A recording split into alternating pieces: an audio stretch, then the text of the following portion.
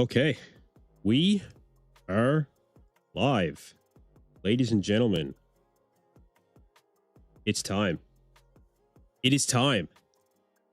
I'm honestly so excited.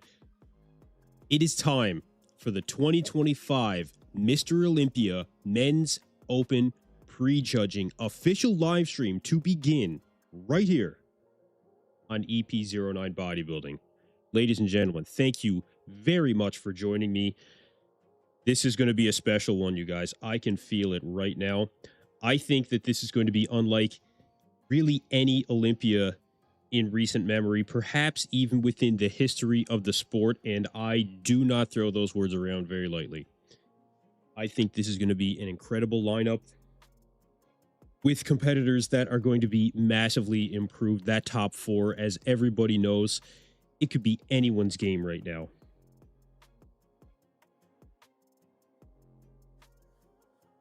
I mean, I cannot underestimate how impactful this Olympia is going to be for the fans of bodybuilding. Welcome, you guys. Get into the chat and make sure you get your votes in on the poll. Who will win the 2025 Mr. Olympia? And before we do get to the stream, the Men's Open, we will be talking about the 212 prejudging. We're going to show some images here shortly, courtesy of Gilco Productions. But you guys, let's get it started. Welcome, everyone. Let me know how you guys are feeling. Crohn's Lifter, what's going on? Welcome. LFG, good to be back. What a season. So hyped for this with you. Man, I am beyond, and I mean beyond, excited for this Men's Open prejudging.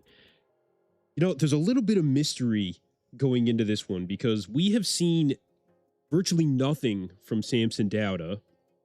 We've seen basically, you can pretty much say nothing in comparison to what we've seen recently, like in previous seasons from Derek Lunsford. From Hadi, it was fairly typical, but even that was a little bit less. Nothing from Martin Fitzwater. Zero from Andrew Jacked. But I have a feeling that all of these guys are really going to bring something special. Well, you know what? There's usually somebody who doesn't end up really hitting that mark on Friday, but sometimes they end up bringing it on Saturday. We've got votes happening right now in the poll. Nick Walker ahead with 39% of the votes right now. Who will win the 2025 Mr. Olympia? We've got Samson Dauda with 31%, Hadi Choopan at 24%, and Derek Lunsford currently sitting at 6%. Luke Sebelsky, I apologize if I'm mispronouncing that. When does the 212 final start? I don't know exactly when they'll have the 212 on. We have 7 categories that will be within the prejudging, and I don't know who they're going to start with. But there was an announcement from Olympia President Dan Solomon at the athletes check-ins, the Men's Open check-ins, and he did say that the Men's Open will be on earlier than what they were last year. That was one of the complaints that really, not just the athletes, but actually the majority of complaints, I would say, came from the fans of bodybuilding. You know, it's no secret. Everybody is simply waiting for the Men's Open to take the stage. We want to see what these guys are going to look like. So the organization decided to listen. They decided to put the men's on earlier than putting them at the very last of the prejudging. Now, that's going to do a couple of things, okay? First off, like I said, the fans. The fans are definitely going to be excited to see the athletes earlier. That is what we're here for, okay? Now, the other thing is, it's going to give the athletes a chance to look their absolute best, okay? These guys are not going to have to wait until 10 or 11 at night local time to step on stage because, let's be honest, a lot of these guys are, you know, when it comes to a circadian rhythm, I would imagine already wound down by that point, right? So even a couple hours can make a huge difference. So we'll see who's going to be bringing their best. Appreciate you guys getting to the chat. Dragon Coast 69, what's going on, brother? Do you think Sean has any chance of beating Keon? Actually, I do. Why don't we get into the prejudging from the 212, shall we? I've got some images from Gilco Productions. I'm going to bring up here. because it was a very, very interesting prejudging, you guys. I was very surprised at how good Sean Clarida actually looked. I mean, does anybody see that coming? Anybody? Did anybody see that coming when it came to Sean Clarida? I honestly don't think anybody did. I think that Sean was an anomaly in that sense. I don't think that anybody thought that Sean was going to end up showing up as good as he did. And I certainly don't think that anybody thought that he was going to compare as well as he did standing next to Keon Pearson. We all saw the images going into the show. Keon looked like he was going to be unstoppable. You know, unstoppable. Sorry, guys, I just got to get my windows sorted out here. I need you guys up. Olympia prejudging, press conference slide, window capture. That's not this one. Live chat. There's the live chat. Now, the window capture will be Instagram. Here we are, right here. Okay, Keon Pearson.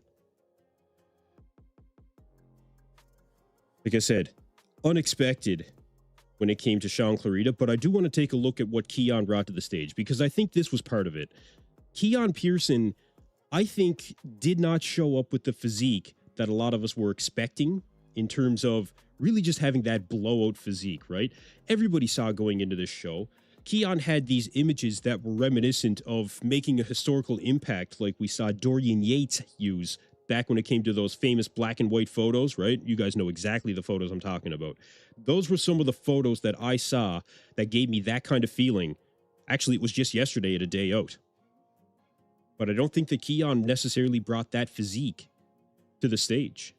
Now, Keon Pearson definitely brought a very good physique. I mean, look, let's not kid ourselves. He brought a phenomenal physique.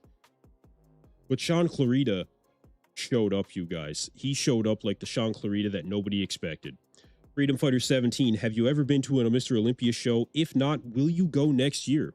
As a matter of fact, Bob Ciccarillo invited me to the Olympia if they ever move back to an arena setting. He said that he would get me a ticket, and I would definitely take him up on that.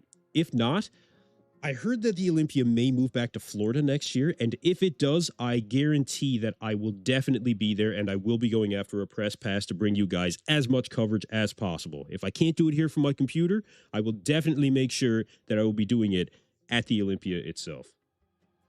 Red Pill Info TV says, I love Keon, but I think Sean got him this year. That is the opinion of many out there in the bodybuilding world right now. And a very surprising opinion. Keon Pearson was supposed to be the one guy that came in this year to dominate. And I mean dominate, without question. But Sean Clarida, another competitor that showed us absolutely nothing going into the show. Absolutely nothing. Just making the show that much more exciting as far as I'm concerned. So let's check out what we were seeing from Sean Clarida.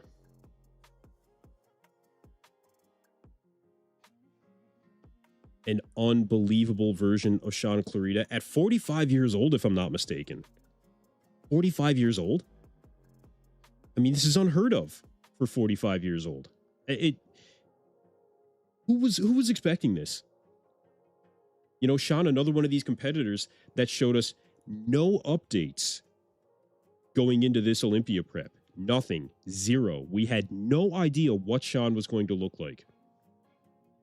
And he shows up like this. Pushing Keon Pearson, who was supposed to be the most dominant champion, even over and above the margins that we were seeing from Chris Bumstead when he had his reign as Classic Physique Olympia champion. Nobody could touch Chris. Everybody was fighting for second place. And that's exactly what we were supposed to have with Keon Pearson, even existentially more. And we had Sean Clarida. I actually think that Sean is very, very close in the judges' eyes, if not ahead, you guys, okay? This conditioning, the hard, grainy muscle look, This is exactly what the judges wanted to see from Sean Clarida. This is what they told him to do. Bring back that sharpness, bring back your signature hard, grainy muscle look. That's exactly what Sean did. I might have Sean winning after prejudging. I might have Sean winning. Dragon Cuss 69, I definitely didn't see that coming. A lot of podcasts actually had Sean in third, maybe even fourth. I'm shocked his legs look great. His condition is probably the best one on stage. Oh, without question, his conditioning was the best on stage. I mean, without question. He was ridiculous. I think that extra 10 pounds on Keon hurt his condition. It may have. It may have, you know. Keon is... I'm not sure what is... I don't know what to think about Keon after this. I mean, look, obviously the guy is still one of the best physiques of all time. But he may not be as advanced as a bodybuilder in terms of bringing the complete package to the stage, including conditioning, as we may have originally thought. Now, maybe he doesn't need to bring that level of conditioning that Sean did. You know, maybe his structure will carry him into the favor of the judges to give him the win again. That's entirely possible, for sure. AJ Sims in the chat. What is going on, AJ Sims? Good to have you here, man. Cheering on, brother. Hope you're amazing. Man, I am doing fantastic. Fantastic. You guys, if you don't know who AJ Sims is, get on Instagram. He has some of the best content that you'll find out there. Very informative information, very positive messages. Appreciate you being here, AJ. Thank you very much for stopping in. The only person to get Hassan Mustafa in shape. I got to add that in. Appreciate you, brother. Johnny Espudge, politics won't let Clarida win. I don't know about that. You know, he was a two-time champion, and Keon being a two-time champion as well. Especially given the fact that Keon may leave the 212. I mean, maybe they will. Maybe they will. And Sean just may be the superior physique. In some aspects, undeniable. You know, in some aspects, undeniable. Let's see if we can find some comparisons. I'm sure there's got to be some around here somewhere.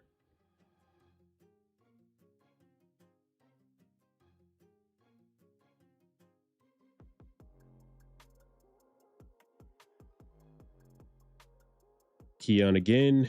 Kareth Bajo, who was, I think, fighting for third. Third or fourth, definitely. AJ Kelly Robert has an image for us.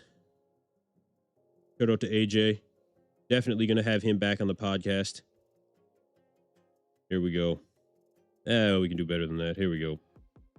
No, that's Keon. Yeah. All right. So you can see the structure of Keon does carry him very far when it comes to certain shots. Look, there's no getting around it. The structure much better, comparable when it comes to conditioning in the legs as well. But Sean is just bringing something different, you know? And Keon actually was being criticized for his midsection not necessarily being as in check as a lot of people expected. Freedom Fighter 17, Sean was the biggest surprise to me from photos. He will beat Keon, I guess. Yeah, it's definitely possible. I think in the back double, it was Sean shutting the door, like slamming that door shut, man, honestly. Sean, ridiculous from the back. I mean, ridiculous. The Sean Clarida that we were not expecting. But we really shouldn't be surprised that Sean Clarida brought this to the stage, especially with John Jewett. Look, there's a reason that these guys ended up working together, you know? John Jewett was there with Sean the entire time. And John Jewett is extremely, and I mean extremely knowledgeable when it comes to being a coach. Okay? Look at this. Notice the feathering in the quads of Keon Pearson, though. Something that you cannot deny. I mean, that is very, very impressive. You know, very impressive. Both of these guys hit the same abs and thighs, so... you know, it all depends on what the judges are going to favor. Both of them definitely have their positive aspects. Both of them definitely with things that you could question them on. Still waiting for that stream to start for the prejudging, you guys, but we'll keep on this for a while for sure.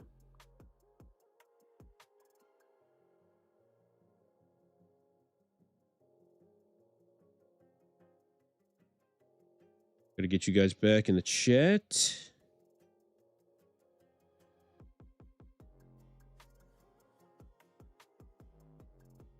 Lost just for just a second there. Bayou Muscles, the sponsor for my channel here. Thanks for being here, Davey Mize. Do you think Keon was looking ahead to Prague and just took for granted 212 was in the bag? I don't know. You know, I don't know. I think that Keon was expecting to maybe be better here when it comes right down to it, honestly. If Sean loses, I hope he says screw it and follows him to Prague.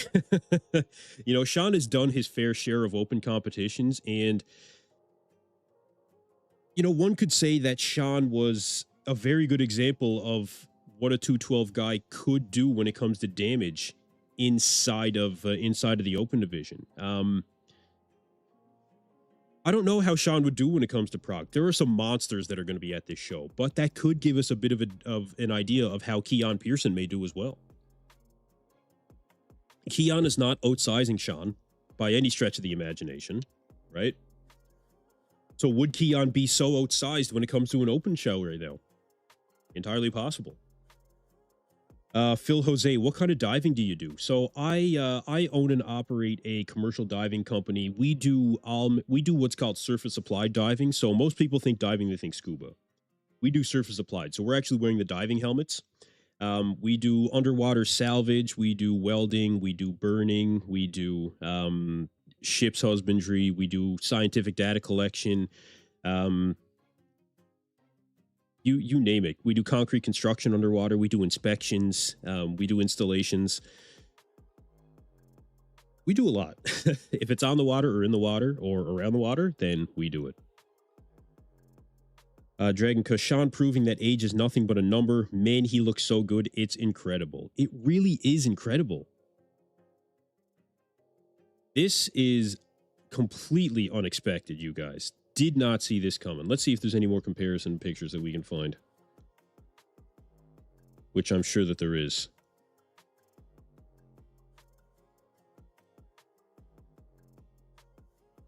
None of these are from the Olympia.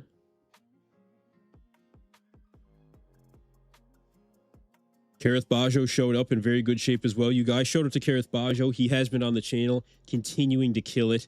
Big fan of Kareth Bajo as well. I think that he's going to be fighting for third place here. Yeah, you can just see Sean is just ridiculous, man. Nihat Kaya showed up in very good shape as well. Nihat actually on the other end of the spectrum showing his age as in how young he really is. This guy is 22 years old, okay? He's 22 and he is fighting for a top 3 spot.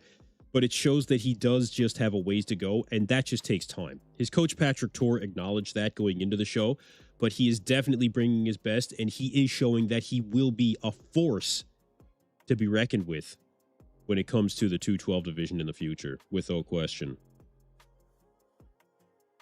Have you ever found some kind of treasure underwater? Well, if I did, I couldn't tell you, right? No, I haven't found anything substantial. No.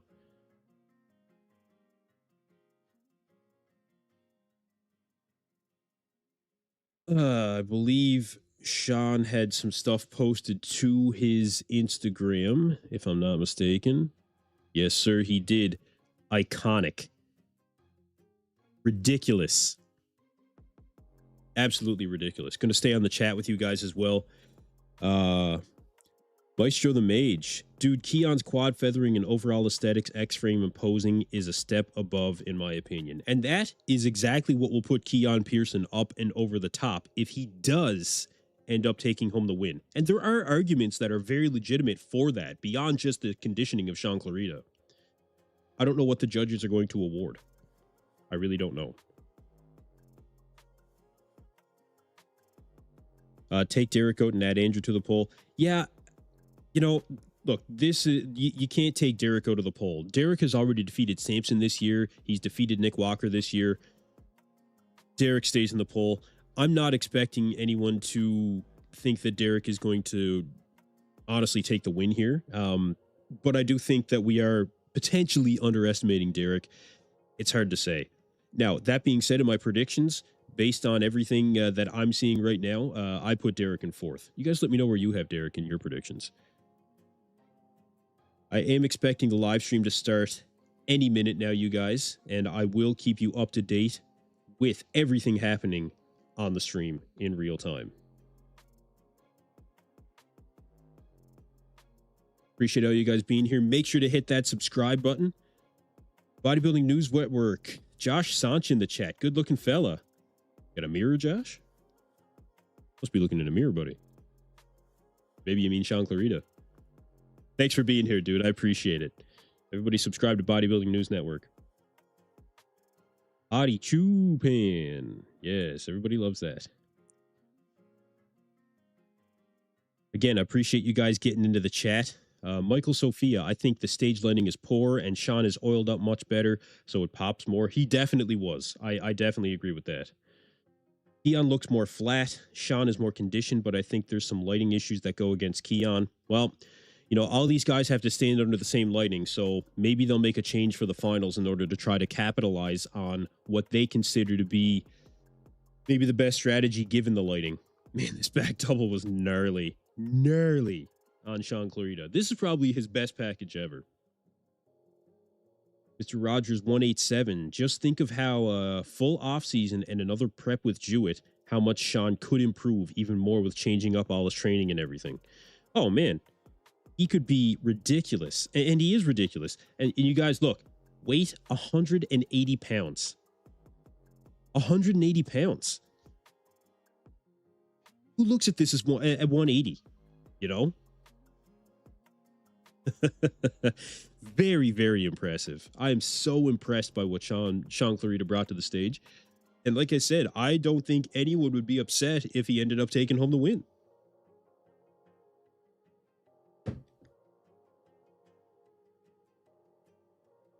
Sean, Raven Vulcan 117. Sean surprised everyone, and I figured he would, but obviously that doesn't count saying it after the fact. Ah, well, look. We had no idea what Sean was going to look like. But just, oh, man, like, come on. Like, come on.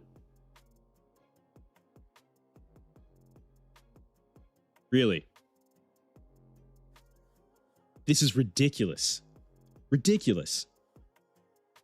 This is what makes bodybuilding exciting. The unexpected like this. Oh, man. I am so very impressed by Sean Clarita. Very impressed.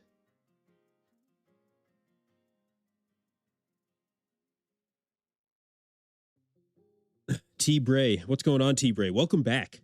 Appreciate everybody who joined me for the press conference live stream yesterday as well. We will be live streaming all weekend long, you guys. We'll be live streaming for the prejudging. I will be live tomorrow for the finals as well. Make sure to hit that subscribe button. Don't miss a minute of the coverage. And we'll also make sure that we're live for the prejudging for the Classic Physique tomorrow as well.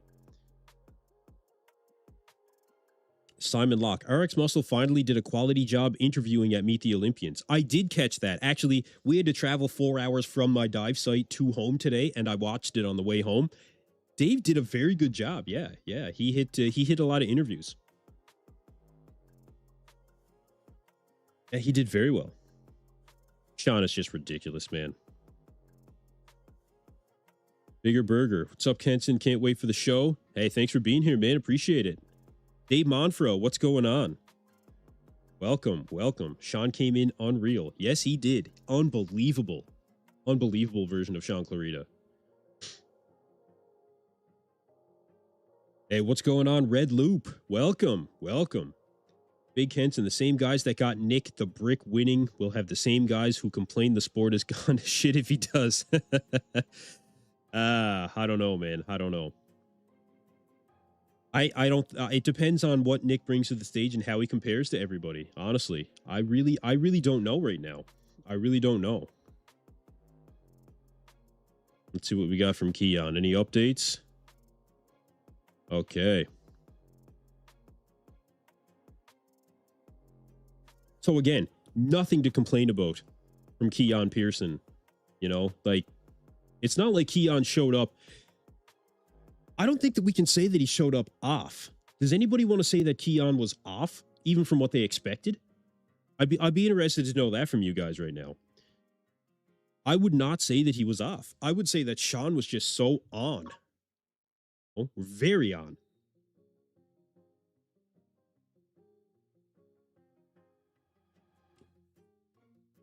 T. Bray, do y'all think the price of the pay-per-view was overpriced or just right?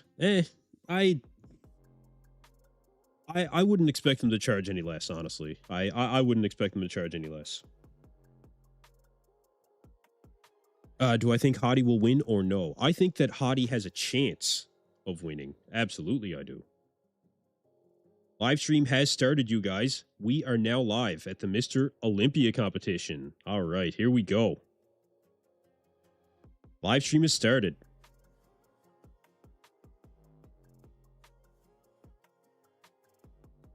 So Sean Ray and Phil Heath doing the commentary with Tim Wilkins. I actually did have Tim on the channel after last year's Olympia. I should get him back on again.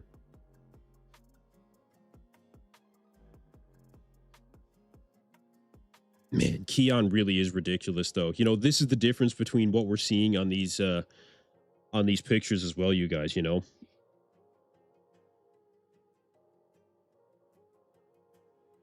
Yeah, Sean Ray commenting on how we may have a surprise in the 212 right now. Look, we had no idea that Sean was going to show up the way that he did. So even Sean Ray acknowledging the fact that we may see a new champion. We may see a new champion in the 212 division. Very, very exciting, you guys. Very exciting.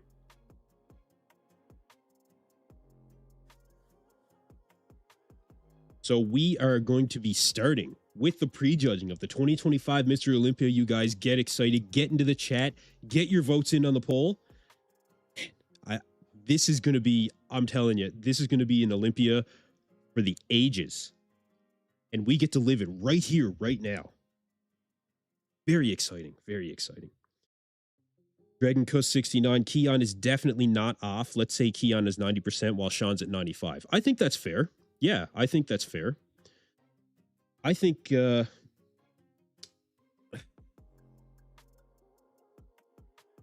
you know, there's something about Sean Clarita that I just really, really think is... I think it's going to favor with the judges. I don't know why. You know, I don't know why. Oh, Keon Pearson did make a post just 41 minutes ago. Keon responds, I know what needs to be done tonight, and it will be corrected. Time to fight. Okay, as reported by Beyond the Stage TV. What do you guys think of that? Keon acknowledging that perhaps he was not as good as he could have been, perhaps. I think oil would be one thing for sure. I think that Keon could definitely use just a little bit more oil on the skin. It looked like Sean just had a little bit more pop because of that. Sean Ray rocking the 90s turtleneck. Yeah, buddy. What time does the prejudging start? Prejudging is on now, you guys. Prejudging is starting. Prejudging for the Open, we don't know yet. Yeah, we don't know yet, but I will let you guys know once I hear any indication of when it may actually be starting. As soon as the categories do come on stage, just so you go, if you guys are new here on EP09 Bodybuilding, when the categories do come on stage, I will put on what each category is. Okay. Let's see. So the categories, I will make sure that I put on the screen what categories are on stage. So if it's going to be figure or fitness, then I will change it to fitness. Whatever the category is on stage, I will leave on the screen. As of right now, nobody yet. Nobody yet. Just to keep you guys as up to date as possible, I'll make sure that I do that.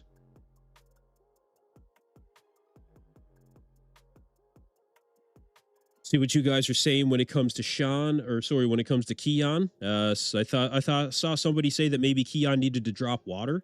I don't think Keon had much water on him. If he did, it wasn't very much. If he did, it wasn't very much. Mr. Rogers 187. I'm so hyped for this. Oh, me too, man. I'm telling you, me too. This is going to be a ridiculous show, you guys. Peter Dropwater. Yeah, maybe. Jason Ellis in the chat. Sean look crazy. What's going on, Jason? Good to see you here. Keon definitely needed more glaze. Red Loop, you're right, man. He really did.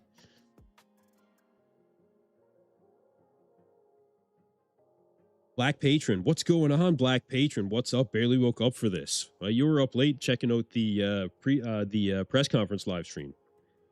Ganberizer in the chat. Look, I recognize all these names, man. I recognize all these names. I know you guys are OGs. Appreciate you guys all being here. And welcome to anybody that's new. Appreciate you guys being here. Subscribe to the channel. Like I said, we're going to be live here all weekend long.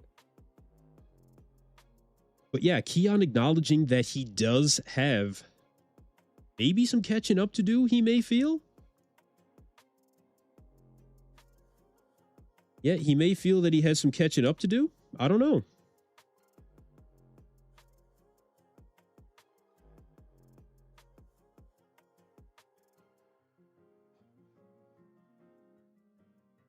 I mean, look, Keon does look like ridiculous. There's no getting around it, you know? He does. He looks ridiculous. But Sean looked crazy. Sean looked crazy. And it was unexpected for Sean to show up and compare so well with Keon. Not necessarily that Sean showed up looking the way that he did, but it was unexpected for Sean to compare so well with Keon because we all had an expectation going into this show. Everybody had an expectation going into this show. Is there anybody out there that had anybody but Keon Pearson winning when it came to the 212? Really? Was there anybody out there that thought that Keon was going to do anything but come in and absolutely dominate the 212 division? Absolutely nobody. It's like I said earlier, Keon was expected to dominate more so than Chris Bumstead was expected to dominate when he was winning all of the classic physique titles. We had an unexpected challenger in the two-time Olympia champion in 212, Sean Clarita.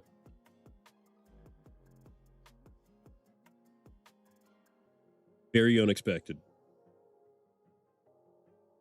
So we are awaiting Bob Ciccarillo to take the stage and start the show. Tim Wilkins, Phil Heath, and Sean Ray still giving a little bit of an intro on the vid, but we will keep you guys up to date when we do see any change and when we do hear what competitors will be on when. Yeah. Gnarly back double. Okay. Bob Ciccarillo will be taking the stage. Catch up with you guys in the chat. Black Patron, this is good news for Crizzo coming to Prague.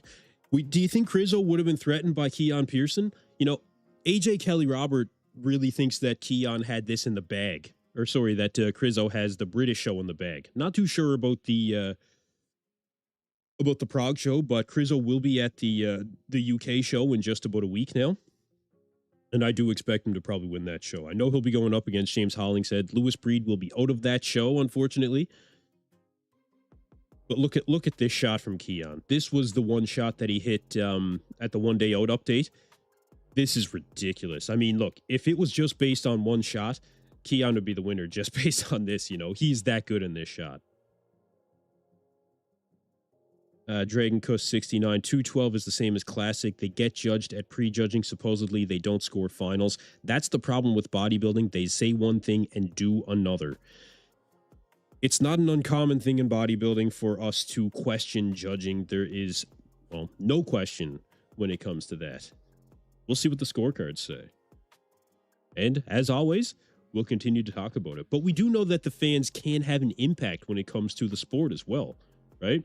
Look at what happened with the athletes being reheighted for Classic.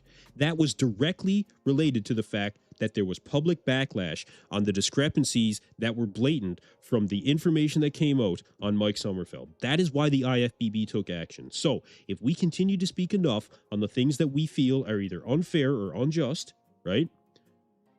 Our words do not fall on deaf ears.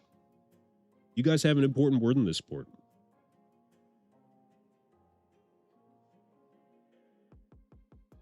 Nihat Kaya, also ridiculous. Absolutely ridiculous. Fighting for third place, him and Kareth Bajo, I would say. Bayou Muscle, give Nihad another year, and he might be the one to beat next year. He absolutely might be. Yeah, absolutely.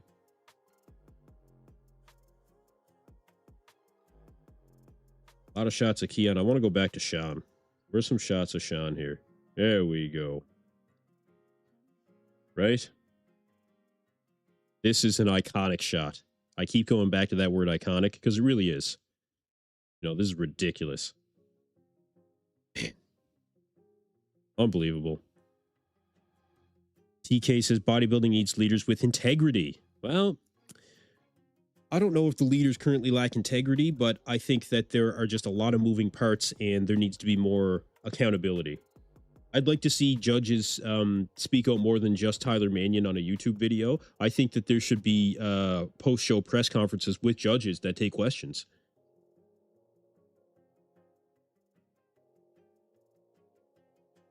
As well as having, you know, the show promoter there. In this case, it'd be Dan Solomon, you know, Jake Wood.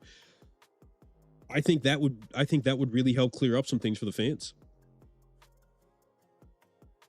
Like imagine if you had some of the bigger names in bodybuilding. Hell, even if I was there to be able to ask questions directly post show. I mean, I think that would be very good for the sport. Mr. Rogers 187. I feel like having a young dude like Tyler being in charge of stuff helps with listening to fans. I agree with that. Yeah, I agree. I think it does help. Yep.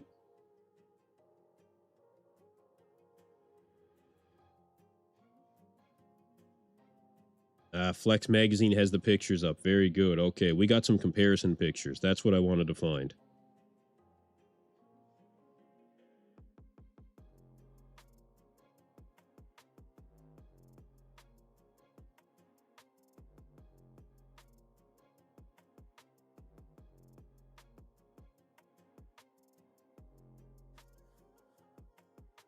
As you can see, you guys, like,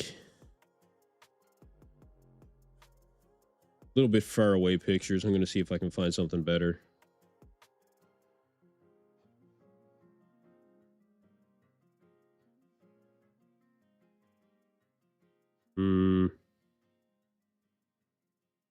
A little bit further away than what we would have hoped, but you can really see the different, like, just to be able to see the silhouettes from a distance of how Sean is comparing to a guy like Keon. Like, Sean is not getting outsized. Sean is not getting, I don't think necessarily out-shaped, although, you know, Keon does have the superior shape. Sean is bringing a lot of hard, grainy muscle. You know, a lot. He may be ahead. He may be ahead after prejudging.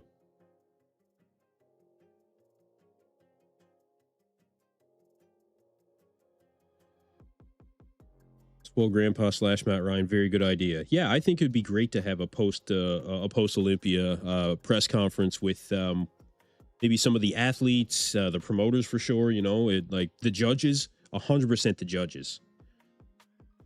TK says, I feel the sport would benefit from having relationships with broadcasters beyond Nick Strength and Power. I love him, though. And then that's a direct feedback line to the audience. Well, they do have Olympia TV, you know, but that's really just for the Olympia. I think that there should be more maybe interaction with the other promoters, you know, Muscle Contest or Two Bros. There's definitely a ways to go. That's only going to help promote the sport as well, right? The more conversation we can have around the sport, the more that these promoters are going to end up having their names out there, athletes in turn, sponsors in turn, our channels in turn, right? It can only help. Honestly, it can only help with transparency, with exposure. There's definitely things to be done.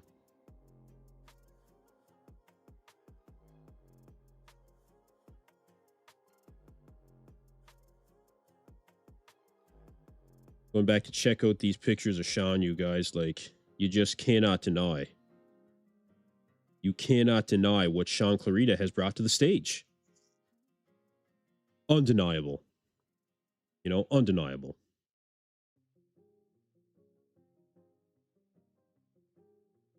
This is not men's open. No, not yet. Not yet. We're awaiting the prejudging to begin. And I will let you guys know what categories will be coming on first.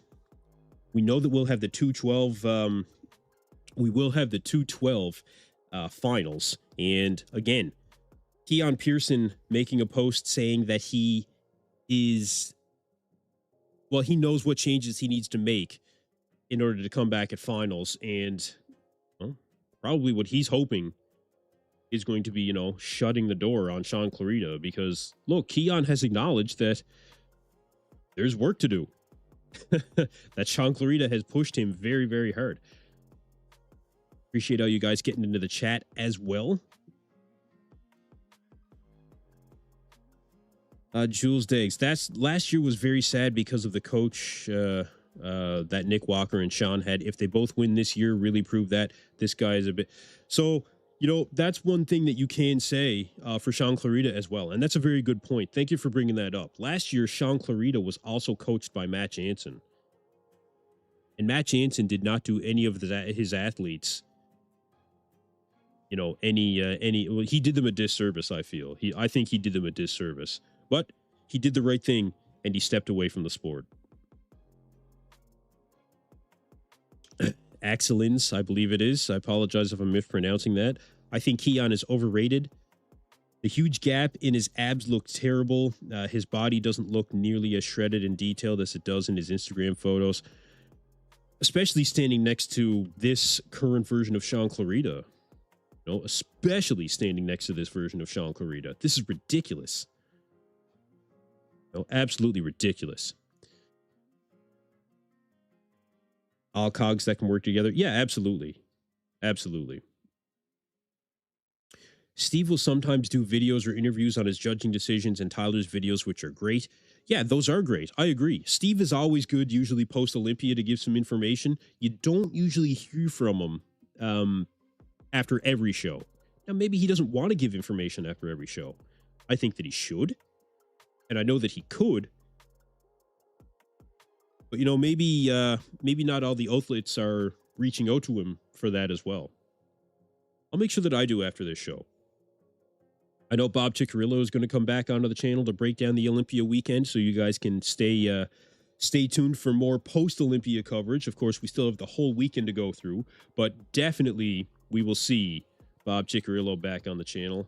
Great guest. Really enjoy having Bob on. Definitely the OG when it comes to the MC at the Olympia. Brian Lee says, it's been raining out here in Vegas since 4 p.m. and now it just started pouring. Let's see if this affects athletes getting to the event. I know that they did have shuttles every half hour on the hour for athletes to get back and forth, so they should be okay. Yeah, they should be okay. Samson or Derek? Well, you guys tell me. As of right now in the poll, we've got 37% Nick Walker, 29% Samson Dauda, and 27% Hadi Choopan. 7% for Derek Lunsford. 2,296 votes currently. Just about to pass 2,300. Babu. Yeah, I know.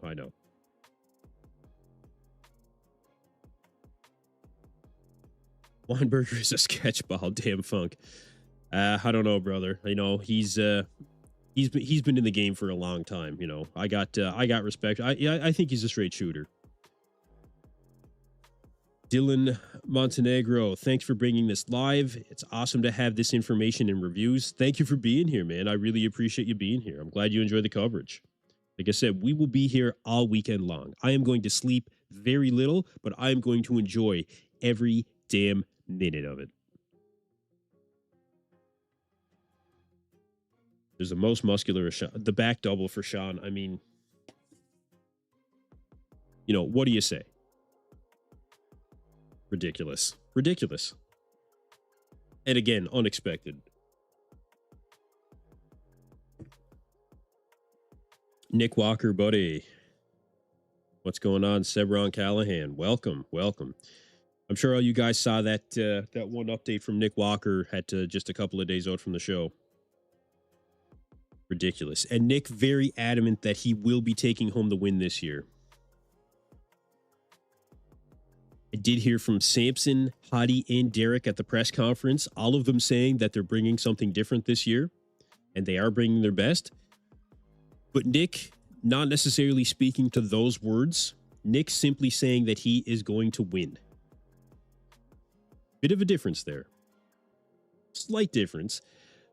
But Nick isn't saying that he's bringing his best. Nick isn't saying that he's bringing something different. Nick isn't saying that he worked hard this year. Nick isn't saying this and that and the other. Nick is simply saying that he is going to win. That's where his mindset is. That's it. It's very interesting. Very interesting. I know Nick destroyed his line too much for the judges. I don't know about that. I don't know. No, I still think that Nick has a legitimate path to victory when it comes to the Olympia. You know, I mean, many people do. You know, look at the poll. Almost 2,400 votes, 37% for Nick Walker. I do think that Nick does have a very legitimate path. They're saying Andrew Jack is someone to keep an eye on. Yeah, so I have heard some information from behind the scenes about Andrew Jack, and Andrew is supposed to be looking ridiculous. He is supposed to be looking ridiculous. Him stating at the press conference that he finds it interesting that nobody is really speaking about him right now in particular. Nobody really has Andrew on their radar, and he said that's kind of an interesting position to be in. And I agree with that. You know, you would expect that, you know, up to this point, somebody would have something to say. But the thing is, though, with Andrew, he hasn't given us anything to talk about. He hasn't given us any updates. We don't know what he's going to look like. The only indications that we have is from his last showing. And his last showing at the FIBO was not his best. Definitely not his best. And that's why not many people have Andrew Jack above the top 5. Now, most people do have Andrew somewhere around 4th, 5th, 6th place, mostly 5th and 6th. You know, you don't really see Andrew any lower than that. But really, that just to me means that if he does absolutely nail it, that he could exceed that expectation. It all depends on what he's going to show up with. The things that he needs to show up with in order to break through that top 5, top 6 and get further than that, he needs more arm thickness from the side, because his side shots is where he really has his downfall, right? And that will translate over into hopefully bigger arms and the most muscular, because nobody beats Andrew in the front double. Nobody beats Andrew in the front lat. Nobody beats Andrew in the abs and thigh. These are undeniable shots. He is the most aesthetic guy, but he does need to bring a better level of conditioning to the Olympia as well. Typically, Andrew misses the mark at the Mr. Olympia. It's the Cedric McMillan syndrome, unfortunately. But if he does nail it, oh, I have had people in the chat already saying that Andrew Jack should be swapped out for Derek Lunsford when it comes to this poll. You guys let me know what you think. Dragon Cuss 69. Can you imagine Sean winning 212 and out of nowhere a few winning open? Holy shit, would be the most talked about Olympia for the next 100 years. Well, this is just it. See, the 212 is very, very exciting. Very exciting in that sense, right? Because like I said before, Keon was supposed to come in and dominate with nobody to be able to challenge him, including Sean Clarita. And Sean's pushing him. Pushing him very hard. He might win.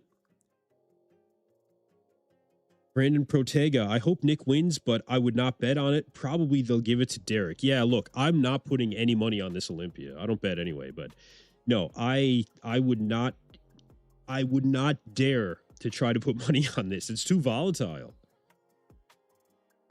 Leon Sonnen says, what's your opinion for Urs? I think the next 3 years are going to be crazy. Yeah, let's check out the latest update from Urs Kalecinski. I don't know if he's posted anything or not. Let's take a look. I believe he had a one-day out update.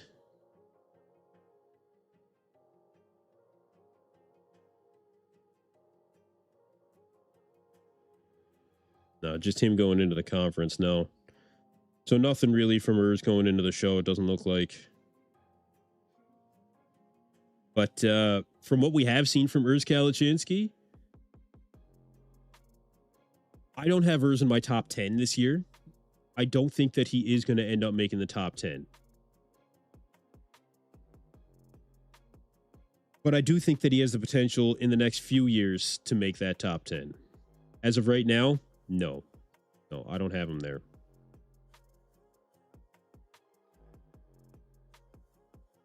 Let's see if I can find some comparisons with Keon and Sean. Also, this was a good one, actually. This is the difference between Keon from last year to this year. It's quite a difference.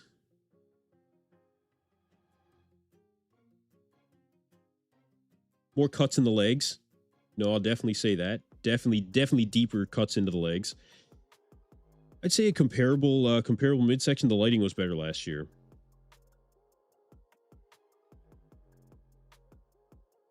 Marcus will make Urs big. Yeah, I think he will. Damn Funk says Andrew's side shots were actually much improved in his last show. You think? I'm not sure. Oh, the big M-bomb. What's going on, brother? What's going on? Welcome. I'm calling Derek winning despite not being close to condition of the rest of the top 6. They'll only let him stand next to Samson and Nick. They'll let him stand next to Hadi. Definitely they'll let him stand next to Hadi. And Behrouz, I think. I think they'll let him stand next to Behrouz as well.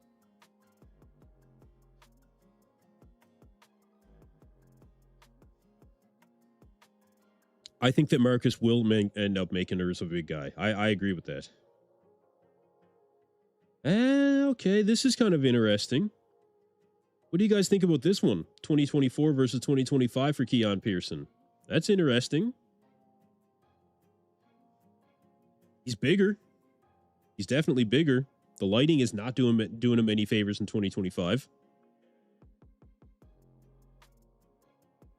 Yeah, I agree that Urs does need more weight to be in the top 10. But, a 2-time Pro Show winner coming out of nowhere made the season very exciting, and he's going to make this Olympia that much more exciting. See, it's all these things that are just kind of stacking up when it comes to these competitors, right? Urs is definitely adding to that excitement. What time does the prejudging start? So they did start the stream for the prejudging. We're just awaiting athletes to start taking the stage. So we're going to continue to discuss the 212. If there's anybody else that you guys want to discuss, absolutely. Let's get into the chat. I will bring up some more pictures. Whatever you guys want to see, let me know. And we can talk about it. There's some comparisons of Sean Clarita as well. We can definitely look at. But in this back double, maybe it's just the lighting, but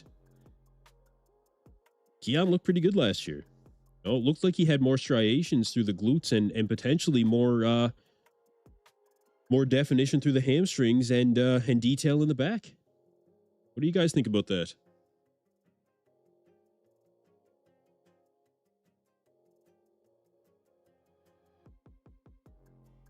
The guy in third for 212 looked pretty good. Nihat Kaya or Kareth Bajo. I think Nihat was really in that third place spot as much as I love Kareth. Nihat Kaya. Fantastic. Fantastic physique. Can we check out Keon versus Sean in the front lat? See if I can find it, yeah.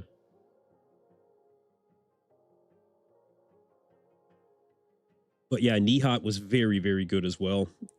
This guy is only 22 years old and under the coaching of Patrick Tor. For 22 years old,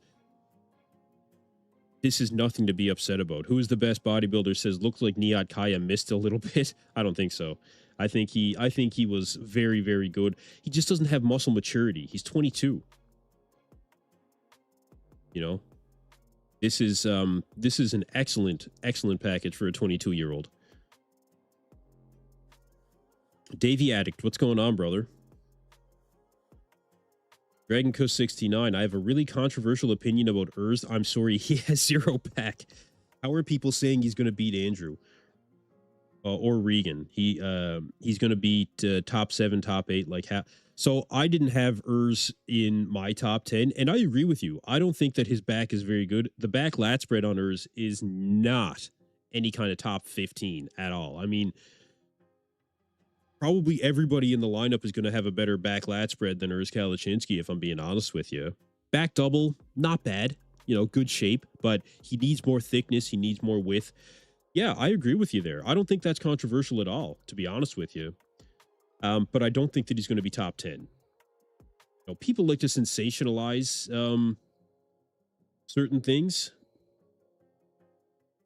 certain competitors. But I just don't think that I don't think that it can be sensationalized to that degree, honestly. I just don't think so. In time. Urs for sure. In time. Yeah, people are sleeping on GoodVito. You know, GoodVito not being in my top 10 is one thing that I think people gave me the most hard time about, honestly. And it was a struggle to not have him in that top 10. But I think that part of it is going to be because this is his first Olympia. And because of that, I did not have him in my top 10. That's really one of the only reasons. And I could be wrong. Bro, every post from Sean is killer. Yeah, every post from Sean is killer. I think that Sean won prejudging, honestly. I would give it to Sean. And look, you can see the difference in Sean from 2024 to 2025.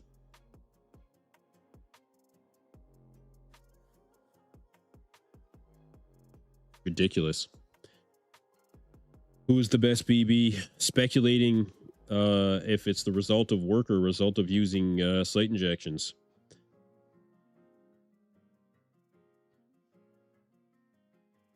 No, I don't think that this looks very out of place. I don't think so. No, I think Sean looked fantastic. Ridiculous. Look at this. Like, night and day. This is night and day. 2024 versus 2025. This is absolutely night and day.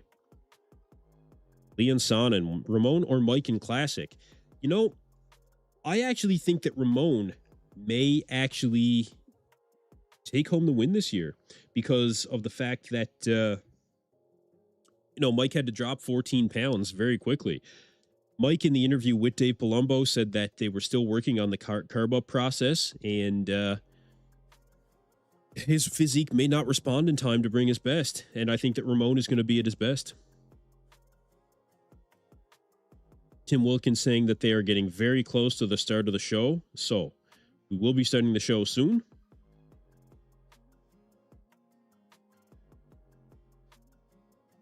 I think Urs could have top 3 conditioning. We'll see. We'll see. Urs is good. We'll see how good he's going to be. Yeah, Davey, I know you gave me a hard time about not having GoodVito there. I know. A lot of people did. We'll see. I could very well be wrong about that. Nick Walker first, then Hadi, then Samson with oiled Derek Lubes for penalized, and fourth for oiled filled biceps. Look, Derek needs to do something about his arms.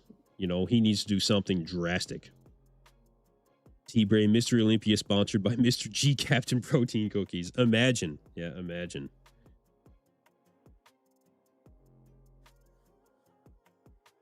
Man, his coach did him wrong in 2024. Yeah, TK, absolutely. Absolutely he did, yeah. Matt Jansen did not do any of his athletes any favors. You know, Sean could have come out and said the same thing that Nick did and just, you know, not going to get on stage. He looks deflated. No, he looks absolutely deflated compared to this. Like Sean is back. No, Sean is back. This is ridiculous. I think Danny P says, I think it's Clarita's to lose. I agree with you. Yep, I agree. I really do.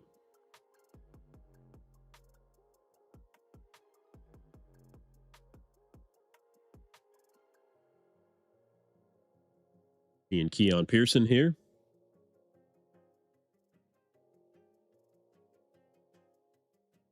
Keon's YouTube posted this 2-day road to the Olympia, but he's getting slapped live by Sean in prejudging.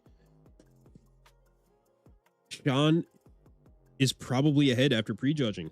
I agree. I think he probably is. Jan Jet says Urs has a way more aesthetic line than Nick. I hope that's what they take into account in the future. It's not about unesthetic mutants.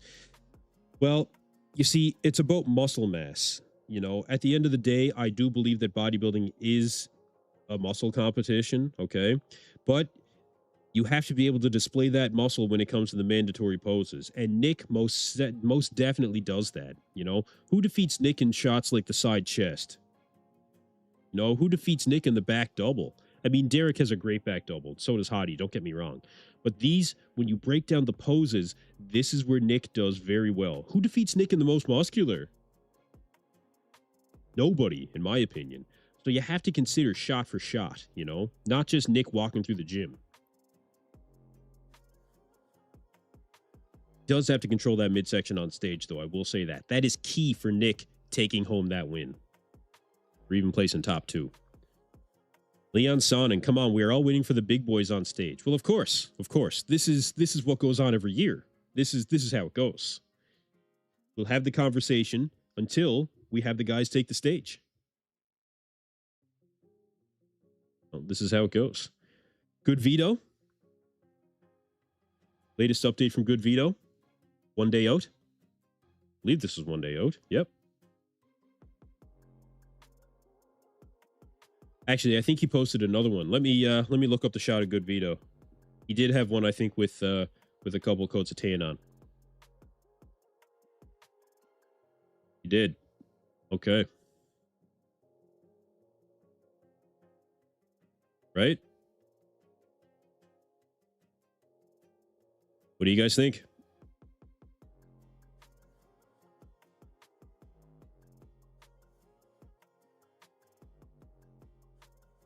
Let's see. Better than God 911. I like the username. If oil/scar tissue isn't so obvious in Hadi's delts, I just don't see Nick beating Hadi. We'll see what Hadi brings. Nick barely has a chest in the side chest. Yeah, and you know what? I actually noticed that Nick has been training chest, I think, more than almost anything this entire prep. Nick has been training a ton of chest lately. Jan Jet, there should be a balance in aesthetic and mass. Dauda is the perfect example. Yeah, and that's why I predicted Samson to be in first, because I think that he is the best all-around package. I think that Samson brings the most of the stage when it comes to being the most complete. And Samson has taken the feedback of the judges where they have told him to come in shredded. Just come in conditioned. He has all the muscle that he needs. So Samson leaned into that. And if that's all Samson has to do, then I think Samson is going to be Mr. Olympia. I want Nick to win. The fan in me wants Nick to win. But I do think that Samson is going to be crowned Mr. Olympia. You guys let me know what you guys think about that. Danny B says Nick isn't aesthetically pleasing, in my opinion. Yeah, that's the opinion of many. Yep. Better than God 911. His legs look insane. Yeah, GoodVito's starting to gain a reputation for having some of the best legs in the open. TK, insane proportions on this dude. He is very, very good. He's very good.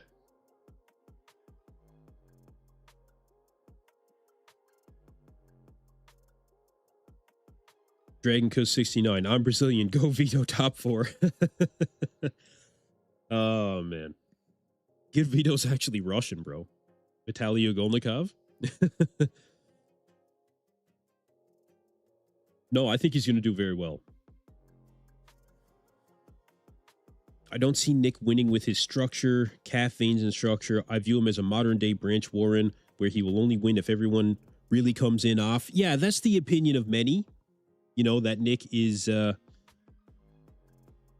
really going to have to rely on others not coming in at their best. And maybe that is the case. You know, maybe that is the case.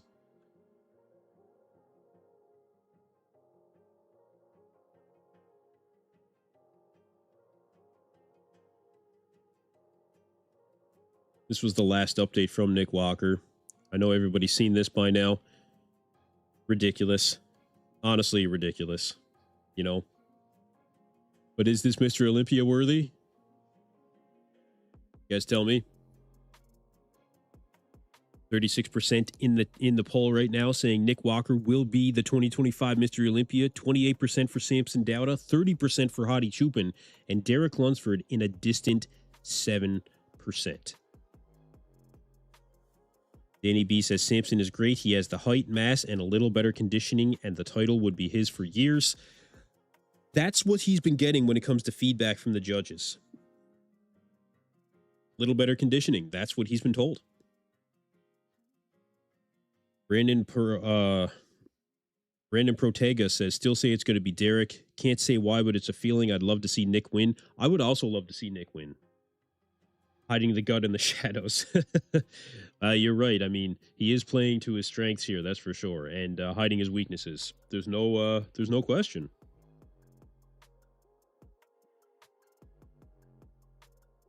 Can't really see anything in that picture. Yeah, you can tell, like, this guy's a freak, man.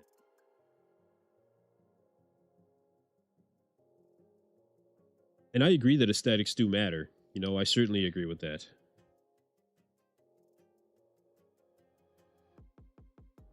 Let's see who else we got.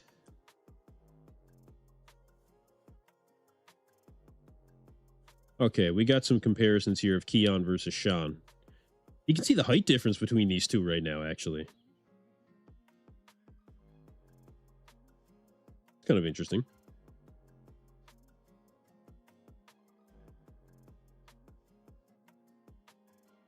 Who do you guys give the most muscular to? I'd love to hear from you guys on this one. Who wins the most muscular between Sean and Keon Pearson? You going to go with the conditioning of Sean Clarita? You going to go with the aesthetics and leg separation of Keon Pearson? I would argue that Keon has more definition in the quads than Sean Clarita, but Sean definitely having that hard, grainy upper body look. Hard to say. Yep, very hard to say. We're expecting prejudging to start here any minute, you guys. They have started the stream. We've got Tim Wilkins, Phil Heath, and Sean Ray doing some commentary right now, but they've been doing this for quite a bit. So I am expecting Bob Chicurlo to take the stage and start the show here any minute. Hang tight, you guys. We will have the 212 finals as well as the men's open prejudging happening tonight.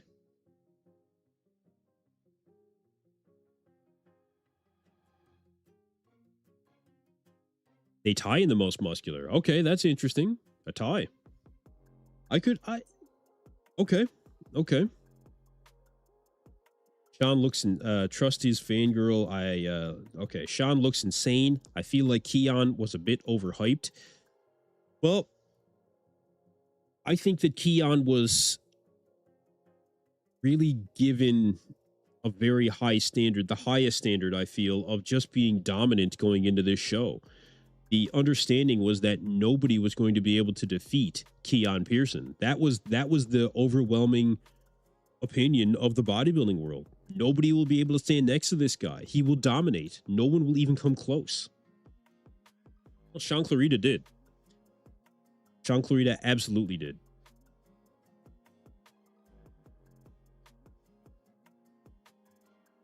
Ridiculous.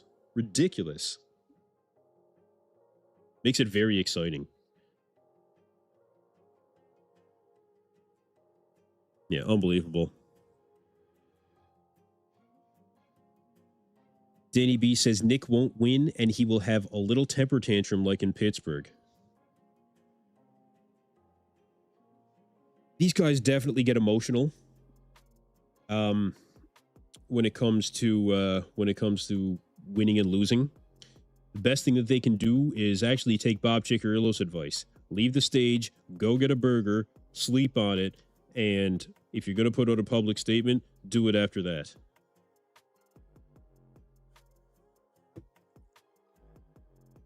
Remember the year Hadi stormed off stage? That didn't go over well with the fans. And I don't think it went over well with the organization either. Michael Kershey says, let's go Nick and Ramon. There's your picks for Classic and for Open. Gary D says, Keon's weight is 211 and a half. Sean was 186. No, Sean was 180. Sean was 180 pounds. That's what Sean weighed in at for this show.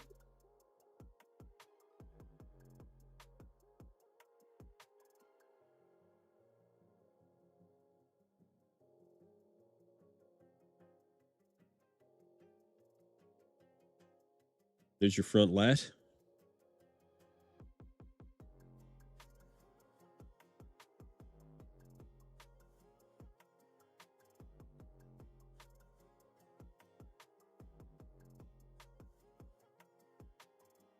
I think the aesthetics of Keon are very difficult to defeat in a shot like the front lat. If you have great aesthetics for the front lat, then I think that you can win it.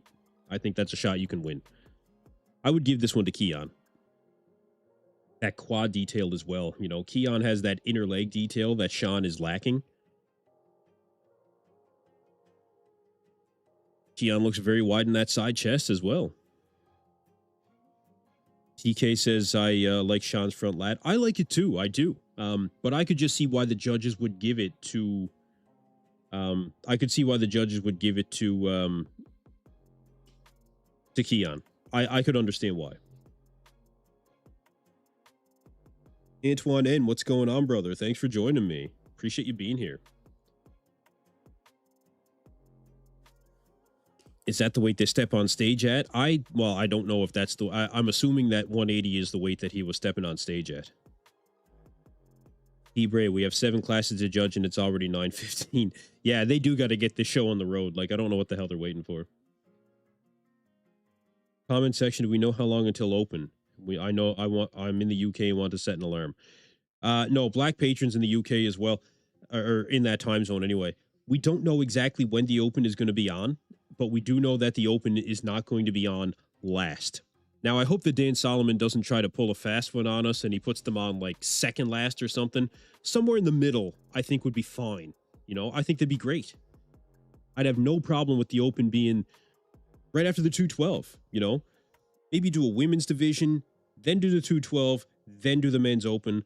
I think the fans would go insane if the organization decided to do that.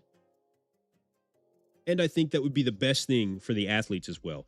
Go with the fitness division, which they usually do. Start with that, right? A little bit of entertainment for the crowd. Then move on to the 212, do the finals, and then get the men's open on. I think that the men's open right after the 212 would be fantastic. Black patron, just let the open go on first. God, I'm sick of this. Look, they have to put on a little bit of a show, right? Dan Solomon said that in the past. And I understand that. You know, I understand. But I think that going with the figure, or not the figure, but, you know, the fitness division, they can do their routines, then the 212, and then having the open on right after the 212, I think that'd be very exciting. Definitely second to last. I hope not. No, I hope not. We don't know who's going to be on stage first.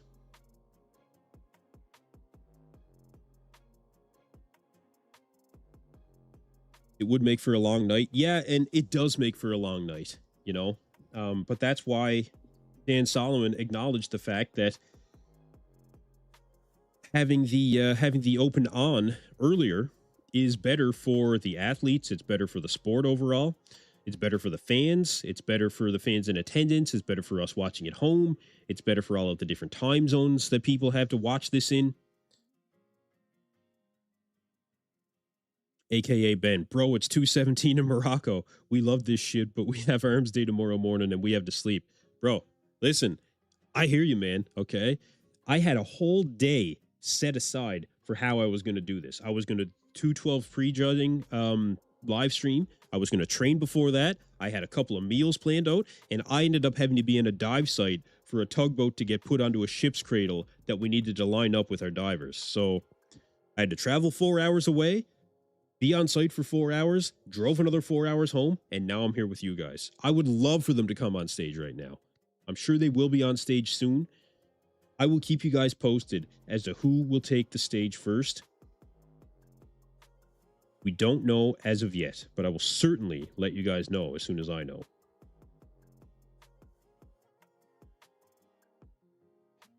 Again, Keon Pearson acknowledging that he has some work to do going into the finals tonight.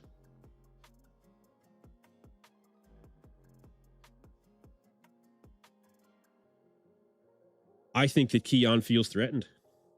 And I think he should. I think he absolutely should.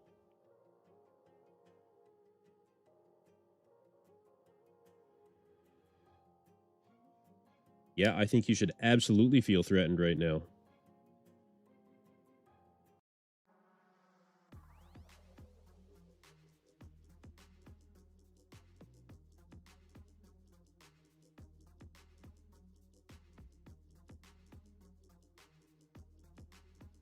See what you guys have to say in the chat. I'll get caught up with yous. Black Patron is 3:20 a.m. right now. We're not even close to getting started. I think they are getting close. I think they are.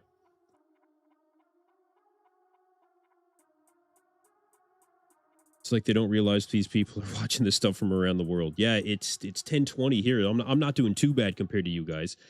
I'll try to keep things a little bit more interesting. Yeah, see the front lat on Keon, like, just ridiculous, honestly. Like, this is ridiculous. Do the open guys even know when they're going on? This might end up being a shit show if they don't have the exact time. Oh, I should sure hope so, man. I mean, if they don't have these guys locked in and they can't nail their peak when it comes to the meals, the organization will get slaughtered online. And they should be if that's going to be the case. Dylan Montenegro, what hour it's going to start? Well, the stream did start. They just haven't had any athletes take the stage yet. I don't know what is happening with that. It's 9:20 p.m. in New York. Yeah, that's somebody commented yesterday, NWT, Nick Walker time. Yeah, Eastern time, 9:20. Costa Rica, 7:21 p.m. That's Central America. Yeah, I do expect guys to be taking the stage soon. Like, it's getting close to time. They got to get this on the go. Nihat Kaya form check, please. Yeah, no problem. Nihat.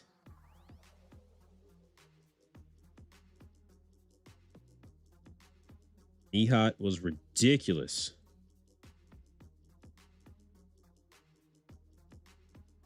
Very, very good. For a 22-year-old guy, this guy is the limit for this guy, man. Absolute limit.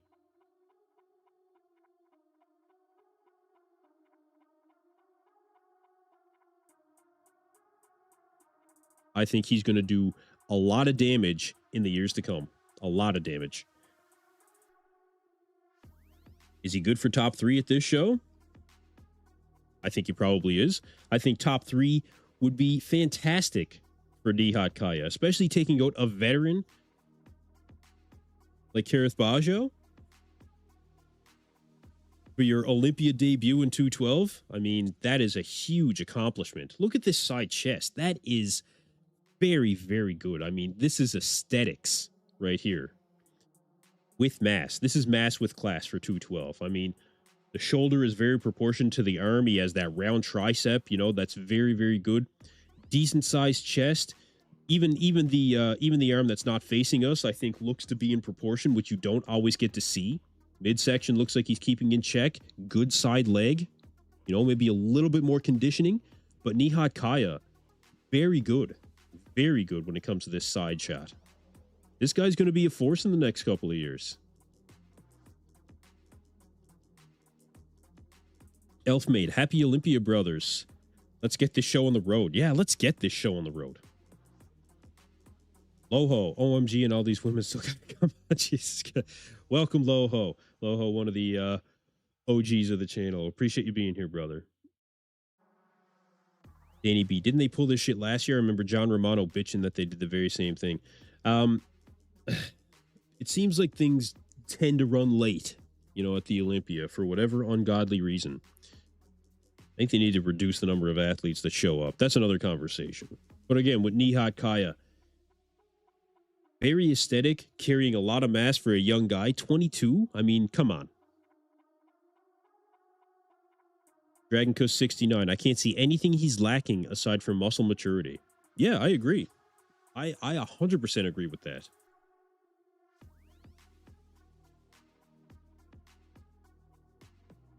He defeated Angel Calderon. Yeah, so there's a serious feather in your cap right there. Angel Calderon is mass. He is the definition of mass. He wins by being so big and freaky in 212. And this guy, a 22-year-old kid defeating him, He's got to be something special. Needs a bit more back. You know, we can say that very confidently. Good definition when it comes to what he does have, but he needs more width in the lats and a little bit more definition in the hamstrings. Although the leg that is sprawled out looks like he has a good amount of separation there. Maybe he's just not flexing as hard for the other leg. More width in the back, for sure.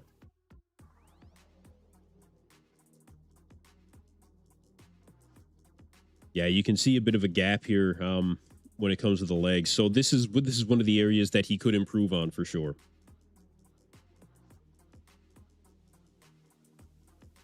Where am I located for it to be 10:21 p.m.? I'm Atlantic time, so I'm in Nova Scotia. Nova Scotia, Canada. The muscle is very bulging and the body balanced. Yeah, for Nihat it is, yeah. So the shots that he does do very well in, he does very well. Front shots, ridiculous. Side shots, ridiculous. Needs a little bit more in the back. T-Bray, Eastern Canada, do y'all practice daylight savings time in Canada? Unfortunately, yes. Unfortunately, yes. I think that they should just pick a time and leave it alone. That would help, I think, tremendously for everybody. But regardless, whatever. Yeah, I see some people that think that Nihat Kaya could be second place. I don't think that Nihat Kaya is defeating either Keon or Sean Clarita, but, man, he is very good. Give him another year. Aaron Mack, no way, my fellow Blue Noser, I'm from Halley. Right on, man. Hey, great. I'm actually heading to Halifax, let's see, December. Papa Roach is playing a show, and I'll be going for Offspring in February. That's a young Lee Priest pose. Yeah, you know what? I kind of like that. Yeah, I kind of like that. See again. He's very good. Jonathan Anderson, what's going on? Will they start? I paid $75. I'm getting impatient. Yeah, I mean, all of us want this show to start, brother, for sure.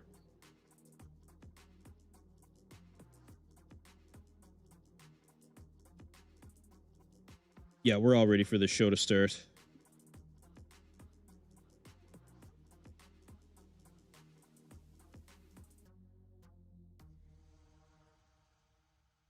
I'm sure that they will start fairly soon. They're just doing commercials now, so they may be setting up to get Bob on stage and then get this show started.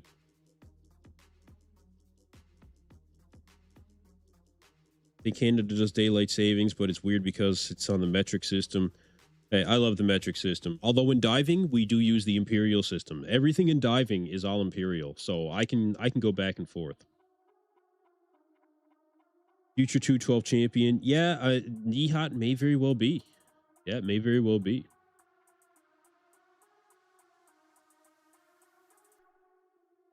Thanks, T-Bray. Forgot Eastern Canada extends that far east. Yeah, look, we're here, okay? We're the North Atlantic, but we're here. Imagine 3M commentating the Olympia. 3M, I don't get it.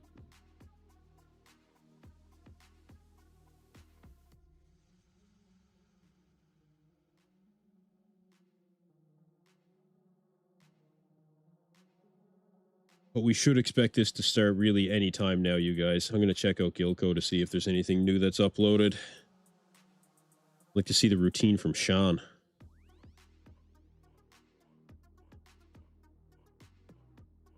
Oh, yeah? There's a couple of good ones.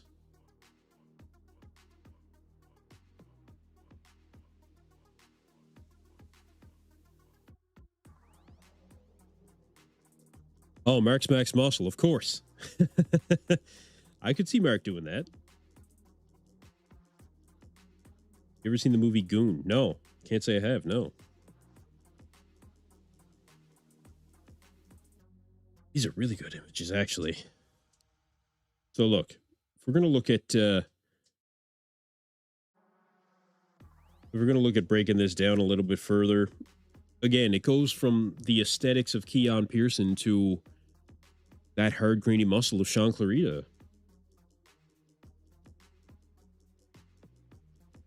Yeah, you know what? I'm going to see if I can get... I don't know if I'll get him right now, but I'll send a message to Tim Wilkins and see if he has any idea.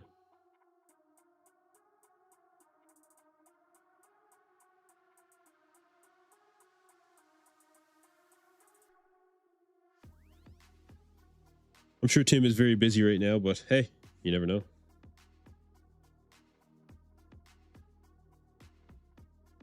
EJG, how many are going to miss their peak because the show was never on time? Yeah, they really do need to get their shit together. Mr. Rogers 187, I mean, to be fair, it's only like 6:30 p.m. there. Yeah, I mean, but they said the show was going to start at 5:15. It's not really about what time it is there. It's about when they said they were going to start. You know, that's really what it comes down to.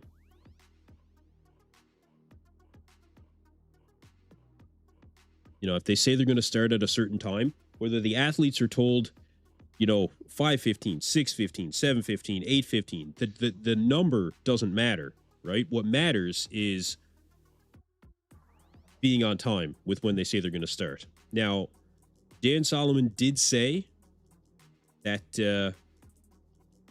Dan Solomon did say that the athletes were going to have all that information communicated to them, and I haven't heard exactly when they are planning on being on stage when it comes to the men's open.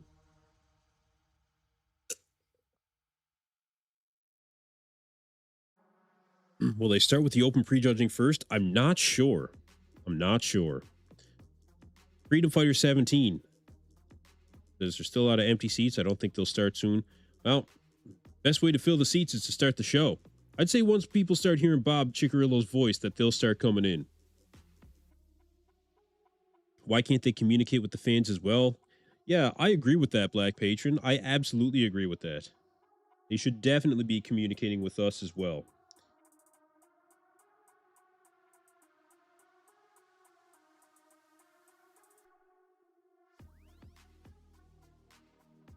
Okay, I think they're coming back.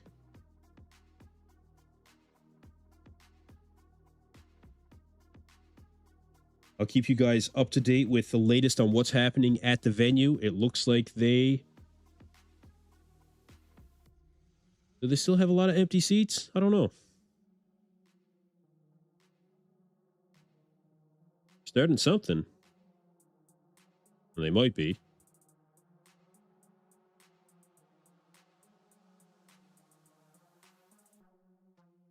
Seems like it's getting a bit dramatic on stage.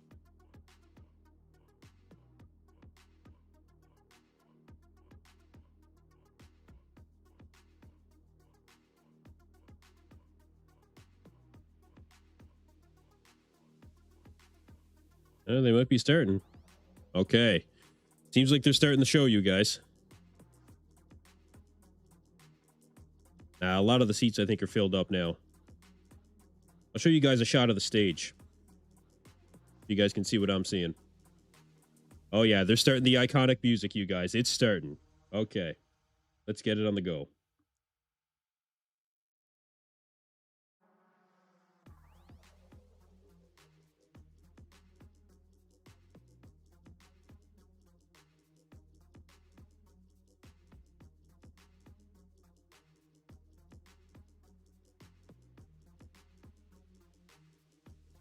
So this is the current stage setup right here.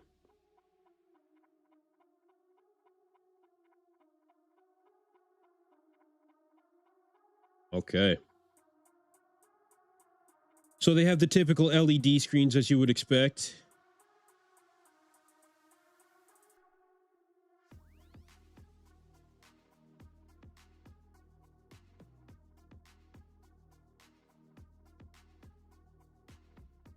That doesn't look too bad.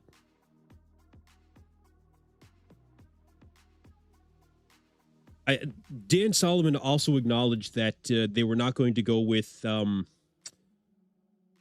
conflicting colors when it comes to the backdrop for the Olympia as well. So hopefully they are moving to a darker backdrop for the athletes this year. I really think that they have no choice but to do that. You know, if they don't, they will be. This will be a huge missed opportunity for the Olympia again to listen to the fans and the athletes, the industry essentially, and make good. You know. So Sadiq Faruqi giving a bit of an intro right now. And Bob Ciccarello will be taking the stage.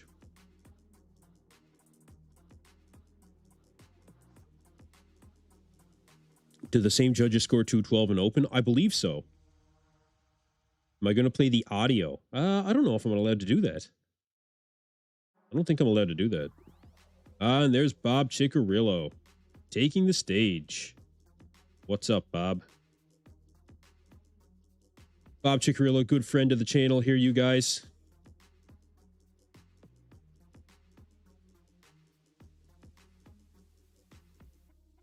Bob with the full suit.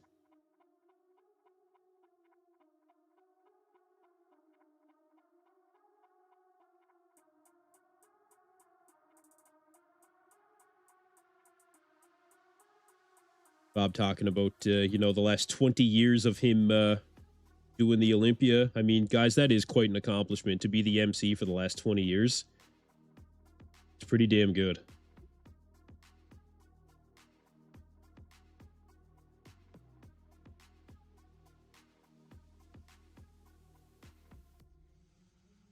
Yeah, you got to take hats off for Bob. I mean, that is a very, very prestigious career.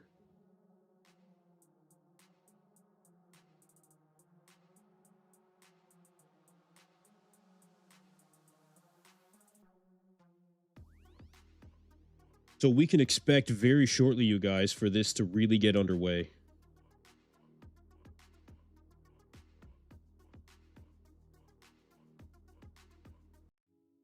Prize money total reaching $2 million, but that does not tell us what the breakdown will be when it comes to the men's open. And guys, let's be realistic. We're not going to find out what the prize money is going to be for the men's open until we get there. You know, let's get real. They're not going to say. Oh.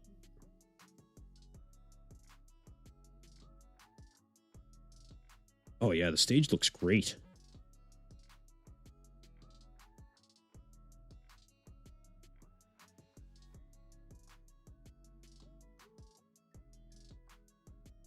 You guys can see this is a really good stage setup. Hopefully the lighting for the guys ends up being good. Steve Weinberger being the head judge. Bob Silverback.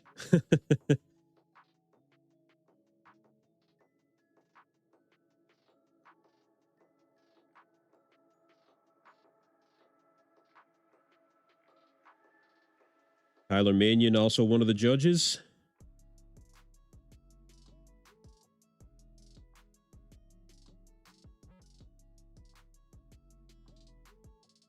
Bring out the mutant. I hear you, TK. Stage looks like Bob's costume. Ah, look. Bob dresses for the occasion. Bob looks fine. It's not Don Cherry-esque. Let's not kid ourselves.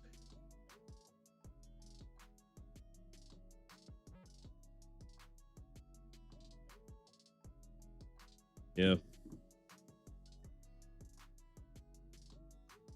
If the same judges score 212 and open, then Sean wins over Keon, then Hadi will beat Nick. I don't know about that, Jonathan Davis. I don't know, man. This is pretty up in the air. That's one of the things that makes this Olympia exciting, you know?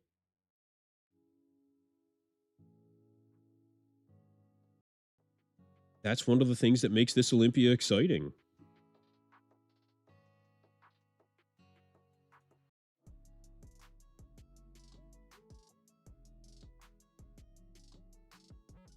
Bob giving a shout out to Behrouz as well. And Behrouz is going to be a very exciting addition.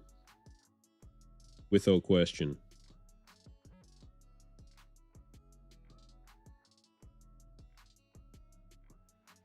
Acknowledging Nick Walker coming back after 2 years. Very good.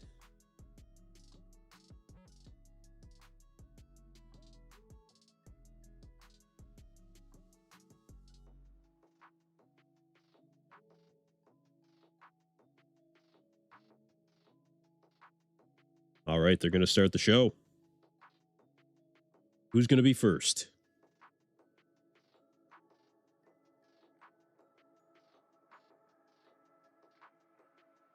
Who's going to be first? Bob doing the famous, "Are you ready?"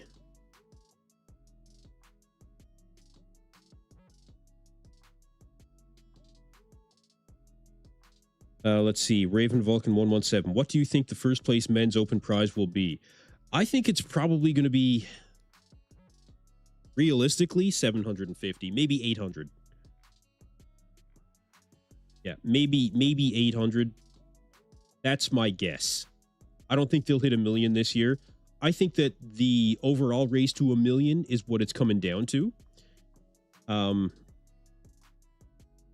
But I don't think that we'll see 1 million given away tonight. I think the Arnold is going to end up giving away 1 million before anybody else.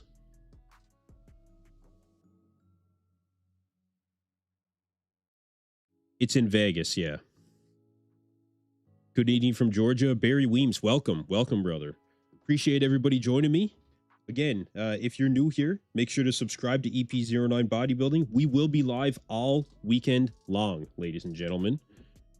We will be going live for the classic prejudging tomorrow at 9:30 Vegas time, Pacific time. That'll be 1:30 Atlantic. That'll be 12:30 Eastern. And again, we will be here for the finals tomorrow night as well.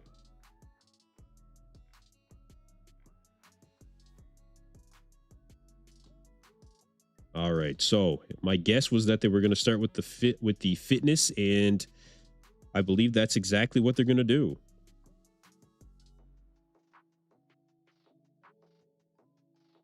Just want to confirm that with you guys.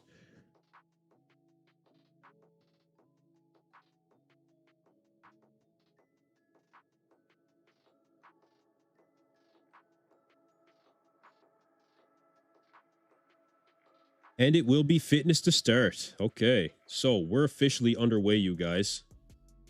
And it is fitness. I was right. Okay.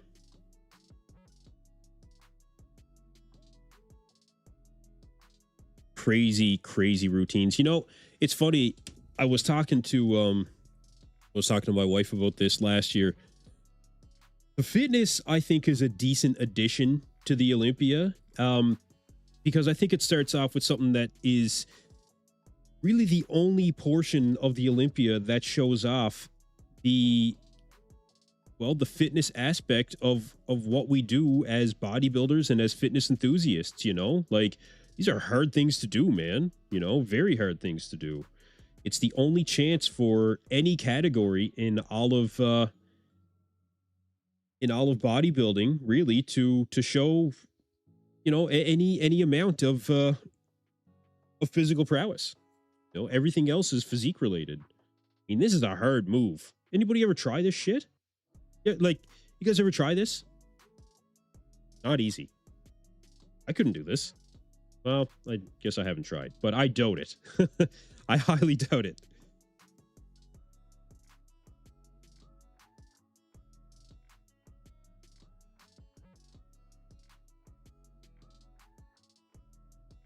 Mr. Rogers 187. I like the fitness routines. Yeah, man. You know, I think it's entertaining.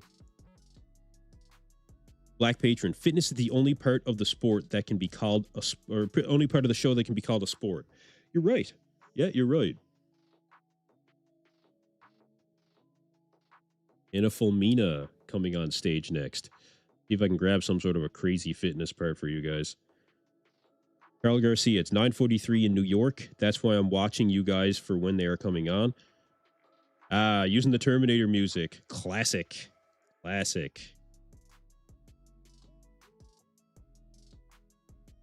Oh, okay. Yeah.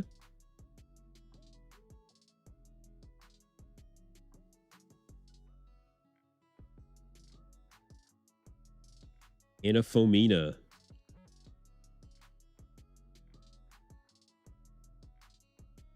Yeah, like this is the holy shit.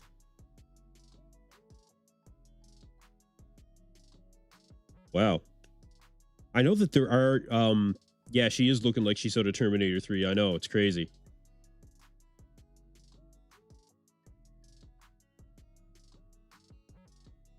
Oh, man. Wow. Wow. Okay. Check this out. Oh, there was a one-arm extension. She held this for like half a second.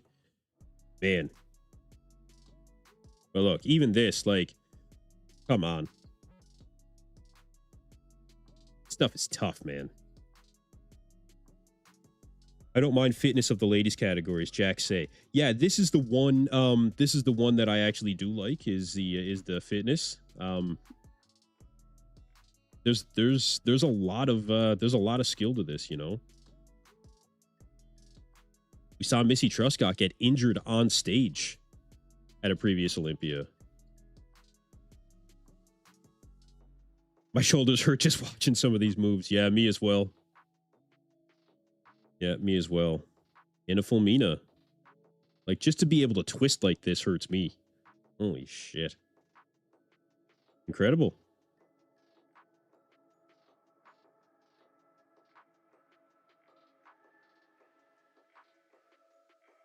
Thoughts on Behrouz Tabani? I have Behrouz in 7th. Yeah, I have Behrouz in 7th place. So I think that Behrouz is going to end up behind Andrew Jacked and Martin Fitzwater. I do have Martin in 6th, and I have Andrew in 5th in my predictions.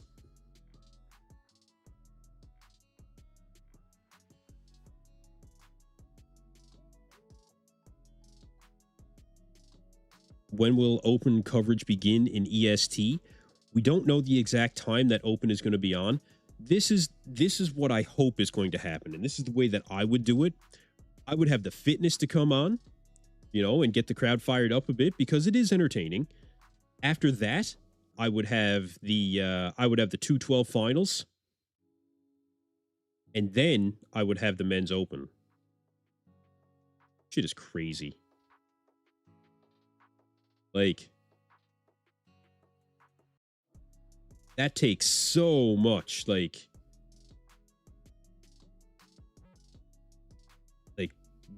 and yeah, these women are in shape too. Like, you're very low body fat trying to pull this stuff off. Like, this is not easy stuff, ladies and gentlemen. Crazy. Remember Monica Brandt? I remember the name, yeah. Monica was 10 out of 10. There you go. Hadi? I have Hadi in 3rd place in my predictions. Checking out the poll, over 4,500 votes. You guys are killing it right now. Nick Walker, 35%. We've got Samson Dauda at 28%. Hadi Choopan in 30% of the votes. And Derek Lunsford at a distant 7%. Not a lot of love for Derek. Not a lot of love for Derek. Monica Brandt. I'll have to look her up, brother. I'll have to look her up. I hear you. I can't remember. Okay, so this was our third fitness athlete taking the stage. I don't know how many total, but do they just do top 10 for this to do routines? Andrea Glass taking the stage. Certainly not in the best shape of all of these women so far. I don't know how much the routine is scored when it comes to figure, for fitness.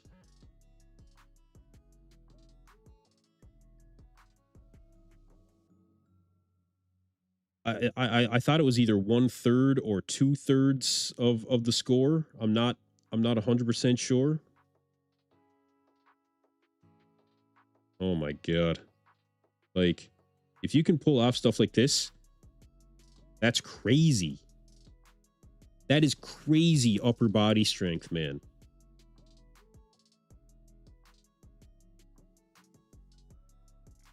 It should be all since it makes up 2/3 of their score. Okay, so it is 2/3. Okay.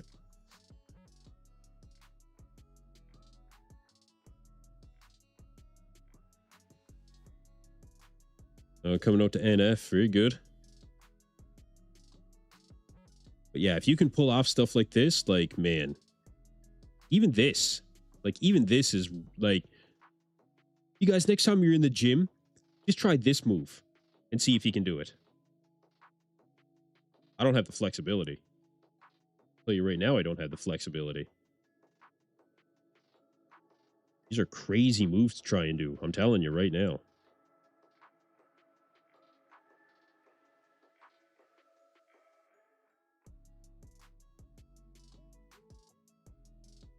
So this is our 4th fitness competitor. And again, I think it may only be the top 10 that get to come and do their routines. My guess is it's only the top 10.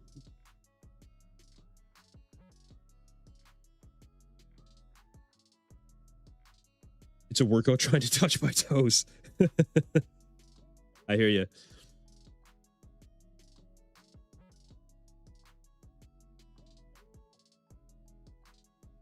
Next competitor. Amy Hamilton from Spain. Won the Europa Pro. Okay. She's definitely in shape. That's why some girls who aren't as good in the physique round can jump some girls if they have amazing routines. Yeah, okay. I know that there's criteria for certain moves that they're expected to hit. But usually they have one of the women that do commentary with them during this part of the the show. But oh my God, man. Wow. Like, look, if you can pull this off, okay, like, super impressive, man. I think it's a good way to start the Olympia.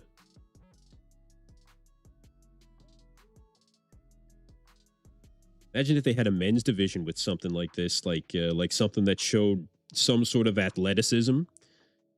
This is a good division. Wow. I think this one, Hamilton, is one of the strongest ones of any of the women to come out so far.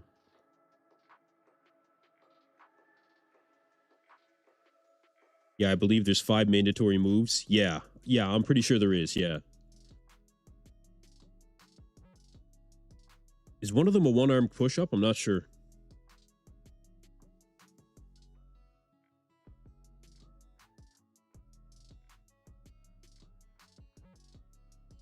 Wow. This is the best routine so far. For sure. Wow. That was very impressive. It's this move here that I just... that's unbelievable. Amy Hamilton. That's who I have winning so far.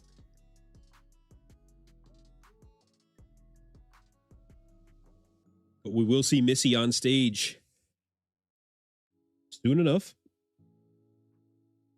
Allison Kramer coming on stage.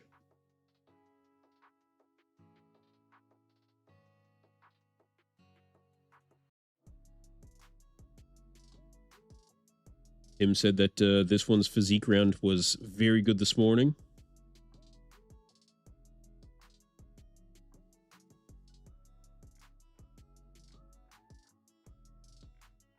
Oh, she lost her balance a little bit there. No, she's not quite keeping that balance.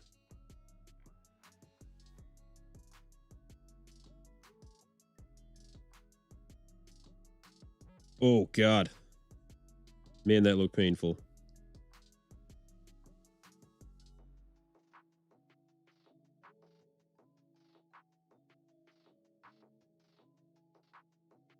Wow.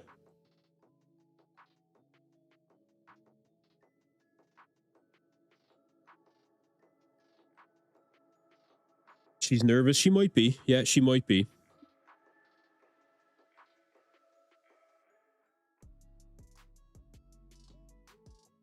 Yeah, good recovery. Yeah, I agree. Yeah, I think that she's, you know, this is the thing that separates these athletes from, you know, who's going to end up taking home a higher score. You could end up having problems on stage, like very early in your routine, but how are you going to recover from that? You know, you still have moves that you can pull out that grabs the judge's attention, and you know, that can highlight your athleticism.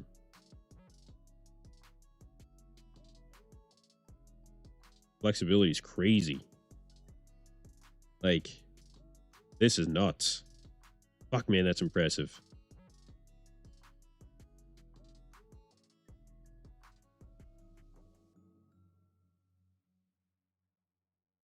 Very good. Allison Kramer. Very good routine. All right, that's that is the 5th competitor to come through for the fitness. We're now moving on to competitor number 6.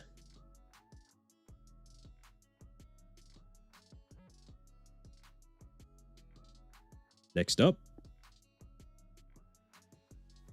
Taylor Learmon from Canada. Okay. Fellow Canadian.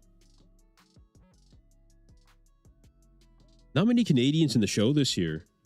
Got Regan Grimes in the open. Okay, Taylor Learmont.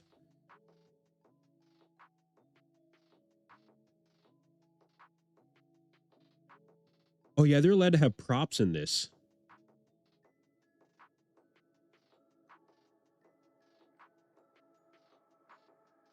That's right. Missy Truscott had like a big shark last year or something, right?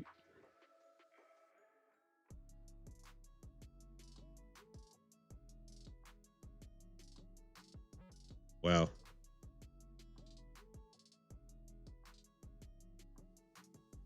This is a pretty impressive routine.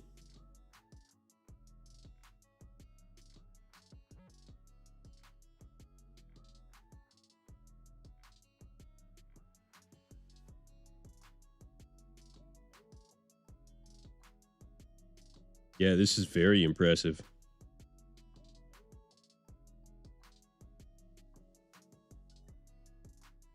Yeah, I hear you, Sanch. Lots of exciting stuff is right, man.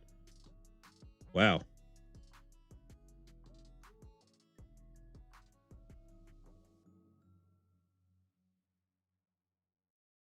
Wow. This might be the best routine yet.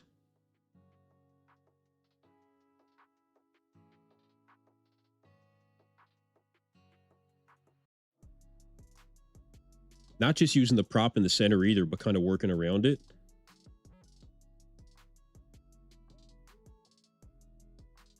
You know, it's like we said, stage presence is a very real thing in bodybuilding, right?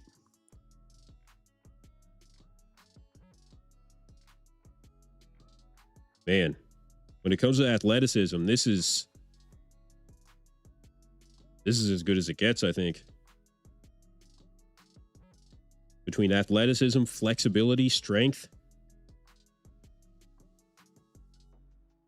That was real. That was quite a fucking routine.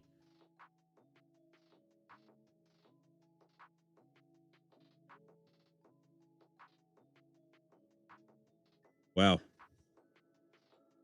Tim just said that he's been doing this for 25 years, and he said that that's one of the best routines he's ever seen. Not bad. Yep, not bad. And a Canadian at that. Open, we don't know exactly when Open is going to be, you guys. But Dan Solomon did announce that it will be on earlier than what it was last year. Because look, they always save the men's Opens for last because frankly, that's what keeps asses in the seats. But Dan Solomon, president of the Olympia, did acknowledge at the athletes meeting that they will have the men's Open on earlier this year. Now, he did not say when, but he did say that they will be on earlier. Make sure you guys get into the poll. Over 5,000 votes right now. 35% for Nick Walker, 27% Samson Dauda, 31% for Hadi Choopan. 6% for Derek Lunsford. So pretty consistent in the poll, you guys. You know, very consistent so far. Yesterday in my live stream, actually, I had almost 2,000 votes, and it had Hadi Choopan ahead of Nick Walker, but it was all very, very comparable. I'll have to bring up that result again. But this is just it. Samson, Nick, Hadi, you know, this is where people think the top 3 is really going to be.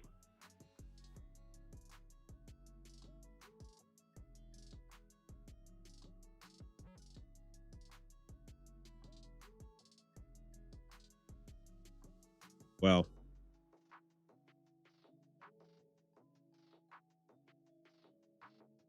Very, very impressive stuff, man. What's an estimate? It's already 4 a.m. where I live. You may as well stay up now, bro. No, I really don't know. If it was me, and I said this earlier, if it was me, this is how I would do it, okay? I would have the fitness on to fire up the crowd. Then I would get on the 212. Do the 212 finals. After that, that is when I would go straight into the men's open. I think that they would really gain a lot of crowd favor by doing just that. Guys, I want to take a second to mention as well, at BayouMuscle.com, we are running a special all weekend long. So right now, as of 8 a.m. this morning, running until midnight on Sunday, free shipping on all orders within the United States. $100 when you purchase a free, you get a free tub of Swamp Thing pre-workout when you have over $100 purchase. When you spend over $150, you get a free tub of Swamp Thing pre-workout and you get an ice shaker bottle, okay? So head over to BayouMuscle.com, use my code EP10 at checkout. You guys, that'll be going on all weekend long. According to me, who has a chance in 212? Sean Clarita does. I think Sean has a massive chance of winning the 212. Yeah, I think Sean has a massive chance of winning the 212. Sean showed up in undeniable condition and matched Keon Pearson when it came to muscularity. Now, Keon beat him on shape, and I think Keon beat him when it came to the quad definition. But upper body wise, Sean was harder, grainier, and I think that he had very strong arguments for taking home a fair few shots.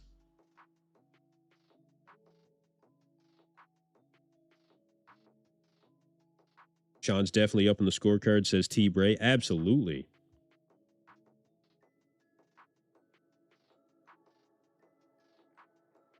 Sean edged it. Sean did very well. Sean did very well.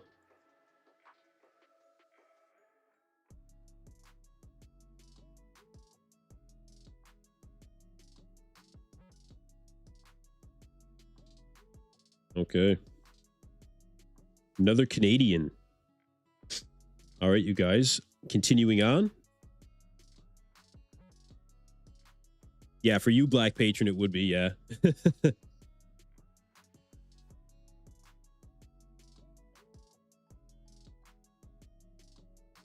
Yeah, I appreciate it, brother. Thank you.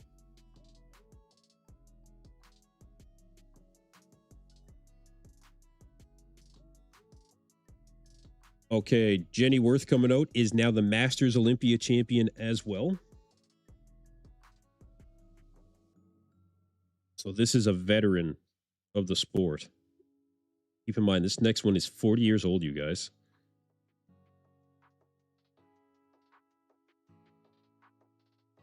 Wow.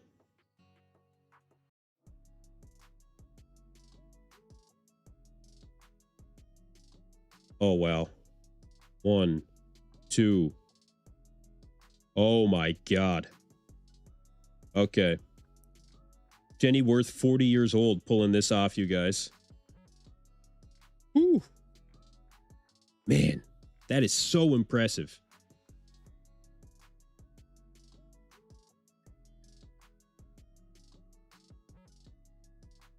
Oh, 48. She's 48?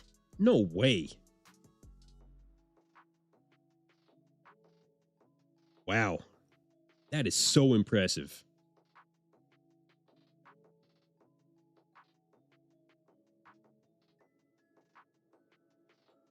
"48 years old. Come on." Keon must forget about open bodybuilding and go back to last year's weight. I think that this might be a bit of a... this might affect Keon's... not ability, because he can do what he wants, but his ability to come in and place top 5 at the Olympia when it comes to the Open, like everybody says that he really could. I don't think that he's going to do that.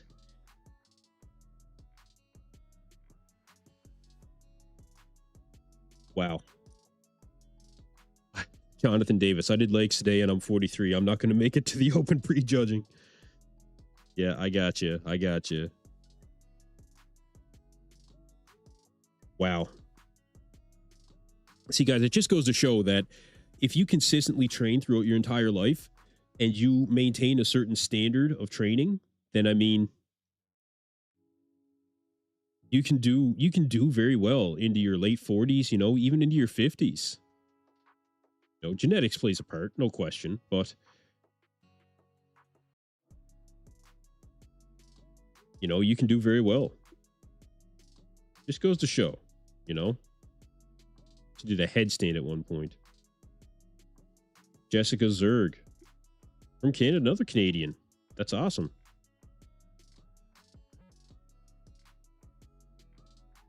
I'm just watching your part scene. I seen 4 others, but I like you better. Thank you, Lars. I appreciate you being here, brother. Appreciate it. So Mike is 170 centimeters, just under 5'9". He should be 192, not 204. 7 of 9. Black Patron, my man. Shout out. I'm not sure. Maybe.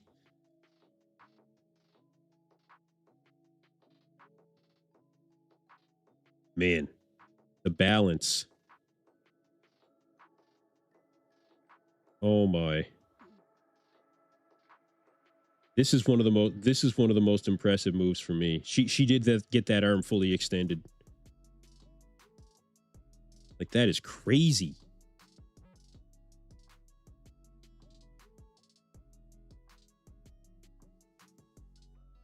You know, this would be especially difficult. I don't think anybody would realize having one eye covered like that, right? You got to think about how much balance comes from just having one eye covered. I'm assuming she can see through it, but still, having this part of your head not really being able to see 100%, that affects your balance.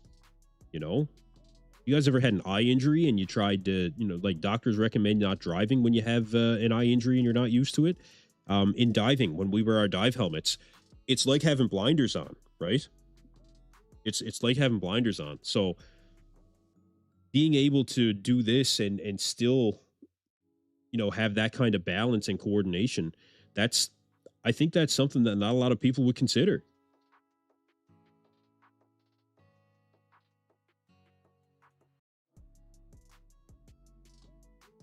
T-Bray says, as long as you can keep your flexibility, that's the most important thing, and keep some solid strength. Absolutely. Yeah, absolutely. Definitely a combination of both. You know, just keep moving. Now, I got a guy that works for me. He's 71 years old, and I'm telling you, he will outwork some of the divers that I've hired that are like in their 30s, okay? And the reason is because he just hasn't stopped. This guy broke his back and drug himself off of an island into a boat in order to get to help back when he was in his younger ages. You just can't stop, you know? Just keep moving. That's the big thing. Fuck, man, that's impressive.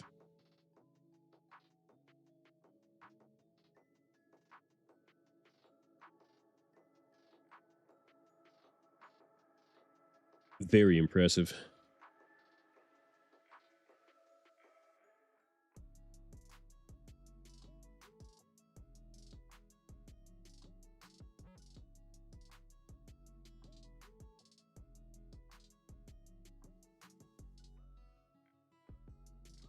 Okay, they're going to do the confirmation for figure. That is it for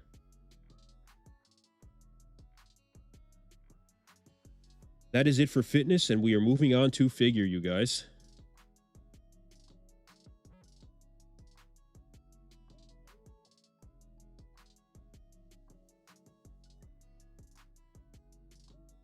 Figure now on stage.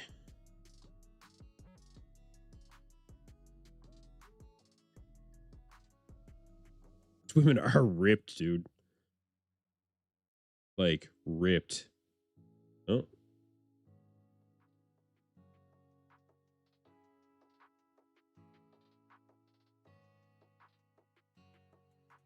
Ridiculous.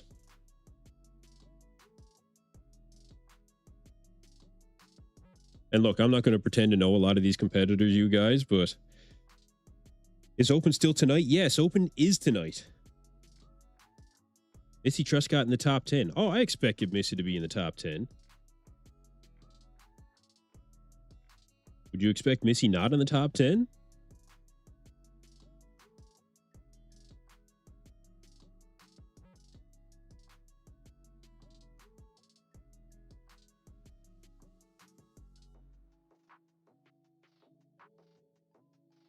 Fucking ripped, man. Like, holy shit. Look at this. Look at the shoulders.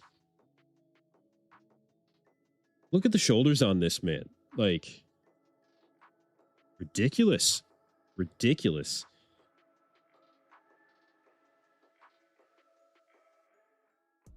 Yeah, Lars doesn't know how to turn off caps lock, Black Patron. This is how Lars lives his life, bro.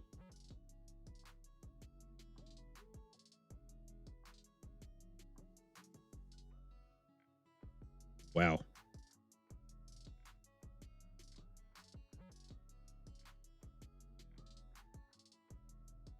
She's German and it's her first Olympia. If that's her first Olympia, she is going to have one hell of a career. Thinks he goes around Brooklyn shouting. Oh, dude, he's from Brooklyn. Everyone goes around Brooklyn shouting, don't they? Isn't that like the tone? Like for the rest of us, it'd be like a 10, but for them, their normal tone is like that, but it's a 5. Isn't that how it is?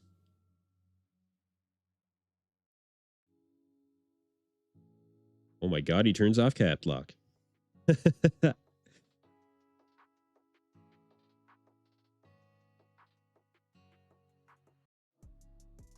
Okay. It's called bold type. Yeah, you could call it that.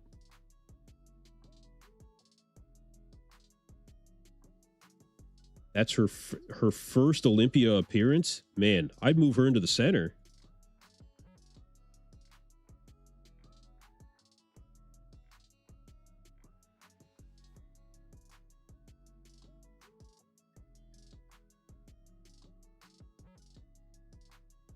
Crazy.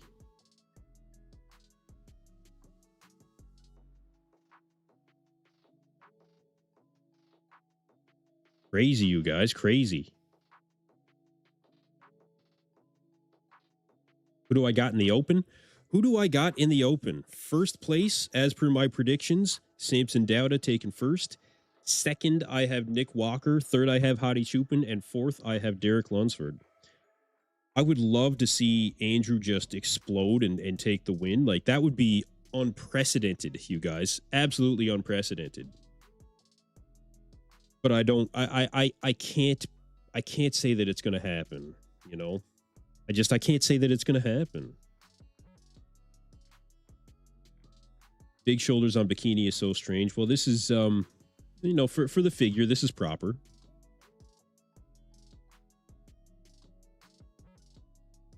Yeah, this is proper for the figure.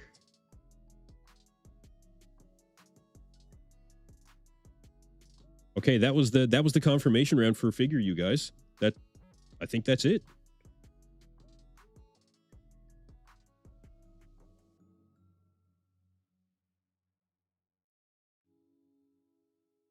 I think. How much longer until open? I don't know. That yeah, they might be next. They very well might be.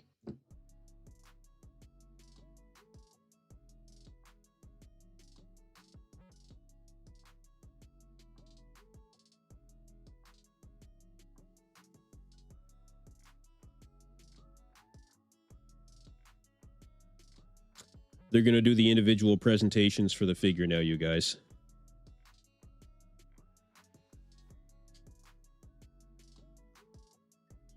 Okay, so they get to come out and do a routine of sorts.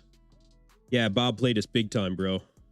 Yeah, T-Bray, Bob played us big time. That's all right. That's all right.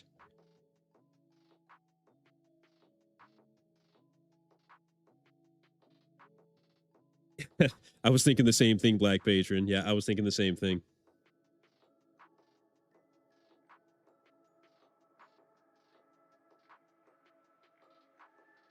I mean, look, don't get me wrong. Very impressive.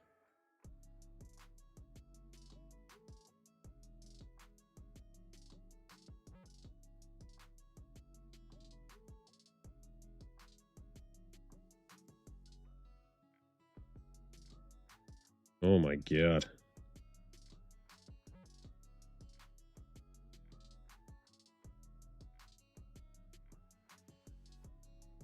Huge. Well, that's the thing that they go for in figure, right? Is big shoulders kind of thing, right? Like that's one of the whole things, is being really wide across the shoulders. It's wide back, wide shoulders. That's the whole figure thing, right? It's like having the board shorts guys waving their arms around. Yeah, yeah. How long is each routine? Usually 60 seconds. Lara says, I got Samson or Andrew, then Nick, Hadi, Neckzilla, and Jordan. Jordan? You got Jordan that high up? You're putting Jordan ahead Martin Fitzwater? William Bonac? Tonio Burton? Wow. Okay. Okay.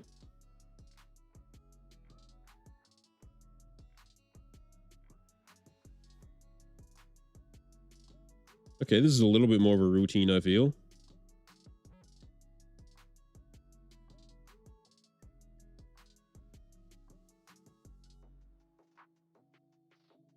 Yeah, this is the whole figure thing, right? This really, really wide shoulder type thing. No, wellness didn't go already, no. No, this is still figure. So they did fitness. Yeah, I think the German girl did look the most impressive as well. This girl got this sleeper build. I don't think there's anything sleeper about this build, bro. I don't think so.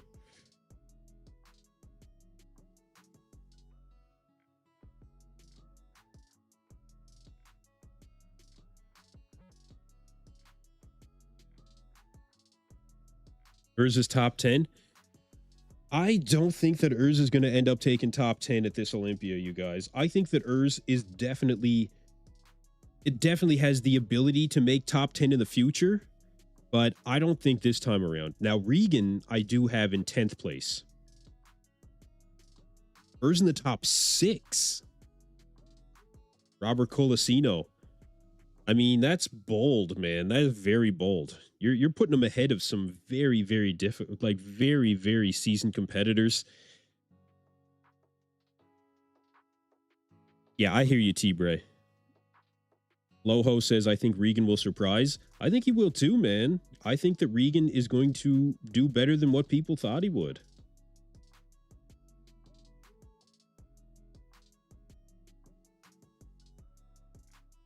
Jonathan Davis, that's just inappropriate, bro. That's just inappropriate. Come on. Trustees fangirl, don't know what's wrong with the industry, though. I love Bob, Sean, and Derek. All those people being hated for speaking their mind. Too many kiddos in the industry nowadays can't handle criticism. Bob, Sean, and Derek. Well, I mean, Bob and Sean, yeah, they definitely speak their mind. I don't think Derek has been speaking his mind. That was the whole thing about Derek this year, you know. Erica Morgan taking the stage from Guatemala.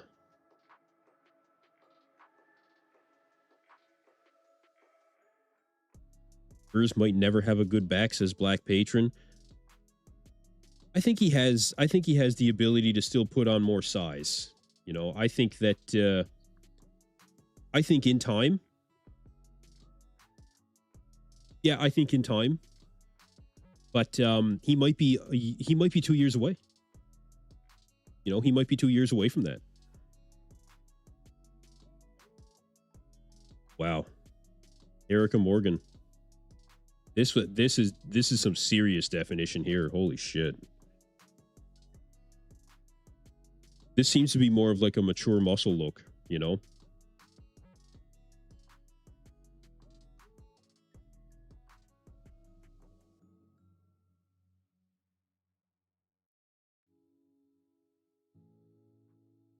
Yeah, give her some time, says T-Ray. Yeah, I think so. Loho says Jordan will surprise too. Very well balanced. I think that Jordan is right on that edge of between being, you know, a serious mass monster of the sport and also being, you know, still very aesthetic with a good midsection.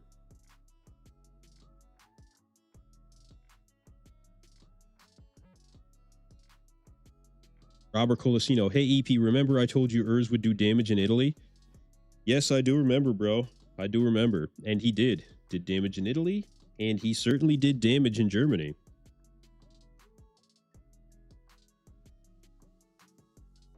Black Patron says, I'd love for him to prove me wrong, meaning Urs, I'd imagine, but I already see issues with lacking detail. It's not just a size issue. We'll see what Urs looks like tonight. You know, let's see what he brings to the stage. It'll be his third show within only less than 2 months, really, right? Yeah, less than 2 months. So let's see what Urs can bring. I think that he still needs to mature into his physique, if that makes sense. But I do think that he has serious potential in the open. But in my opinion, he's upwards of 2 years away from that. You know, he's upwards of 2 years away from that.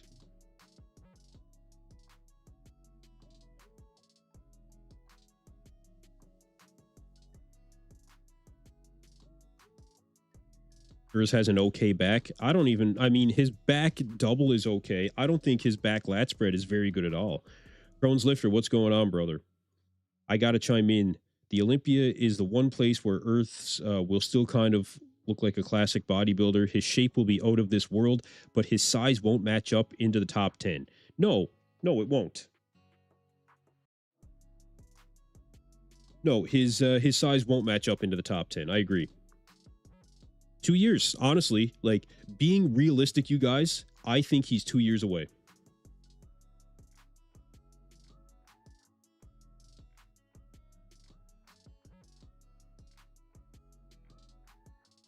Loho says, actually, Regan and Jordan have kind of similar physiques and facially very similar too, almost like Bob Chicken Elvis. I don't know. I don't know. Is that really something that's going to make a difference? Lena Ramsteiner taking the stage from Germany. I'm starting to see the difference in some of these figure competitor physiques, you guys. Ridiculous.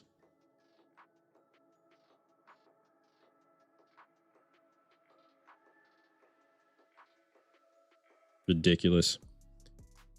Higher ceiling, Urs or Quint Beastwood? Ooh, man, that's a really good question. Wow. That is a really good question.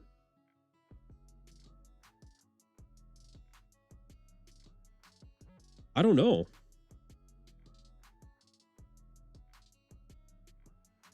Where would I put?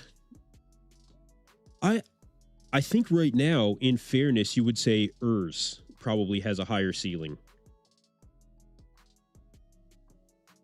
And the reason I say that is because Quint Beastwood has had a number of seasons now of being an open pro and has never really hasn't really made substantial improvements. But Urs, on the other hand, I still think we haven't seen enough of him to know what kind of ceiling he could have. So potential-wise, I think you would say Urs. When does Classic start? Classic is tomorrow. Yeah, Classic is tomorrow. Robert Colicino, I love Urs's presentation. As do I. Yeah, as do I. Loho says Urs in 2 years might be a Dennis Wolf 2.0, although Wolf is wider. It's possible. Yeah, it's possible.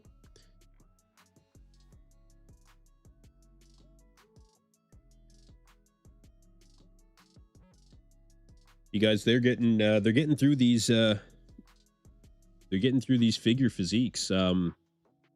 Top 10 getting about 60 seconds per routine, so they're moving through.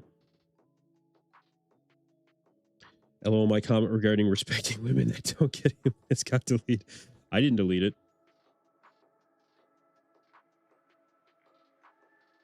I love Neckzilla and Jordan. I want to see Jordan between Nick and Neckzilla. Haha. Actually, you know what? One of you guys are probably going to have to be...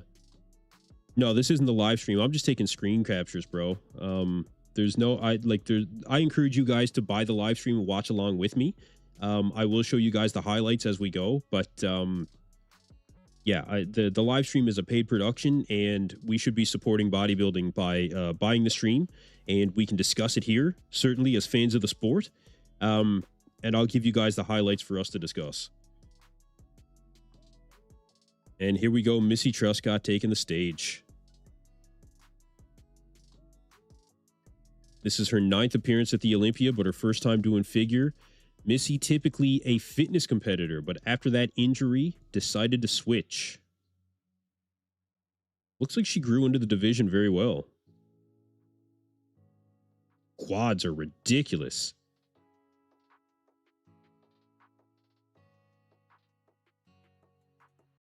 Wow, man.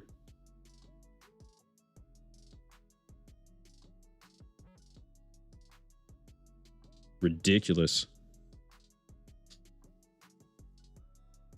Loho says, Beastwood needs more mass. Look at his chest, always kind of flat. His structure is just very big and needs a ton of time to fill out. But once he does, it's game over. Yeah, I think Quint Beastwood needs more quad sweep too. Like, the hip tie-in, I think, like, his quads are too straight up and down. You know, that's one reason why Urs beat him, is because Urs has those really round quads. Missy Truscott, she did a great job. Missy just needs more of everything to crack the top 5. Yeah, I think you're right.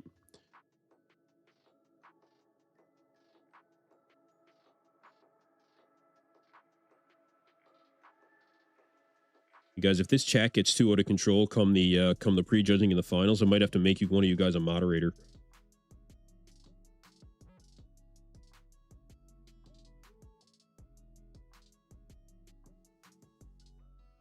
Can I borrow $75 to watch it?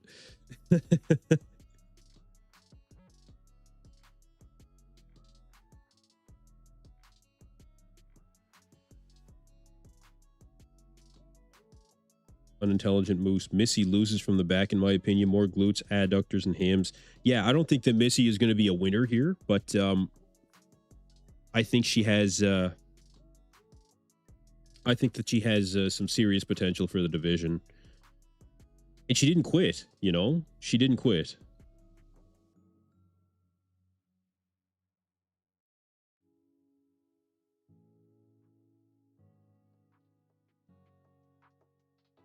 Very good.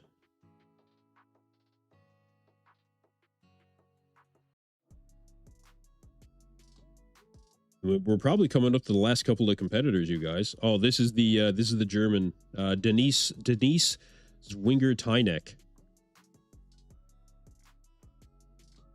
And if it was me, this is one that I'd probably have contending for the win. Doesn't necessarily have that quad definition, though.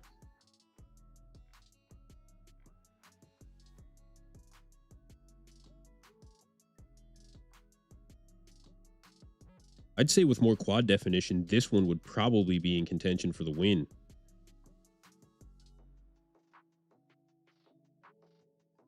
Crazy. There were 5 German girls. Yeah, I know that there was a lot of Germans and a lot of Americans in this one. Wow. Look at this. Holy shit. Really good presentation.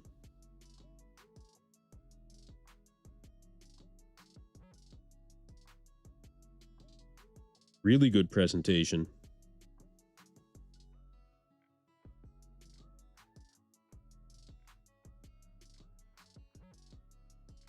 Wow. And this is her first time at the Olympia. Wow.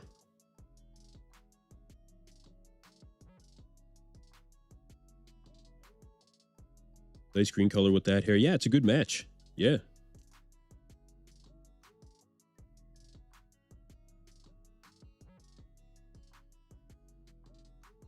First Olympia, Denise will rock it. Yeah, man. That was very impressive. Still living in NS? Yeah, bro. Yeah. Been traveling around, though. Been traveling around. I just put in for another price for a job up in the Arctic region, so hopefully I'll be traveling to the Arctic here soon. Been there a number of times now. Planning on going back. Love going to the Arctic, of course. Next time I go back, I'm gonna hit up a couple of gyms, and I'll get a little bit of footage from you guys, just to be able to throw in here and there, you know, some of the adventure of training in the middle of nowhere.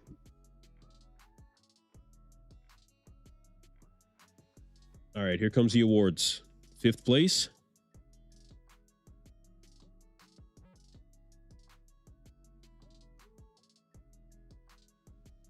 Dave Palumbo video is titled that he got kicked out of the Olympia. Davis clickbait. Appreciate it, T-Shadows. I haven't seen that. Yeah, this is what Dave does sometimes. Look, I love Dave. And Dave has been doing a great job this Olympia. You know, a great job. I'll have to check out that video. It was clickbait? Yeah, I figured. Have I ever been to the Olympia in person? ID Cat? No, I haven't. Okay, Nicole taking your 5th place spot there, you guys. No, I have not. But Bob Ciccarillo did offer me, if the Olympia returns to an arena venue, such as what they do potentially in Florida, that he would get me a ticket and invite me as his guest. Said it on the last podcast I did with him. So that'd be very cool. And you better believe that I'm going to hold him to it. But if I do go to the Olympia, I will make sure that I get a press pass and get you guys as much coverage as possible. So I would get, man, I would get some great coverage at that show. Oh, okay. Sorry, I missed her name again. The blonde girl with the green suit. Taking 4th place. Yeah, Seth Ferozzi did turn down the juice cocktail, man. Seth Ferozzi's not going to compete again. Still in great shape, though.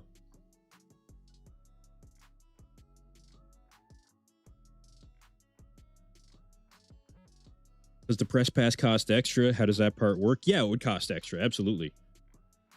But it'd be worth it.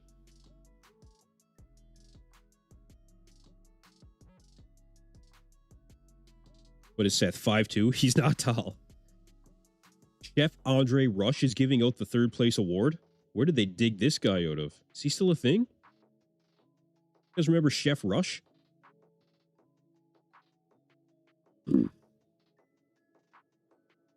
Remember he said, what did he say that he did was, how many push-ups every day? Like an impossible amount of push-ups every day? That's where I kind of wrote the guy off. Look, all the respect in the world. The guy was a military member. I have a lot of respect for that, but for what he said he was doing every day, no.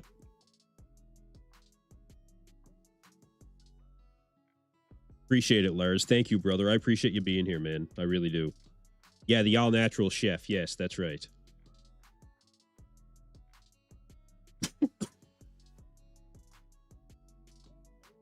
Press pass should be free. I'm a photographer for events. What events do you do photography for, Jack? Say, I believe it's say TSE. I'm guessing. Apologize if I'm mispronouncing that. You have to be from a media platform though that they respect. This is EP09 Bodybuilding, bro. We'll be over 2 million views on this channel by the end of the Olympia weekend. I've had Bob Ciccarillo on. I've had Olympians from the top 10 on. I have multiple IFBB pros on here. Anybody can vouch for me. They can go down the list of people I've had on my channel. I think they'd give me one. Yeah, 10,000 push-ups every morning or something like that. Absolutely not. Lars, I might go one time just to check it out. If it comes back to Florida, that's not far from where you're at in Brooklyn, bro. That wouldn't be far. Saruba Verma, love from India, brother. Thank you very much for being here. Appreciate you guys being here. Again, thank you all you guys for being here during this live stream. We will be live streaming all weekend long. I will be here tomorrow for the pre-judging for Classic Physique as well as the Saturday night finals. We will definitely be here for all of that. And the first place award is coming now.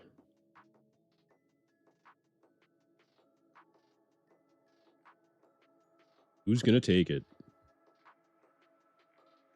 Yeah, I'll let Bob know. Yeah, I'm sure he'll get me that.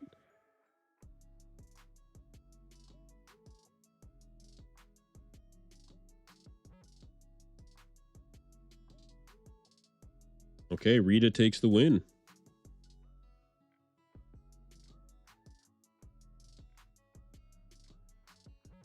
Rhea Gale taking the win. Okay.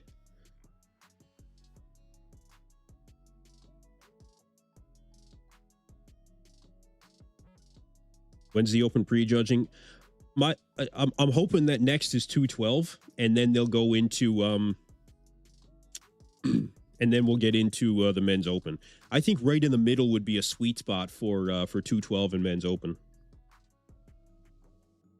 Not as good as John Livia. Me and John are bros. Me and John are good.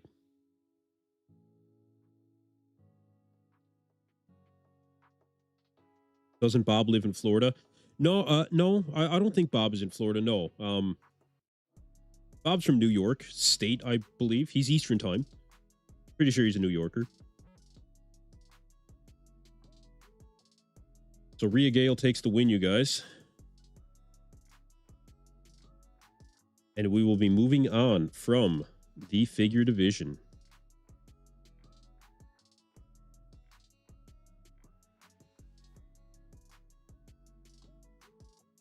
What's going to be next? Hopefully we'll be looking at 212 next by chance. Let me see what I have next on my. If it does go in order, yeah, it might be physique next. I don't know. I have no idea, you guys. We'll see. We're going to find out very shortly.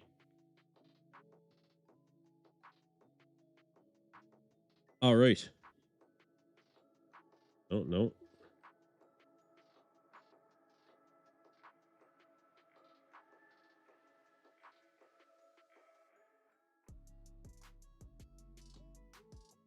What's your prediction for open bodybuilding? So my predictions is first place, Samson Dauda.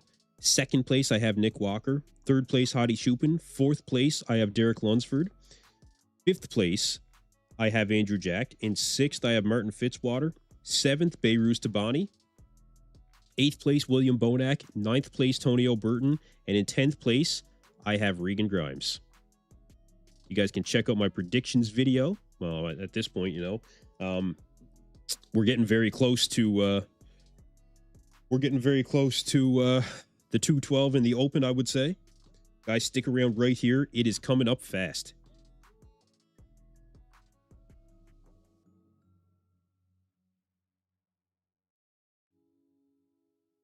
Adding credence to my theory that implants don't help in a physique competition.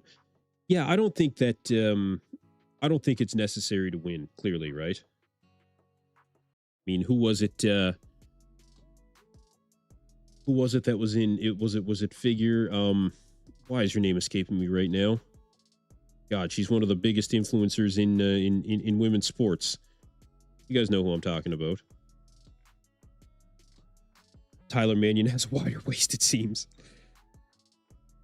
Tyler got in shape, actually. Tyler Mannion got in shape there last year. Nobody talking about the Triple Crown? No, nobody's talking about the Triple Crown, no.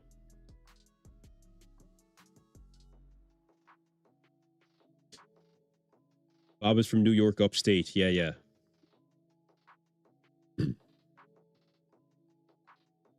Muhammad Habibi, will I give a new top 10 after prejudging?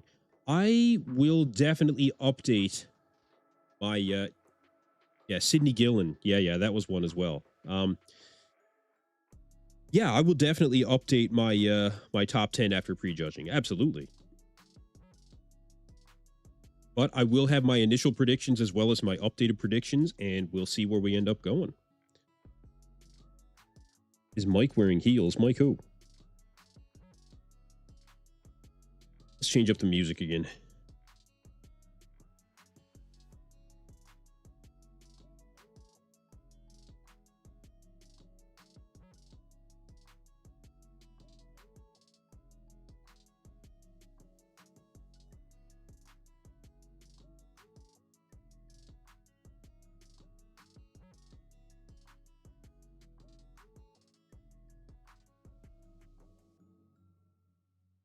Hmm. Yeah, here we go. All right.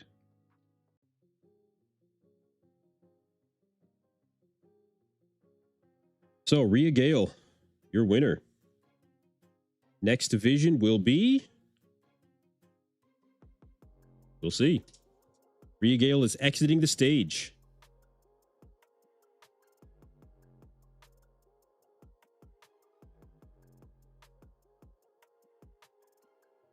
So, we'll see who's going to be next.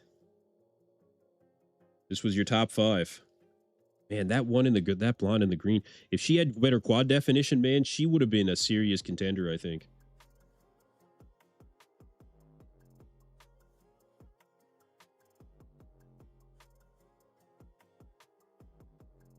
Rhea been around for a bit. Good for her. Good, yeah. Bob is a very good guy. Calls everyone brother. Bob's good, man. I like Bob. Fly High says Nick Walker will play 7th. I don't know about that, bro. 7th? That's getting down there. Okay, next up.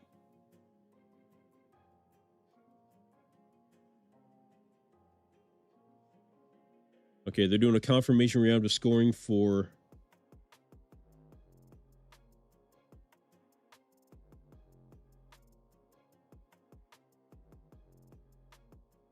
physique. Is this physique that's coming on stage, or is this women? This got to be women's bodybuilding.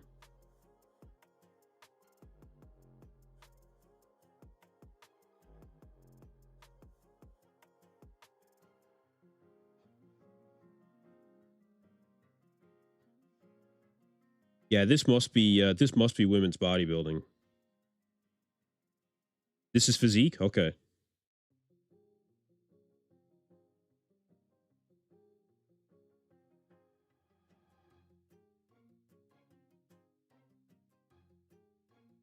On stage now is physique.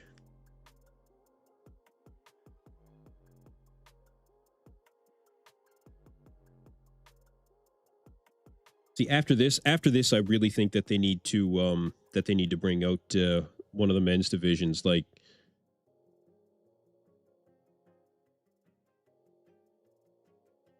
I think just to be able to keep things kind of even, that's where it's got to go next.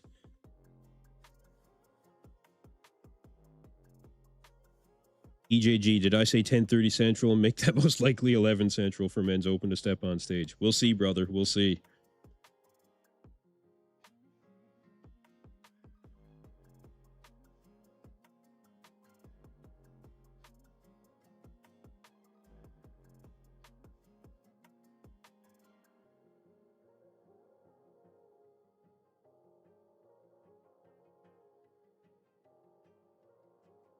I got to say that I know not a lot about these divisions in particular. You know,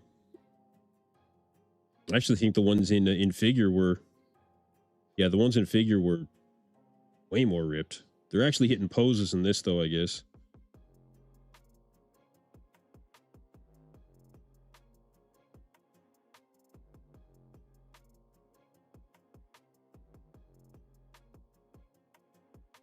Janjet 4:43 a.m. for us in Germany. They can't etch us like that. Yeah, I know. You know, they give out a general schedule, but look, it's with purpose that they don't tell us exactly when each division is going to be on, you know? It's definitely with purpose. What's the new women's division? That'd be wellness. Yeah, that'd be wellness. Okay. Give me 2 seconds, you guys. Quick bathroom break. I'll be 2 seconds.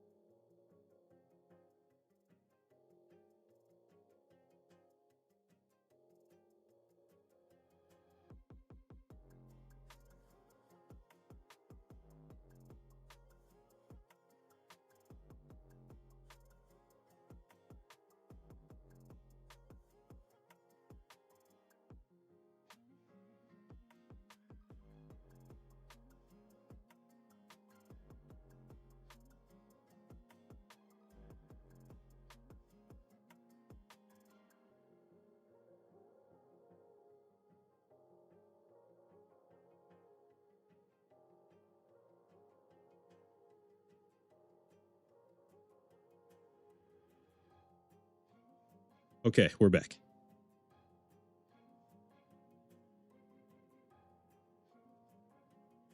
Man, ridiculous.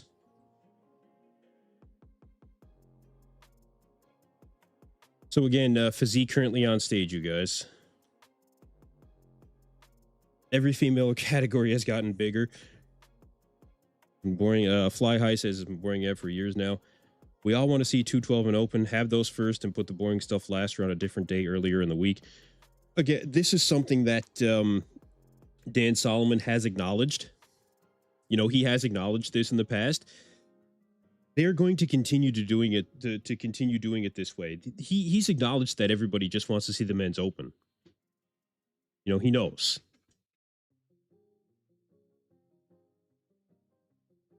Now they're going to do the individuals. Okay. Look, guys, at least this is not unexpected, you know? This is nothing unexpected. This is what we were expecting fully, right? Honestly, this is what we were expecting.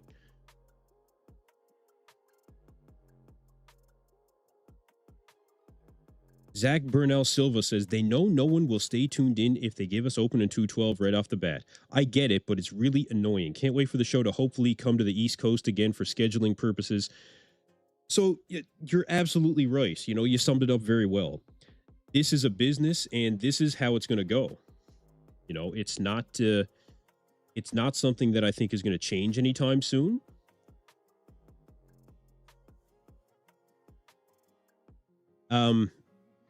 But like I said, at least this is nothing that's unexpected, especially your point when it comes to coming to the East Coast. Selfishly, I would enjoy that again. And if it does come back to the East Coast, I will be there, ladies and gentlemen. I will most definitely be at the Olympia. Like I said, Bob Ciccarillo did give me an invitation.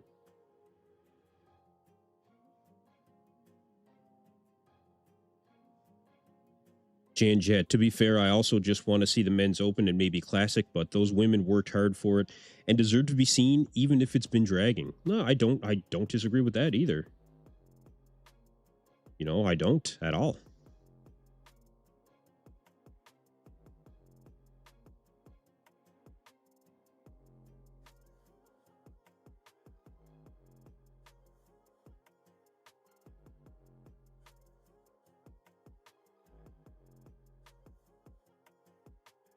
But to Tet said LMAO rear double buy in this class looks like craps.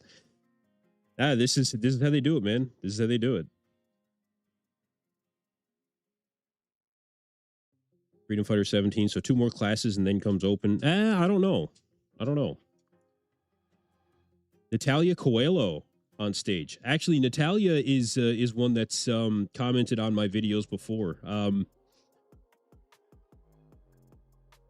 Yeah, back on the Olympia stage.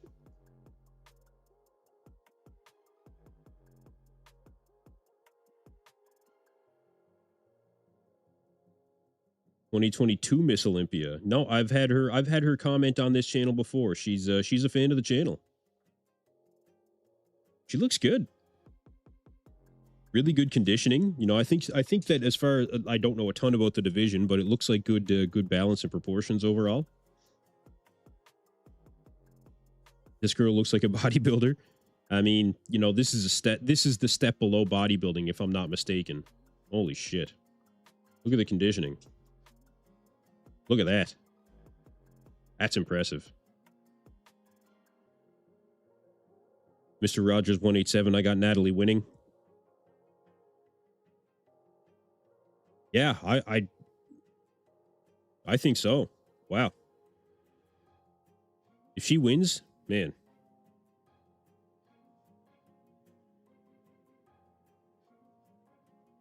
EJG says men's open got to be pissed off. No, these guys know what's going on. Like, they're told when they're supposed to show up. These guys are all told, you know. This is nothing new for these guys. Thrones Lifter, she's a longtime fan of this channel. Yeah, she is, yeah.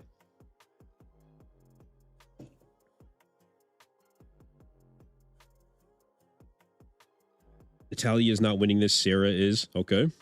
Until Unintelligent Moose, maybe.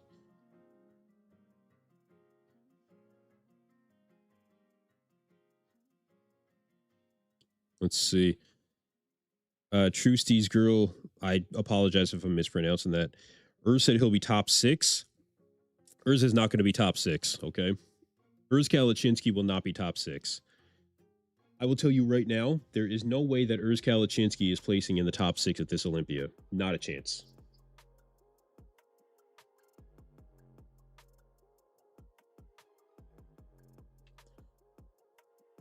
That's better. It's getting bright in here. It's almost midnight. My eyes are starting to get a bit strained. Still be able to see what's going on.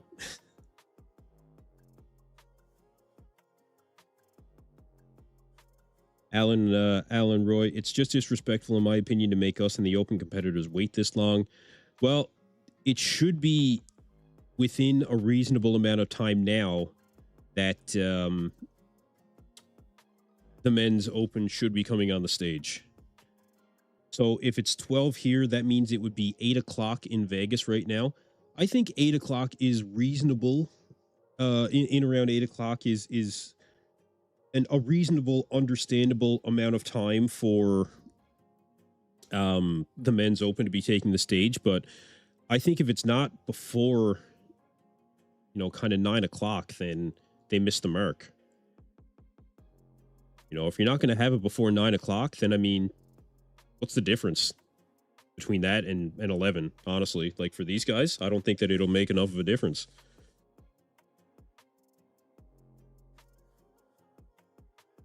Betty Herrera on stage. She's very dark. She's definitely done a lot of pro tan. Or, what is it, Milano tan? Yeah. I could be wrong on that, but maybe it's just because her hair is so blonde.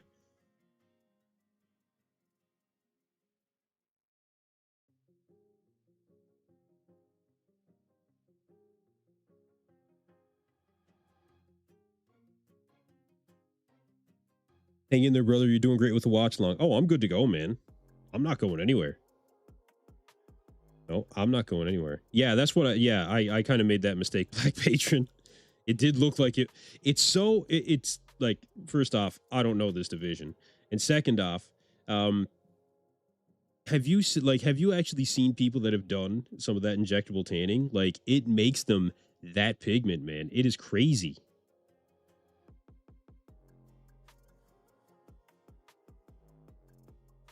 EJG says Urs won't be top 10. He's too small. Yeah, he is too small. I agree. He's not going to make top 10.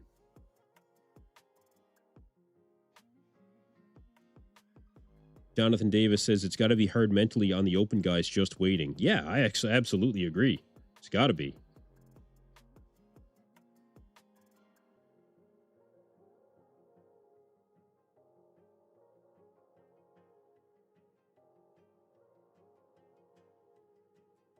Yeah, I think that conditioning might be a factor for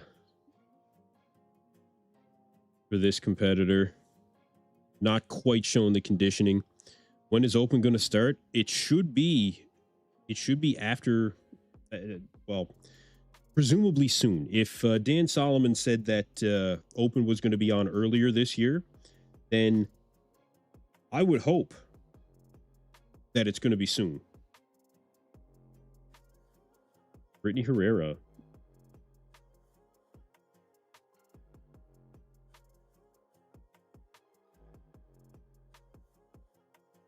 Final competitor coming up, you guys. Final competitor.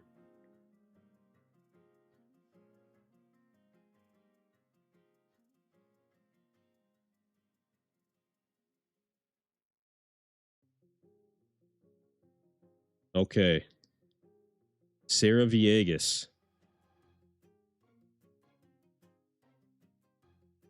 4 times Miss Olympia.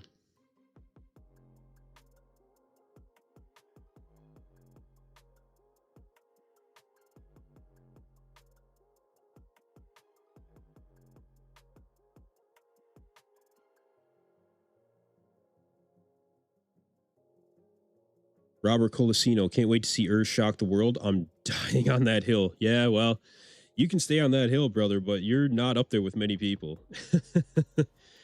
Like I said, a couple of years, 2 years. And yeah, Urs is going to be a force. You know, I think he's going to be a force. 4-time champ right here. I don't know if she's as conditioned as some of the other ones. I don't know if she's as conditioned as Natalya. I don't know.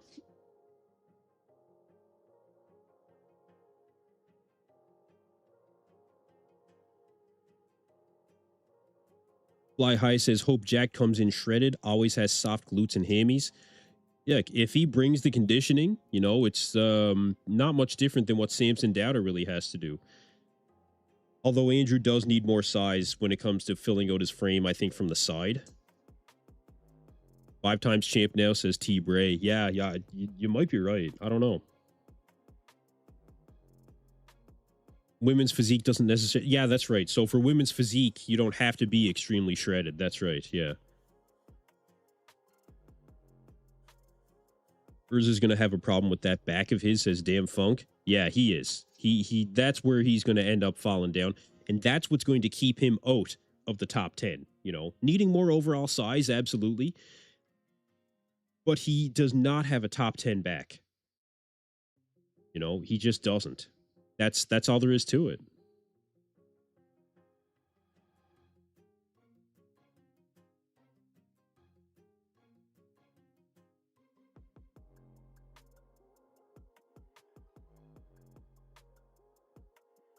He's more conditioned than Natalya from the back? I don't know.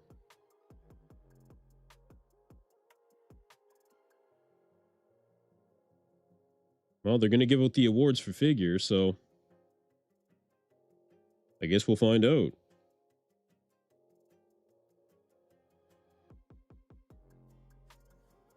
Still living in Nova Scotia? Yeah, I haven't left, bro. I haven't left. Got to do some traveling this year, though, for work. I was on an oil spill response over in Newfoundland. I'm working on a project getting back to the Arctic now. So we get to have a bit of fun. What place do I have Urs? Out of the top 10. I really don't know outside of the top 10 where to play some of these guys, honestly. I'm not sure. But I know that he's not in my top 10.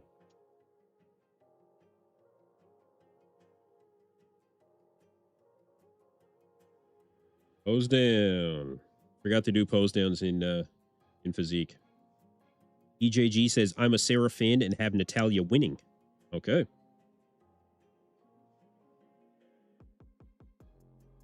You guys, we may have one of the men's divisions coming on right after the awards for this division.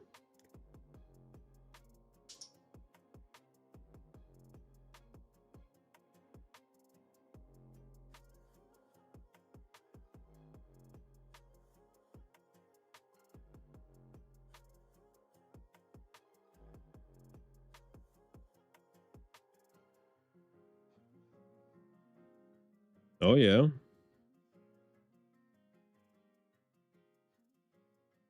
A lot of people think Sarah Villegas is going to take home the win here. Maybe she will.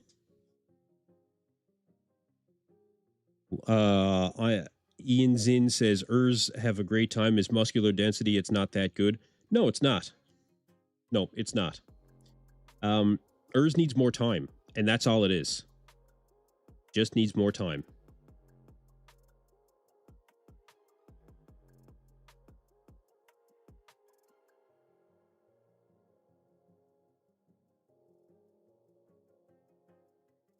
Once Urs does have more time, then he's going to be a force.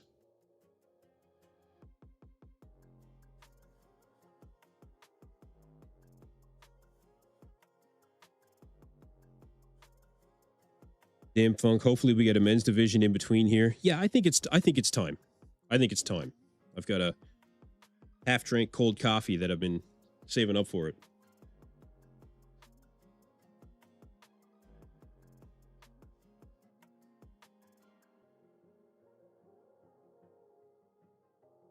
Okay, awards are coming up. Let's hear it. T-Bray says, I always thought Urs had a strange look, and I think Chris Cormier said he looked like you just slapped different body parts on him. Like a Frankenstein kind of thing? I don't know. I think Urs has a balanced physique. You know, I think it flows fairly well. I think that's part of why he won 2 shows. Really?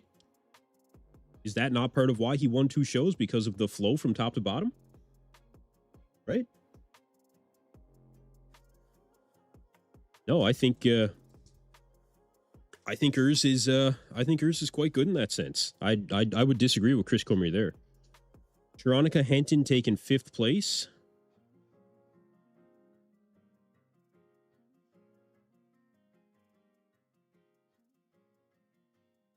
Someone on another channel said Open will come now. We'll see. Ah, well, we'll see. Let's hope. I'm going to have to message Natalia and see how she does.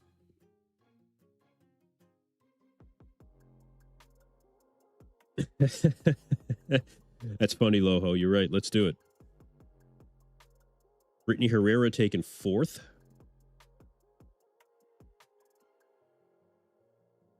Laura says, my friend I played hockey with for Dartmouth High School and college hockey for St. Mary's in Nova Scotia. Right on, yeah.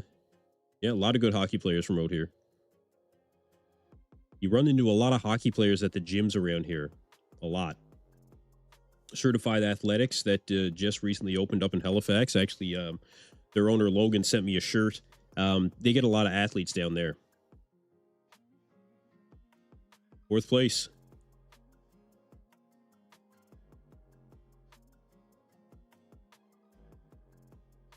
We're talking about her so much more than Martin, Jonathan Davis.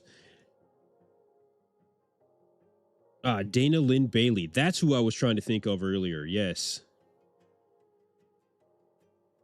Of course, Dana Lynn Bailey giving out the 3rd place award. 3rd place? Who's it going to be? I think it's going to be between Natalia and we'll see. We'll see. All right, Natalia makes top 2. Wicked. So it's going to be Natalia and Sarah Villegas.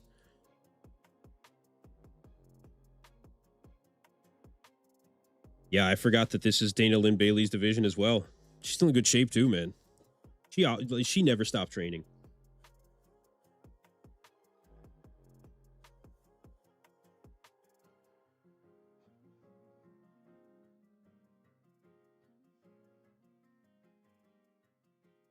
Zama Benta taking 3rd place.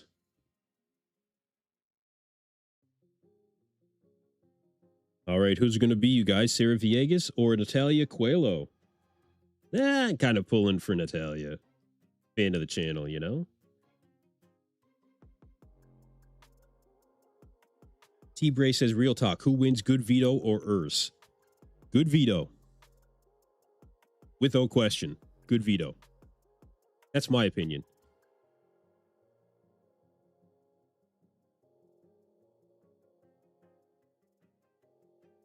First place. What kind of money do they win?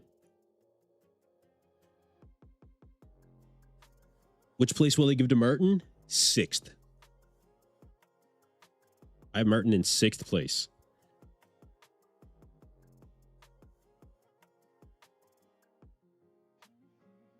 See what kind of money they're getting.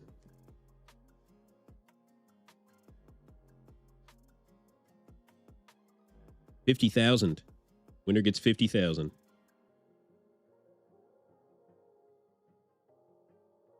Who's taking it?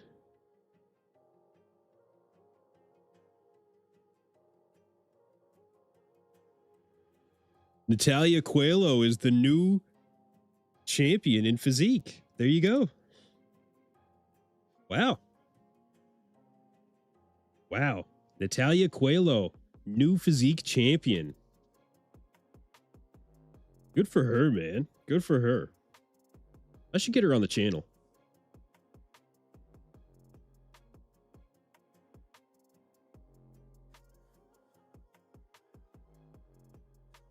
Yeah, good for her, man.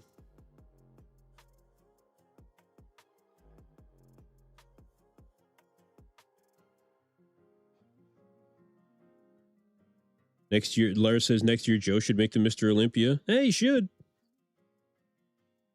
Is Tyler Mannion up there chewing gum, bro? Tyler, get rid of the gum. Come on. You really got to be chewing gum right now? Tyler. He's the vice president of the IFBB Pro League. He can do what he wants.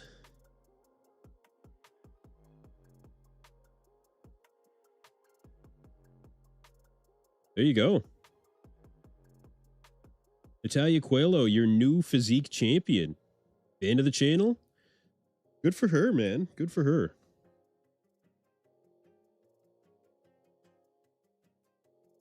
I'll have to send her a message. Tyler paying tribute to Nick with the gum chewing. The fix is in. Nicotine gum. Yeah, maybe. Yeah. Martin is beating Andrew. Not in my predictions. Nope, not in my predictions.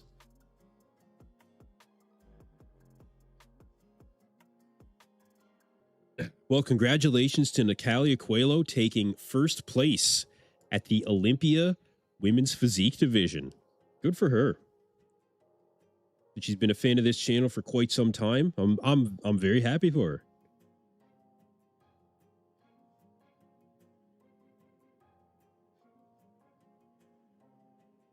Good for her.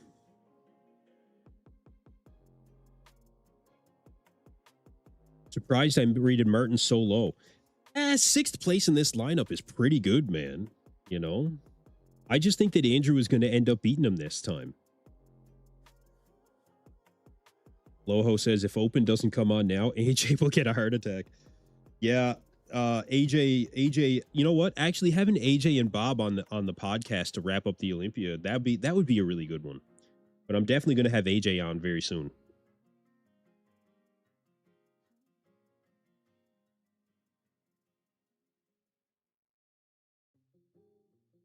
We're starting to hear from the Hadi Choopan fans as well. Yeah, I do have Martin beating Behrouz. Yes, I do. T-Bray. Yep.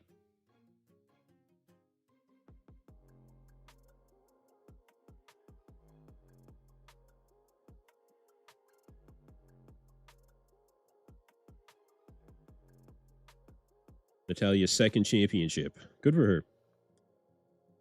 JS says Martin 8th at best. It's a little low. I think that's a little low for Martin Fitzwater. I think Martin's going to do better than that.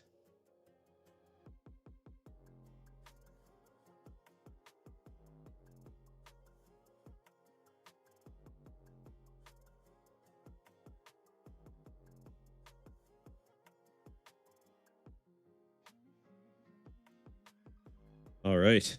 So, next division. Who's it going to be? Let's hear it.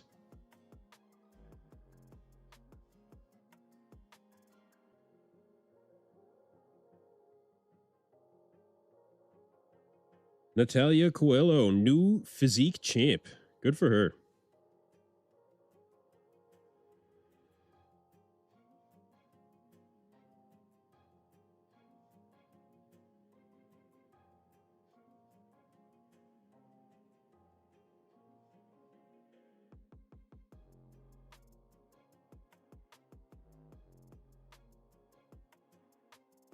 All right. So, come on, Bob, tell us who's going to be next.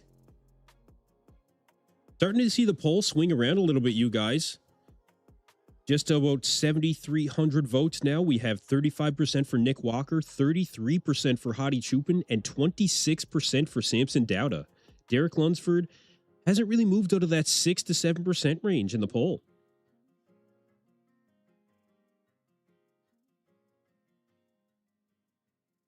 Should be interesting. Should be interesting. So Samson Dauda falling in favor in the poll.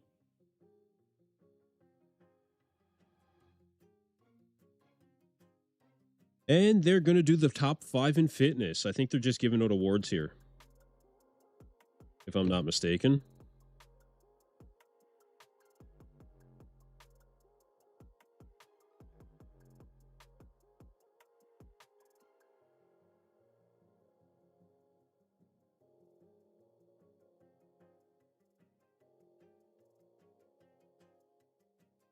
All right, top 5 awards are coming out now.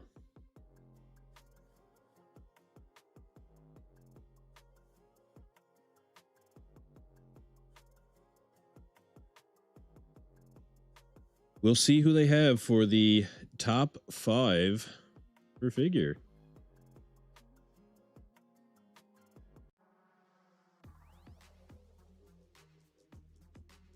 Fifth place.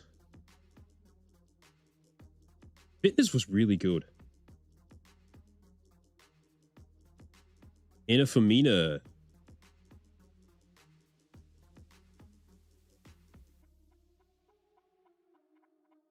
Oh, this was the Terminator 3 routine. Yeah. Anna Femina taking 5th place. Loho says, God tells me open is next. Well, hopefully you are in tune. Just vibing. Is Men's Physique and Classic tonight? No, that is tomorrow. So I will be live again tomorrow, you guys, for the Classic Physique prejudging. That'll be starting at 9:30 a.m. Vegas time. That's 1:30 p.m. Atlantic, 12:30 Eastern time. So I will definitely be live then. So I think that would be... What time would that be for you guys over there in Europe? 5 hours ahead of me, so... What, 6:30 Europe time, if I'm not mistaken? 4th place, Amber Steffen. Oh, yeah. Amber Steffen was ridiculous. I thought her routine was ridiculous, man. She's pretty happy about it. Good for her. Yeah, she was fucking ridiculous, man. Jan Chet, if it's not open, I'm going to bed and watch some videos on it later on. 5 a.m. in Germany right now. Yeah, if it was me, I'd just be staying up, brother. I don't know. It's up to you. Black Patron, love the energy of this girl. Yeah, she was good. Just vibing. Thank you for covering. Hey, happy to be here. Thank all you guys for tuning in. Thank you guys for tuning in. Appreciate it. JS says Martin lost to C-Bum, TBH. Yeah, I had C-Bum winning. You know, I had him winning. Taylor Lermont taking 3rd. Oh, yeah. Oh, this one, she had a really good routine, too. And the fitness routines were, man, they were good this year. Like, I'm actually glad that I could get something else out of these divisions instead of just waiting kind of thing, you guys. You know, like, this was actually good this year.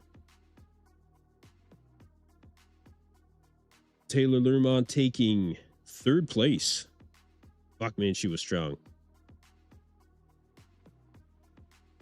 5:13 here in the morning. Yeah. Jonathan Davis, appreciate you telecasting it, bro. Hey, I'm glad you're here. Thank you for tuning in. Really appreciate all you guys being here. Again, make sure you subscribe to the channel. We will be here all weekend long, doing all the live streams of all of the contest coverage, as well as we'll make sure that we have some post-contest coverage wrap-ups. That'll be going on for quite some time. And you guys, make sure you hit that subscribe button because we have some very, very exciting shows coming up as well. The UK show, we'll see Michael Crizzo going head-to-head with, I know James Hollingshead for sure doing that show. Then we have the Prague Pro that weekend after that. There's still a lot of excitement to happen in this 2025 season, you guys.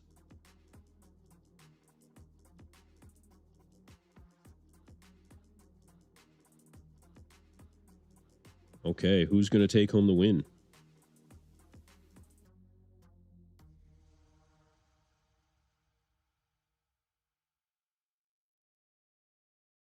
We'll see who's taking it home.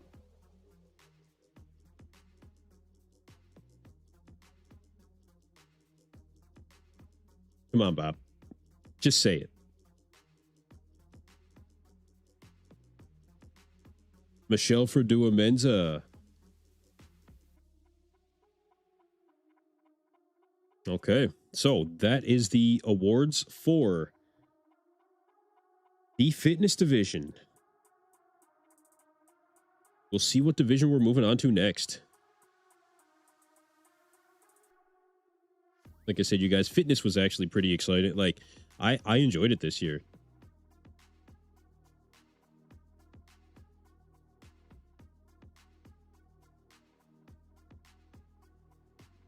Howler's old girlfriend is spicy.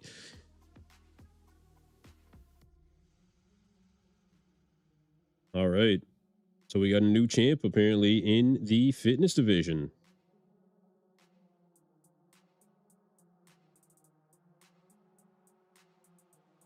Here you go. You guys, let's see. What division will we have next? 212 open? We'll find out shortly. Damn Funk says the IFBB dropped the ball on that C-Bum open situation. The big M-Bomb checking back in, and brother, you are looking sleepy. Take a breather. Absolutely not, sir. I am going nowhere until we get to these divisions. I started this morning at 5 o'clock, and I am still ready to go. I am not going anywhere, you guys. We will be continuing on as late as we need to go on EP09 Bodybuilding. I have a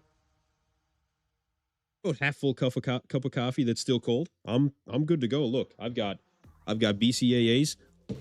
I'm not going anywhere. Appreciate you though, brother. Thank you for looking out. I'll take a breather when the weekend's over. It's a long weekend here. We're good to go.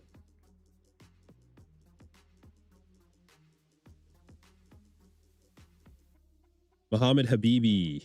I shall not sleep until I see it all. I hear you, brother. Black Patron 517. This is going to be rough. Black Patron, thank you for continuously tuning in, brother. I appreciate you being here big time. Yeah, big time. You know, you're here every single stream.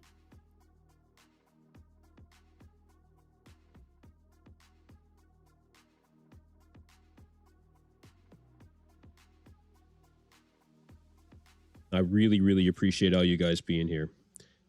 The Olympia comes around once a year, you guys. This is the time to rally. This is the time because, look, especially this Olympia, we do not want to miss out on the first look of these open competitors, you guys. We cannot miss this. This is an Olympia for the ages. Very serious about that. Bron City, do I appreciate you being here as well, bro? Of course. Of course. I appreciate all you guys being here. Appreciate every single one of you guys. For those of you that watch my regular videos, you guys know, if you're in my comment section, I get at least 95% of the comments responded to, you guys. I really appreciate all of you. I really do. Thank you for being here. Forrest Smith, I'm at work for the next 16 hours, so let it ride. Hey, man, you're getting it in.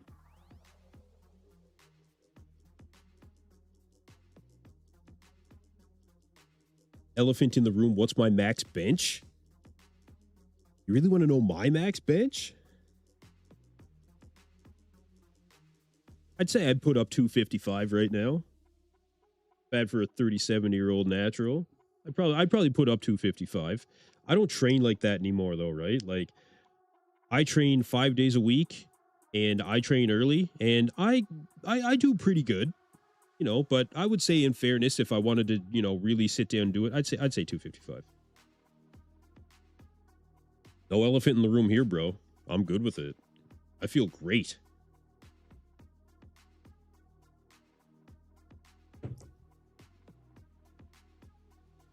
And it looks like they're doing the awards for, I believe this is the figure.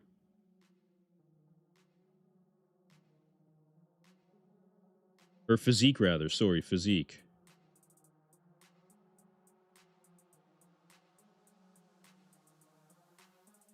Doing the confirmation for the physique.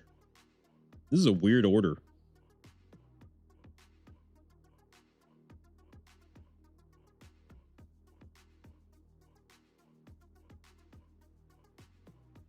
Who cares about max bench? Yeah, it doesn't really matter to me.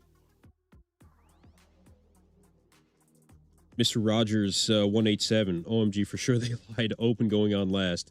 Well, look, it'll be a disservice if they put them on like second last. I mean, you may as well just not even make an announcement, you know? Yeah, you may as well not even make an announcement at that point. Yeah, 255 pounds, bro. Not kilograms. My God. No, not kilograms. I'm good. I'm not that good.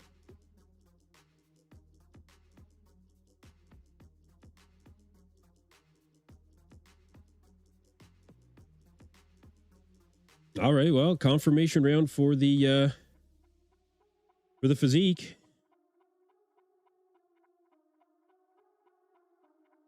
Natalia already won. Yeah, I think that's the general consensus. Yeah. I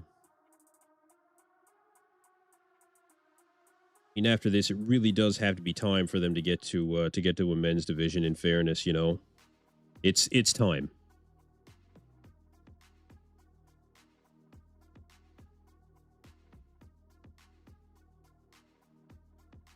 Keeping up with you guys in the chat as much as I can. Remember Barry DeMay? Yeah, absolutely. Yeah.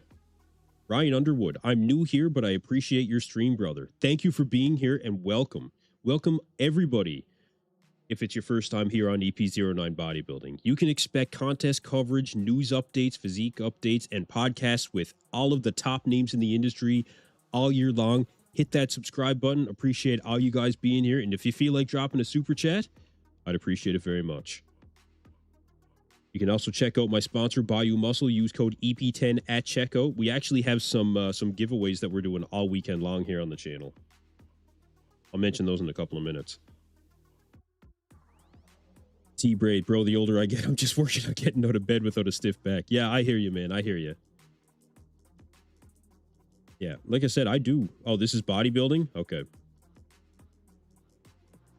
Keep your channel going, bud. Thank you very much. I appreciate the super chat, brother. Thank you. All right, let's get it changed out.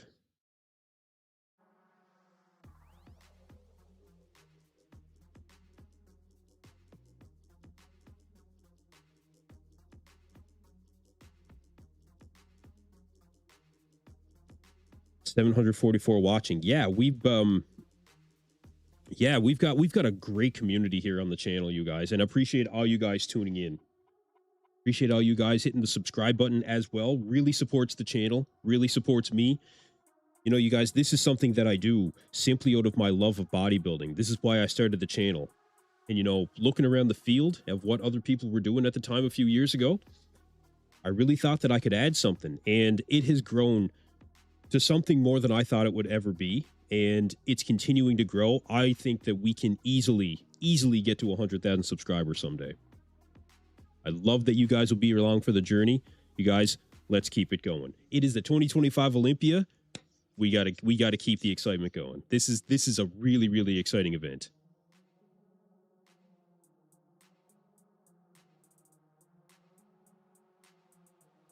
Shaw is just too damn good. Andrea, yeah, this is just it.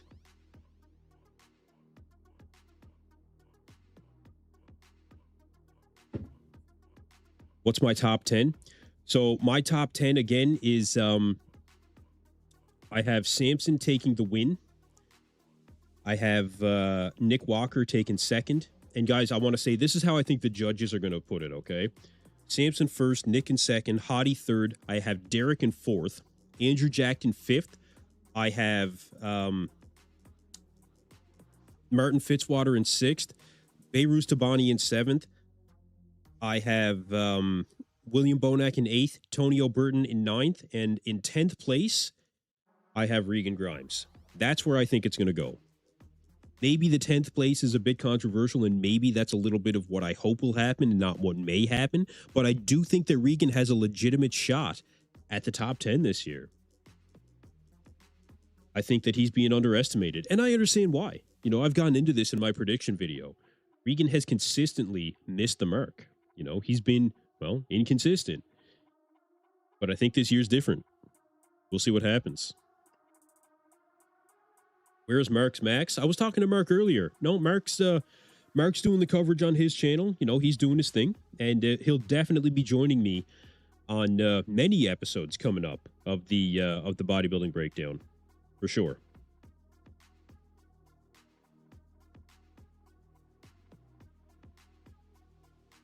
Len Oliver, do you think the Jay Cutler 09 could win this year's Olympia? Well, I'll let you know when the guys take the stage. I'll keep that in mind, and I'll let you know what I think. I don't know. 09 Jay Cutler was very, very good, but that was an era where aesthetics were not being as rewarded. So I don't know. That's a tough one. You guys, the women's bodybuilding have now exited the stage. and they're now doing the individual routines for the women's bodybuilding.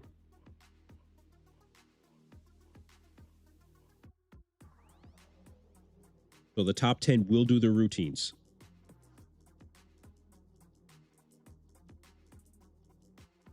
Tron City asked, will Kevin Levrone finally win the Olympia this year? Oh, man. That's funny.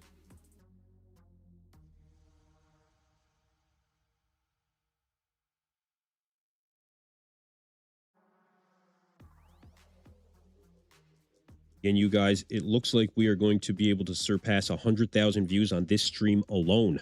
Thank you guys for being here. This is just fantastic. Unbelievable. Unbelievable. Thank you to every single one of you guys. We should be coming into men's divisions here. I would hope right after they do the individual routines, you guys. Yeah, sorry, I did mean women's bodybuilding. Sorry, Jack Say. Thank you very much for correcting me. Just Vibing says the women's division is boring. Also, they make the shows too long, low key. Yeah, the show could be a little shorter for sure. I just think that they could shit, man, she's huge.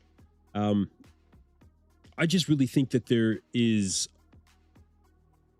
a missed opportunity when it came to the format. I think that they could have had the 212 and the men's on by now, and they would have done very well. No, I think they would have done very well.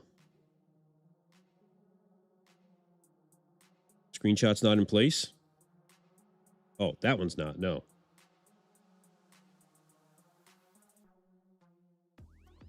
Oh, I see what I got to do. Man, I've taken a lot of screenshots. Okay, here we go.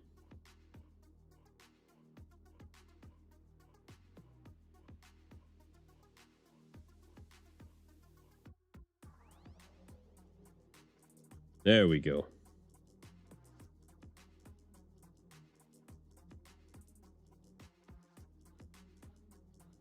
Lavina Behrouz on stage. Thank you, Muhammad Habibi. I appreciate it, brother. How is the background? Crohn's Lister asks, how's the background and lighting? Do they still have the main stage and expo stage set up? I'm not sure, but this is actually very good. I think that I think they did a good job with the background this year so far. Nobody is looking like their physique is being washed out by the background. It looks like it's going well. You know, Dan Solomon said that there would be a darker background, and I think they have a good balance right now of keeping things interesting, but it being of a darker shade that doesn't take away from the physique. So somebody did something right this year, I think. Tron City, who's your favorite top 3 all-time bodybuilders, Mr. Jardine? Personal favorites?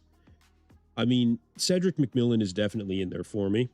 Cedric McMillan was a personal favorite of mine. When I first saw him, it was just otherworldly, especially for the time that he competed. I thought Cedric was just ridiculous. So he's definitely in my top 3. I got to say, who else would be in my top 3? Kevin Levrone. You can pick any of the 4 times that he came second in the Olympia. Kevin Levrone is in my top 3 favorites of all time. Really, really like Kevin Levrone's physique. And for third, I mean, it might be too easy to say, but 2003 Ronnie Coleman. I know that's kind of easy, but it's undeniable. Undeniable. I do have a lot of personal favorites, though. I mean, even outside of those.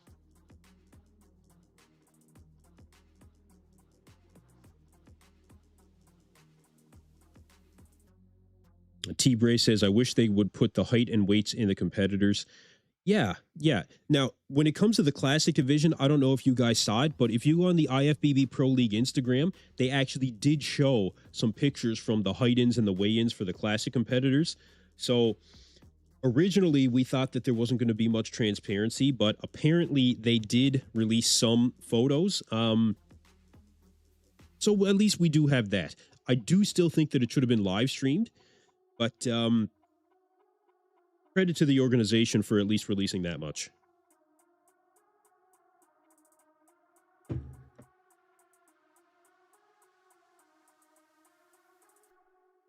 Cedric was the best and a great dude too. Yeah, he was just a really good guy for bodybuilding.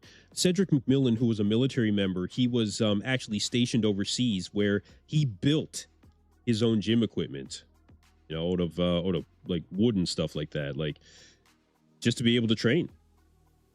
You know, Cedric was a real bodybuilder.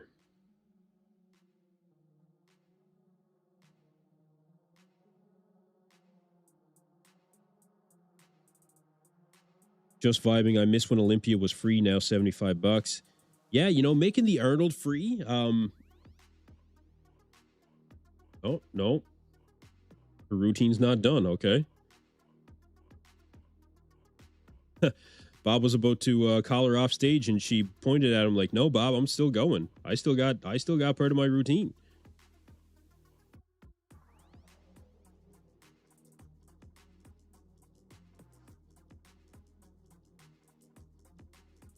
Roden was great too. Yeah, Roden was great. Yeah. Ian's in. What about Neckzilla? What do you think? I think Neckzilla is a fantastic bodybuilder. I am a big fan of Neckzilla. I am glad that he showed up and won 2 shows this year. I think that that has done wonders for his career as a bodybuilder. And I think that if he did not end up doing that in his career, then the fans would have completely written him off, where a lot of people did already. So good on him for doing what he did. However, he will not make top 10 in this lineup from what I've seen so far and from what I've heard from behind the scenes. He's not conditioned enough. He's just not conditioned enough. In time. Perhaps. You know, we can't say for sure, but yeah, Neckzilla is not going to be conditioned enough. Guy's a freak. You know, I'm a big fan of the freaks, but this is what it's going to be. Kiana Flex from South Africa taking the stage. We're about halfway through the individual routines, you guys. Black Patron, being heavy doesn't mean much in bodybuilding. Dave Palumbo was 300 pounds. Yeah, Dave Palumbo was one of the first guys to hit that 300-pound mark.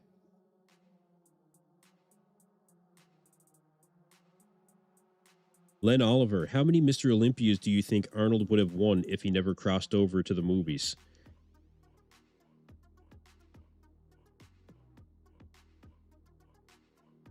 Arnold was a smart guy. Arnold made a career move very strategically. How many could he have won? I think that maybe part of the reason that he decided to not continue in bodybuilding was not because his physique was falling off, but I think that he knew that the competition was starting to stack up. You know, I think he knew. So I don't know. Politics were rampant back then, though, so I think he could have won at least 1 or 2 more.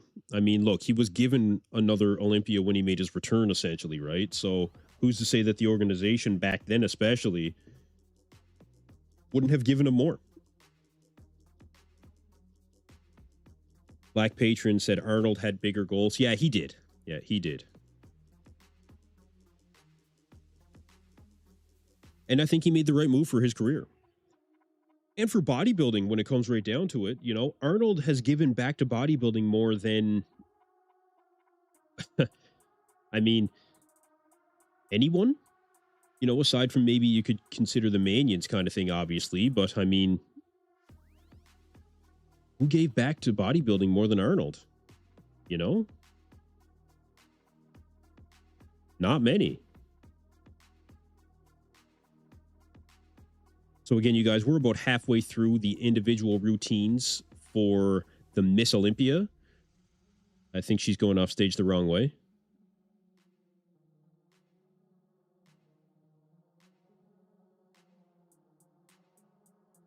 We have a Las Vegas local taking the stage, Hunter Henderson. Cool Car Envy, what's going on? Welcome. There has never been the other bodybuilder with the swagger of Arnold. No, there hasn't. No, there hasn't.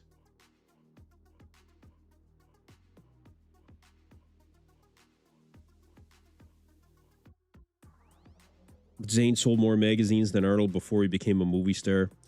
I think that there was a transition during that time when it came to, you know, how bodybuilding was being consumed in the media, and magazines were really starting to make its way. I mean, Arnold paved the way for bodybuilding to become as popular as it was, and Frank Zane having the ability to, you know, capitalize on the media source being magazines as continuing to really, you know, be pushed for people to consume that way when it comes to bodybuilding content. I mean, yeah. Of course, that if you keep spamming the chat, bro, I'm going to have to put you in timeout.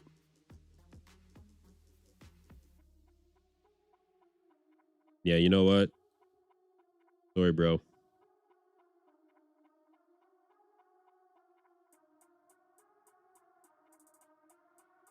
Five-minute timeout, bro. Appreciate you being here, but this is not the place for spam. Cool Car Envy, yo, just hopping in. Thank you for joining me, brother. Thank you. Mr. Rogers 187, I wish I ordered a pizza. Luckily for me, this is like past the time when I would even eat, so I'm going to keep the liquids going. This coffee's really lasting me.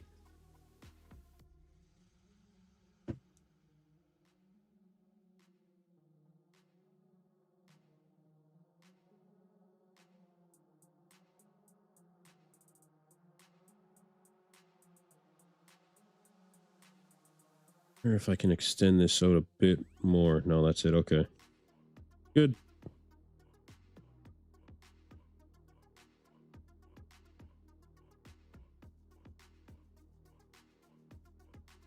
Lara says Dave was 281 on stage. Off-season was 319, but he looked tiny next to Greg Kovacs. 6'4", 420 off-season and 342 on stage. Find that picture with Greg and Dave. Yeah, I mean, look, Greg Kovacs was obviously ridiculous. Gonna reheat my coffee for the 9th time. Man, I'm so bad for that. I used to be way worse for it. Wow, this is fucking conditioning.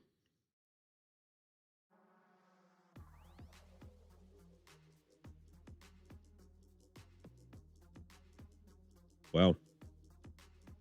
Conditioning is right.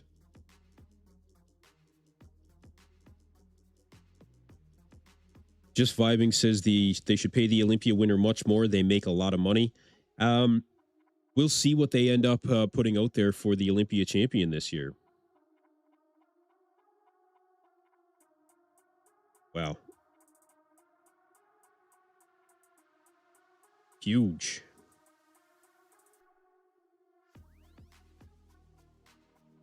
Holy shit.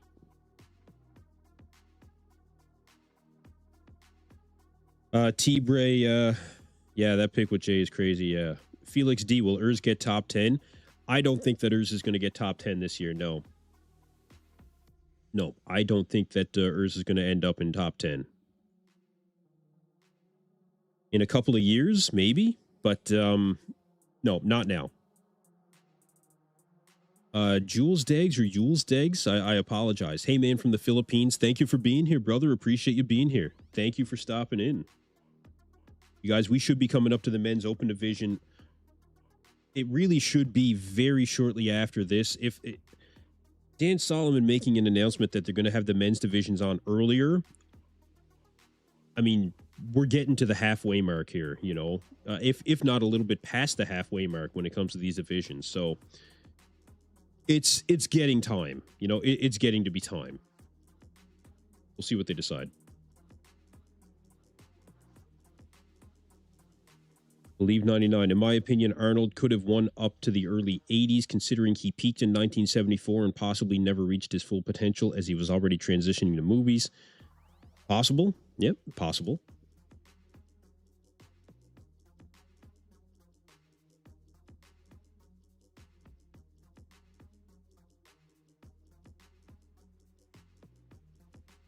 Natalia Kovaleva. I think she's that's a familiar name.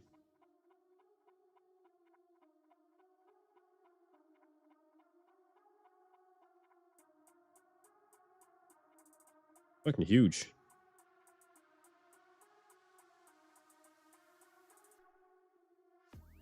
Yeah, she's been around the game for a while.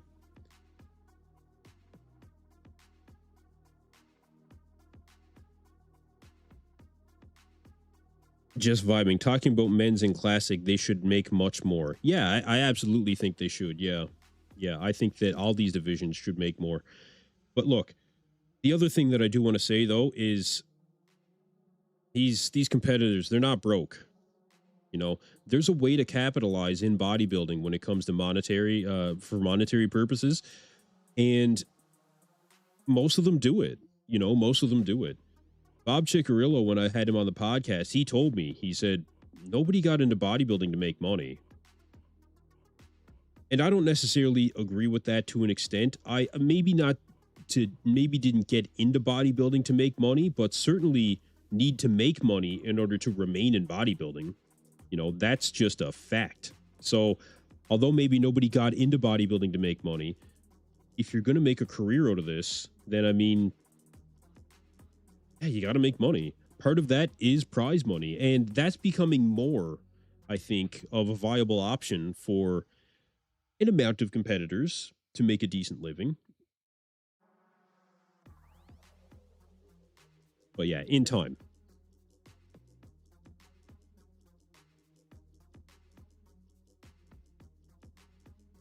Stephen Horn, they need to do all the women's contests on Sunday. So that's been a conversation for quite some time as well, having the women's division all in just one day. But look, the Olympia president, Dan Solomon, acknowledged the fact that essentially he said it without saying it. They wouldn't get as many eyeballs on the screen for the women's divisions. And the Olympia, I don't think, wants to be seen as not being inclusive. So the women's divisions are going to remain within these shows, you guys. I do think that if they put some of the men's divisions on earlier, even like really, if it's not on next, then they're going to miss an opportunity. You know, Dan Solomon will have essentially failed in trying to deliver a message that they are trying to do better for the athletes, because right now it would be 8:43 p.m. in Vegas. He said he was going to get the athletes on earlier. Well, it's getting to that point where you're not going to have these guys on earlier. Either the 212 or the open are going to not be on within, I think, an earlier time frame. Which division is going to suffer for it? We'll see.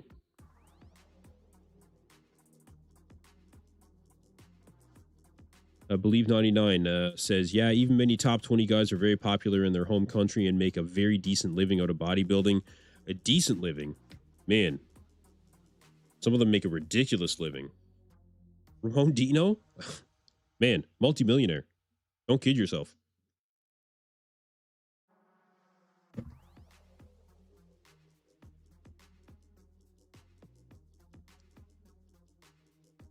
Angela Yo, I think this is. I think this is the last. I think this is the last routine for the Miss Olympia.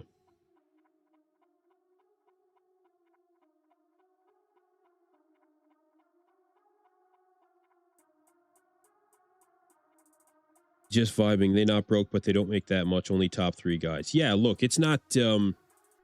Not many in the sport are making ridiculous amounts of money, but there are a lot of them that are making a decent living. You know, but some of them are doing a little bit better than decent. It all depends on how you want to market yourself, how you want to capitalize on your potential exposure. Really, it comes down to how hard you want to work. No different than anything else. Hey, you got to have the physique to back it up, absolutely, but you know, what's going to fit for you as well. God as a Woman asks, do you think they drag out open to maximize buys across 2 days? This crosses my mind as being the true strategy behind scheduling. Oh, no, that's blatantly obvious, to be honest with you. That is blatantly obvious. That is the reason that they put the men's open on later, because that is what 90% of the audience tunes in for. And it's not a knock on any other division. It's simply how it is. You know, it's just how it is. The men's open carries other divisions. It's no secret. The organization has acknowledged that as well. But the fans, obviously, being you guys, are getting tired of it. So there is something that needs to be done. You know, the fans are the ones that, without the fans, I mean, this sport is nothing.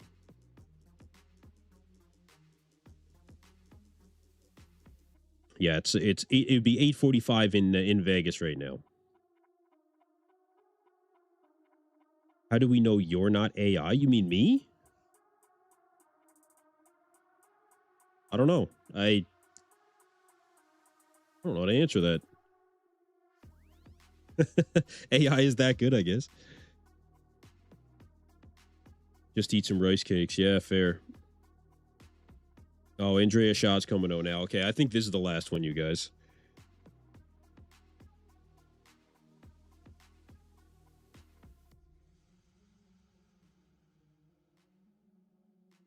Jack Say says Mickness so bad in 2024 he dropped out. There was a lot of things around those circumstances. A lot.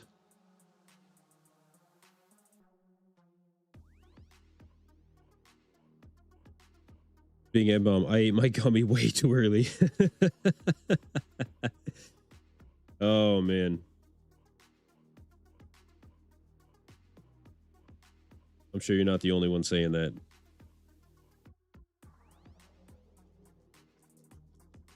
Maelstrom asks, what do you think about them not putting Derek and Nick together last night? Oh, I think that was ridiculous.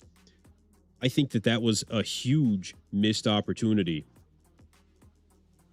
I think that was going to be the one thing that everybody wanted to see was Derek and Nick really speaking for the first time together since all of this drama started. It was a huge missed opportunity when it came to the press conference. I mean, the press conference is there in order to really, stir things up and start conversations before the show. And I mean, Nick had a coach by himself. Nick was almost laying down on that coach. He could have had a nap last night. And everybody else that was watching, honestly, probably could have done the same thing. I didn't see anyone that said that they enjoyed the press conference, unfortunately. I really didn't. Mr. Rogers 187, Sean should come out and stand next to Sean and Shaw. Andrea Shaw should come out and stand next to Sean and Keon. Oh, man. She is good. Yep, she is good. I'd say she's probably the winner.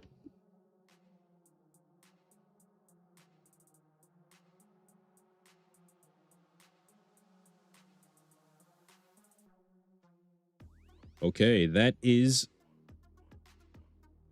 I don't know what's next.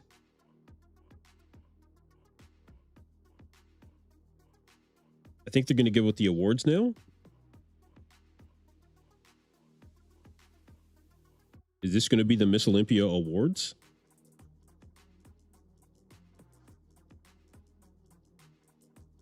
Let's see. Freedom Fighter 17. There are much more divisions than you see here. Oh, absolutely. Zach Burnell Silver. I'd rather shit my own pants than watch another women's division at this point. It is time. It's time.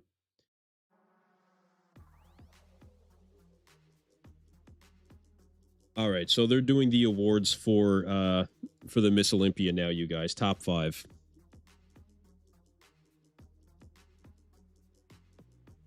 And of course, the pose down. Yeah, we're nearing 1 a.m. here too, you guys. We're getting on. We're getting on. It's time. I remember the first Olympia that I covered in 2022. You guys can go back and watch the video at some point. It was like 3 or 4 in the morning when I made my video, and I sounded tired. I really sounded tired. But that was a very exciting Olympia. That was the first one I covered. Freedom Fighter 17. So we know for next year to sleep 2 more hours. Set an alarm. I will be here, and I will keep you guys posted as always. I do appreciate all you guys sticking around and really getting into the chat. You know, we've got almost 8,400 votes on the poll. Nick Walker still holding steady with 35%. We've got Hadi Choopan with 33%, Samson Dauda 26%, Derek Lunsford at 6%. This is who you guys think will win the 2025 Mr. Olympia.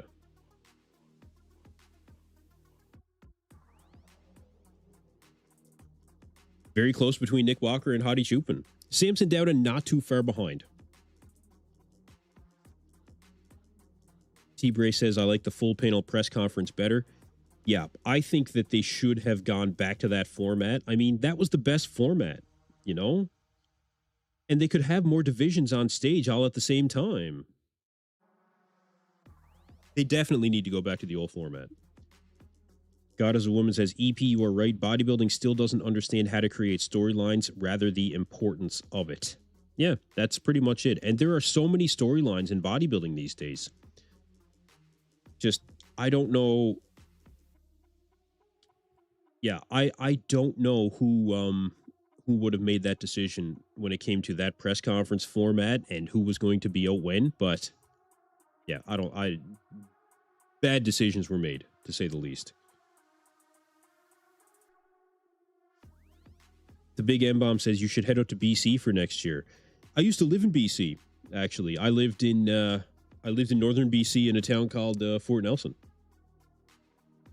Small town, 4 hours from the Yukon border. There was just about 5,000 people when I lived there. That was back in 2013. Really enjoyed it. Loved living in the Northern Rockies. Really awesome gym up there called the Iron Alley. Iron Alley was sick, bro.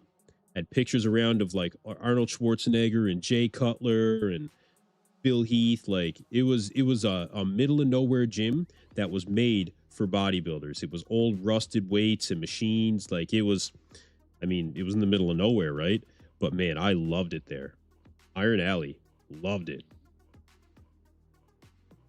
Doesn't exist anymore, unfortunately. But man, that place was sick. Bodybuilding competitors in there. It was awesome.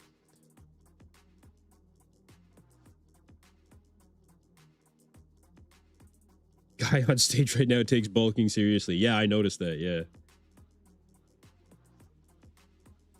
Lara says, I'm a night owl. I'm good. Perfect. Angie Yo, 4th place. I don't think she's happy about that. She doesn't look happy.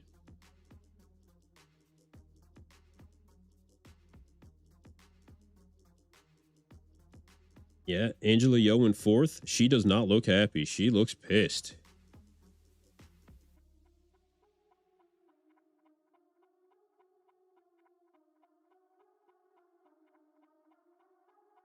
Yep, she looks pissed. Cool Car Envy says, I have Nick Walker winning. It's all out in rear double biceps. Hope he keeps the midsection in check at all times. If he can do that, he's going to be a contender. Yep, he's going to be a contender. Lara says, I'm fine if Nick wins, but anyone but Derek, please, God. We'll see.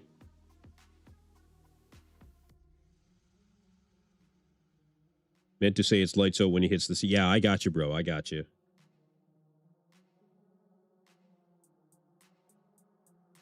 Lara says, I don't like the press talk. I'd rather have a big meet and greet talk with the crowd. I think that there's a place for both. I think that the talk with the crowd could get a little bit confusing. I think that there could just be a little bit too much chaos involved in that to be disorganized and uncensored. You know, you have no idea because they live stream it. You know, who's going to say what? I don't think so.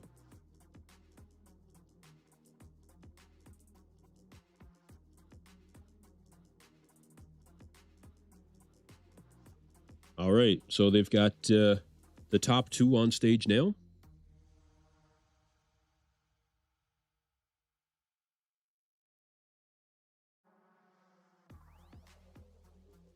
Looks like Tyler stopped chewing gum. Good for you, bro.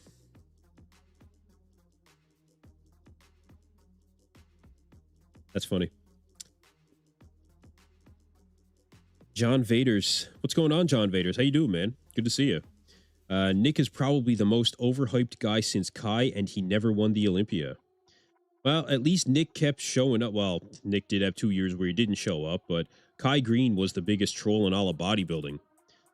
Kai Green lost me as a fan, you know, after the antics that he pulled of saying he was going to do the Olympia and then never showing up.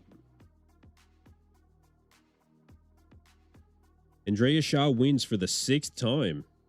Miss Olympia. Wow.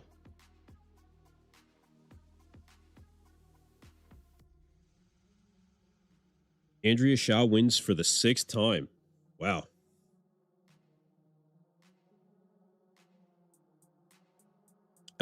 Simon 84. Kai and Phil format was good. The pose down with Cedric, that format was good. Yeah, that was the best press conference format. Hands down.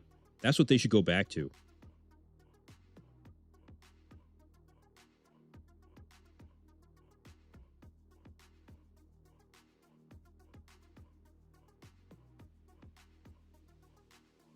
Laura said, we lived in Washington, New Hampshire, a town of 248 people. That's cool. I like living in small towns. The town in the Arctic, if I get the job, is like, I think it might be 4,000 people, maybe. But it doesn't get much further north.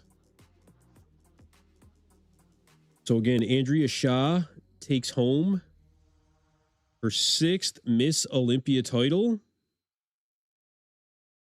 And we will see what the next division will be, ladies and gentlemen.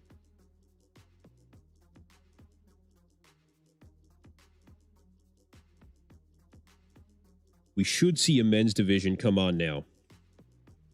Glad to hear it, John Vaders. Good to see you, man. Good to see you. Just vibing. Too much muscles. Not a fan of the women divisions at all.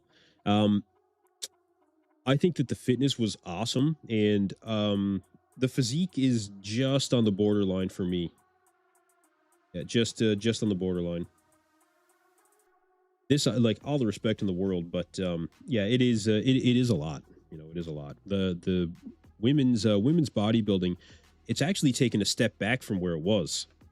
You know, it was too much at one point, way too much, and the division started to lose some steam because it just was not appealing to. It wasn't appealing to the majority of the bodybuilding audience. You know, even the ones that used to watch it, it got out of hand, got way out of hand.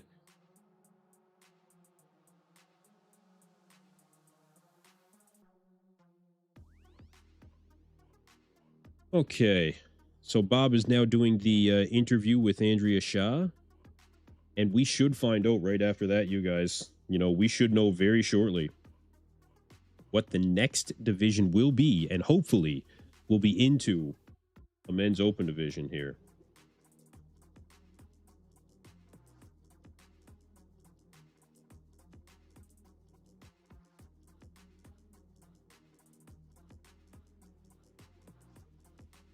Six-time champion. Very good.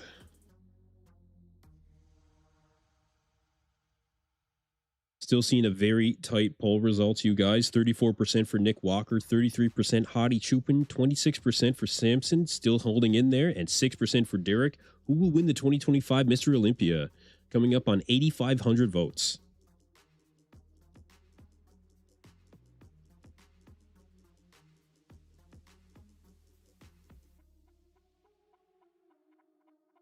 I don't think Shaw is that crazy, huge, or gross. No, I think she was a good balance overall. Am I Canadian? Yes. Yes, I am. Black Patron. Let's hope 212 is after open prejudging. Yeah, I mean, let's see what happens. Yeah, let's see what happens.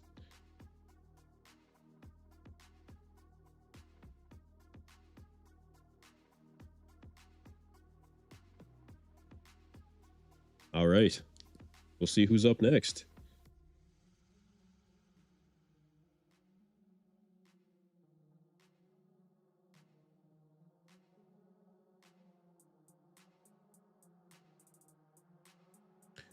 Let's see. Fly High says Kai wasn't overhyped. Dude had crazy arms, insane wheels with a crazy ass back. Nah, it wasn't over. I don't know about overhyped. But like I said, he just lost me as a fan when it comes right down to it, because he continuously said that he was going to show up at the Olympia, or at least kind of trolled the fans that he was going to show up at the Olympia, and he never did, despite special invites, you know, like it just, he lost me as a fan. Yeah, he just lost me as a fan. Okay, so what's going to be next?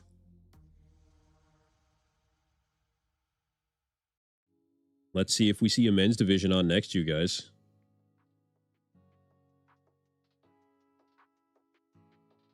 Next up, let's hear it, Bob. Come on. Give us what we want to hear. Tell us what we want to hear. Come on.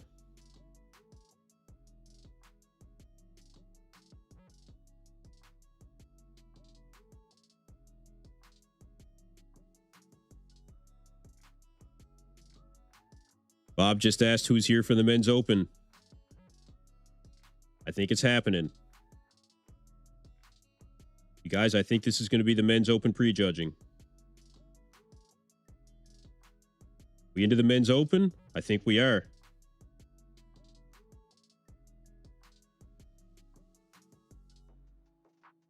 Come on, Bob. Say it.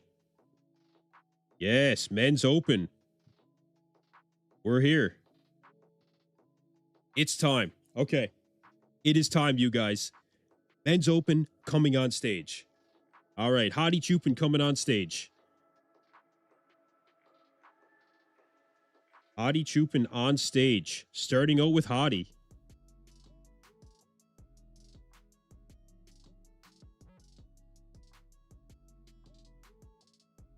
Hadi Choopan on stage. Here we go. All right. How's Hadi looking?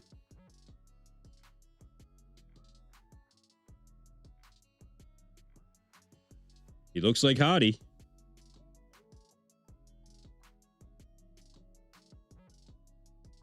He definitely looks like Hadi. Now, the thing with Hadi is that I originally said I put him in third. And the reason that I put him in third is because I didn't think that Hadi was going to bring anything really new to the stage. And we'll let him hit a few more poses. See what he looks like from the back.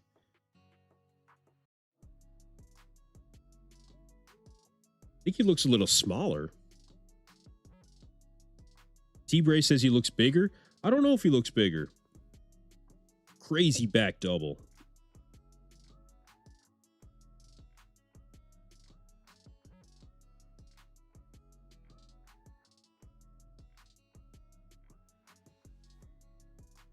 Oh, yeah.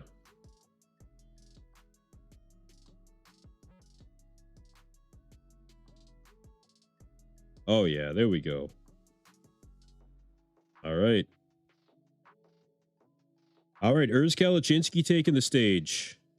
Here we go. I don't know if Hadi brought anything different. I don't know if Hadi really brought anything different to the stage.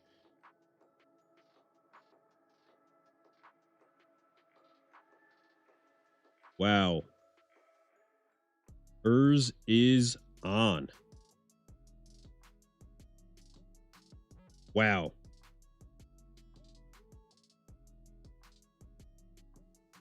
Wow. Urs is on, you guys. Urs is definitely on. Will Hadi have pointy shoulders? I don't think he did.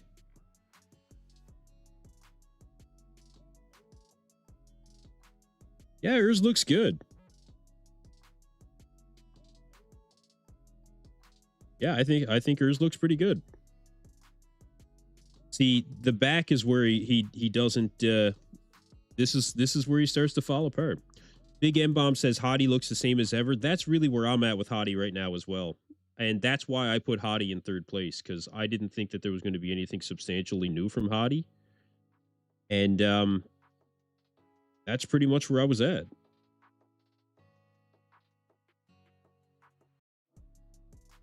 Urs Kalecinski. All right. Who's next?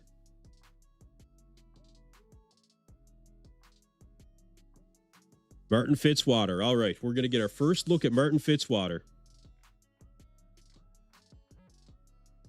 Let's see what he brings. Let's see what he brings. Yeah, I agree, Jack. Urs did have a better tan. Okay. We got our first look at Martin Fitzwater. He is looking... Let's see the side leg. See the side leg. Okay, okay. Not seeing quite the condition that I'd want to see out of Martin right now, I don't think. Martin saying that he was going for conditioning this year. And,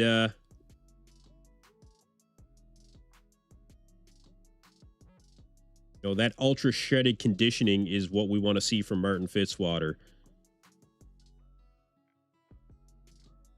Do I believe Urs can win an open? Not anytime soon, no. No, not anytime soon.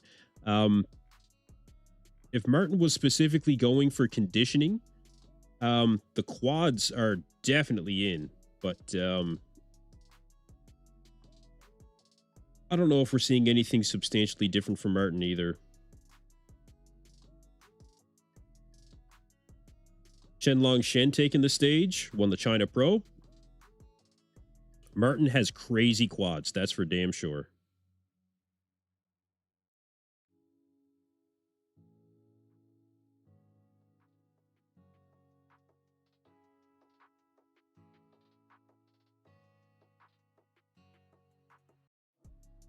Chenlong Shen taking the stage. Bio Muscles. Davey says Urs is beating Martin. Maybe, yeah. Chenlong Shen. Black Patron says this guy looks like he's got synthol arms. Here, take a look. Little suspect, maybe. Not the greatest conditioning. He's pretty big. No, he's pretty big. He's not bad.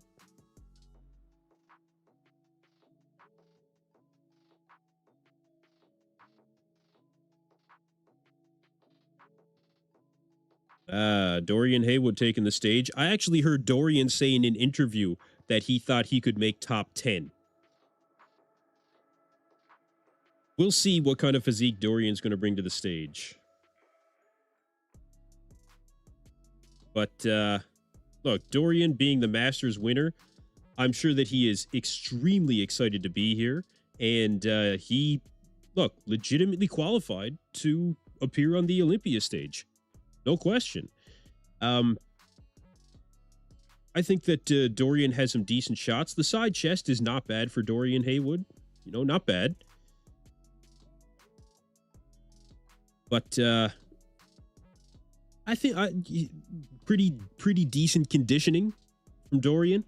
But yeah, he obviously has some body parts that are starting to lag, and he's showing his age a bit.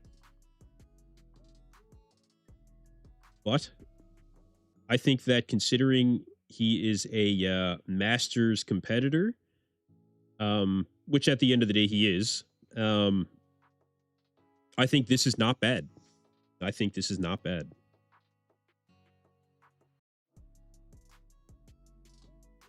Okay, Akim Williams taking the stage. He's only 42. Yeah, look, that's not... there's a lot of guys into their 40s right now, William Bonac, Brandon Curry. I believe Akim Williams is. Correct me if I'm wrong there. All right, let's see what Akim Williams looks like. Akim was really starting to bring the conditioning the last couple of seasons. That side leg looks really good. See what the side leg looks like for Akim. As you guys can see, not bad at all. I think his back doubles actually improved. That's interesting.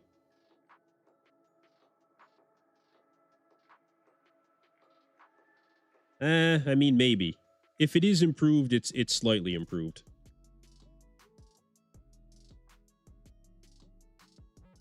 I think I'd like to see more conditioning from Akim.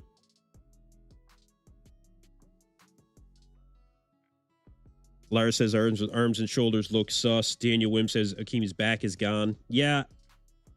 GoodVito taking the stage. All right, GoodVito. Let's see it. This has been one of the most anticipated guys to take the stage. Many people have had him in their top 6. And he is looking every bit as good as his updates leading into this show. Wow. Let's see the back.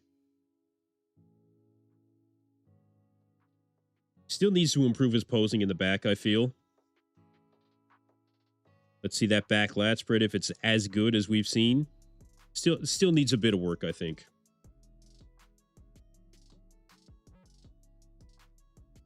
Here, let me get you guys a shot of GoodVito. This front double, crazy. Crazy. Conditioning is on for GoodVito. Next up, you guys know who's next. Nick Walker taking the stage, ladies and gentlemen. Nick Walker on stage. Here we go. Nick Walker, the mutant, adamant that he will win the Mr. Olympia this year. Let's see how he's looking.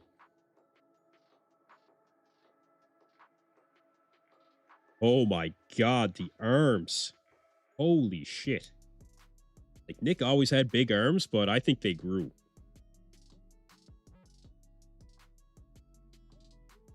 Side shots for Nick, excellent.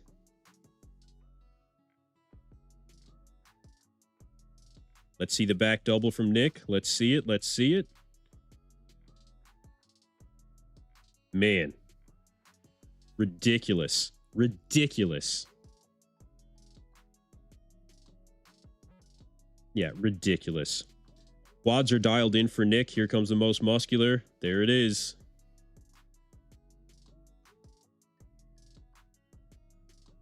Nick is massive. And I mean massive.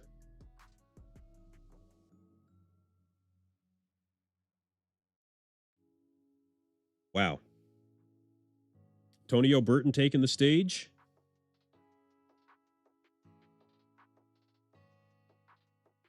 Wow.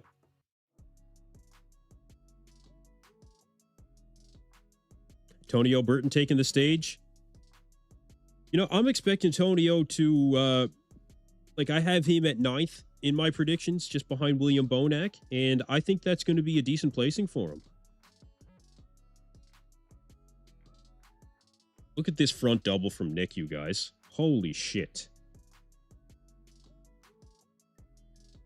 Tonio looking smaller. I don't think he's looking smaller. I just don't think that Tonio is... I just don't think that he's big enough yet. You know, I don't think that he's showing substantial improvements from a size standpoint.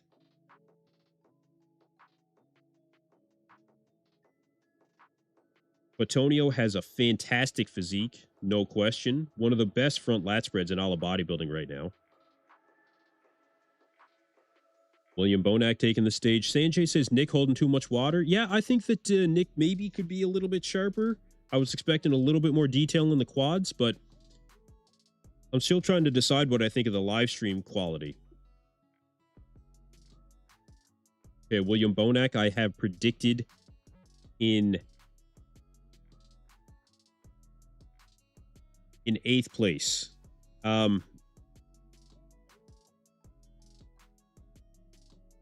It's kind of a weird front double on William Bonac, you guys. Take a look at that. There's something weird happening with the arms there.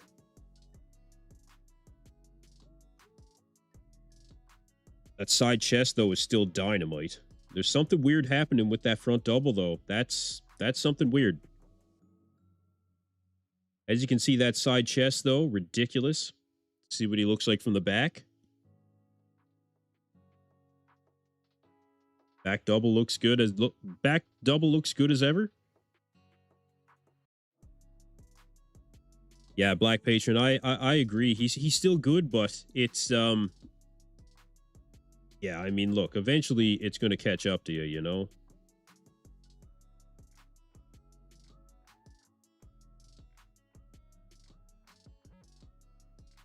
William Bonac, ladies and gentlemen, one of the veterans.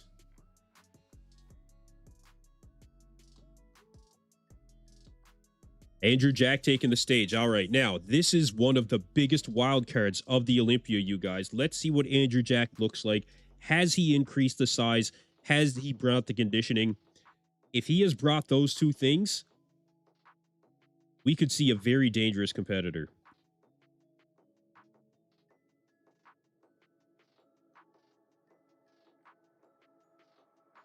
Conditioning looks like it's on. Let's see from the side. Not bad. Not bad. Not bad.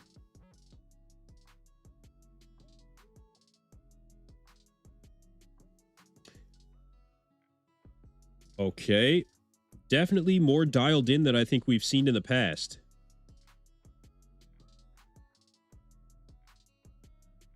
You guys take a look at Andrew.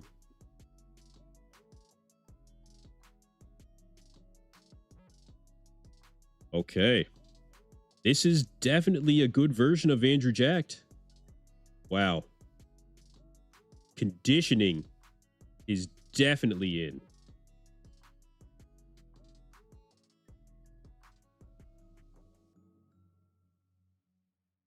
Look at the conditioning on Andrew. Wow. Ah, Andrew from the back. Yeah, sorry. Yeah, they didn't really give us a very straight on shot of Andrew from the back there. Andrew looked really good, you guys. Really good. Behrouz Tabani now taking the stage.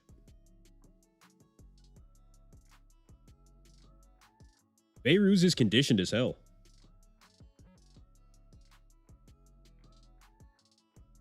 Yeah, Behrouz is conditioned, you guys. He's definitely showing the conditioning. Wow.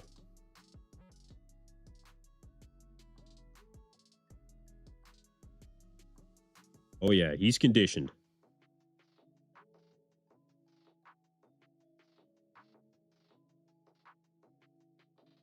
Yeah, that side chest on Behrouz, very good. Yeah, very good, very good. Let's see the back. Andrew did look like... Andrew, I think this was his best. Oh, Behrouz is really dialed in from the back.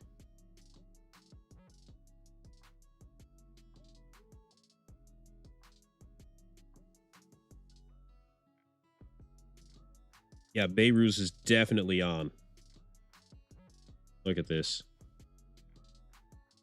Oh, yeah, he's on.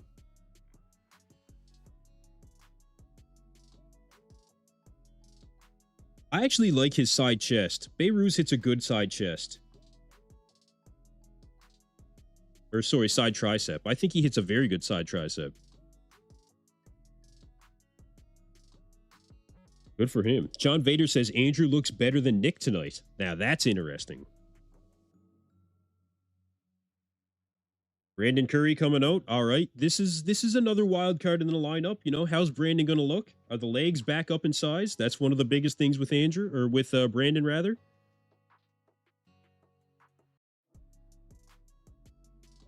All right, let's see it.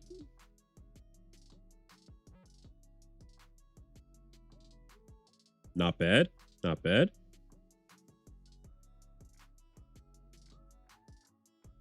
I think Brandon's looking pretty good.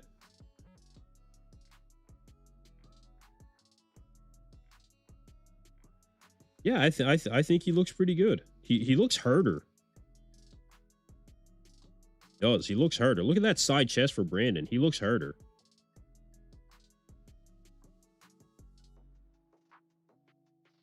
Seeing some love for Behrouz. Top 4 to 5 for sure. Behrouz top 6.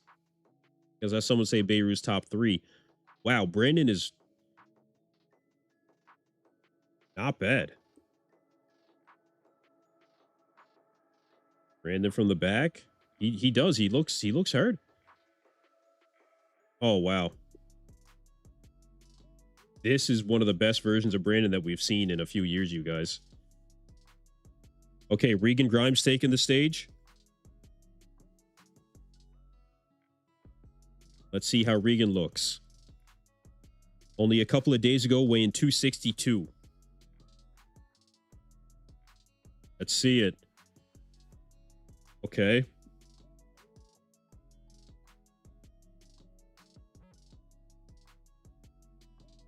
Hitting some unconventional poses. Let's see a front double. Okay. Okay. Not quite conditioned enough.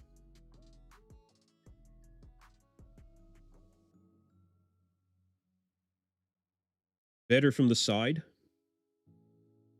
Definitely better from the side, but conditioning from the back, not bad.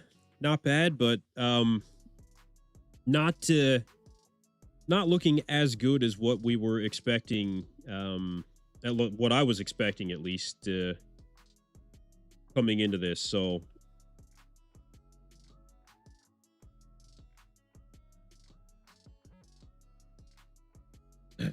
looks like he got better as time went on. You know, the more that he posed, but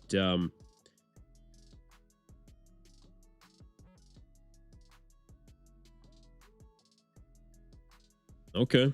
Now, Brett Wilkin coming out. Yeah, I think Regan... I don't know how Regan's going to do. I don't know. We'll have to see him in a call-out. Didn't quite bring the conditioning. Brett Wilkin currently on stage. Looks like Brett is coming in a little bit small. I think he still has a lot of size that he needs to put on.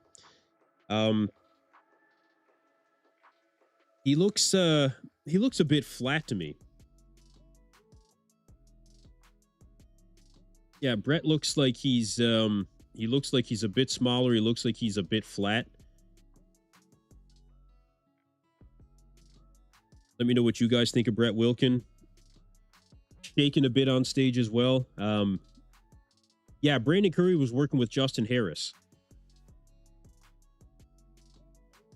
Yeah, I think that Brett looks better from the back, I think.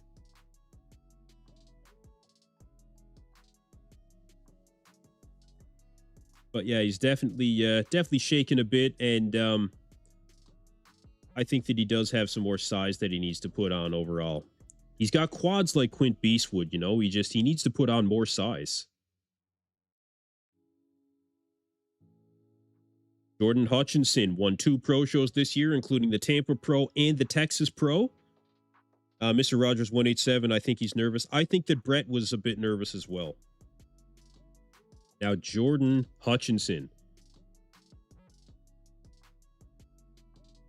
Definitely showing some good separation. I'd like to see some more separation from the biceps and the triceps in the front pose. Quads look good, though. Looks good in that front lat. Looks very good in that front lat. Side chest looks good. Like to see a little more detail in that side leg, but not bad. Not bad.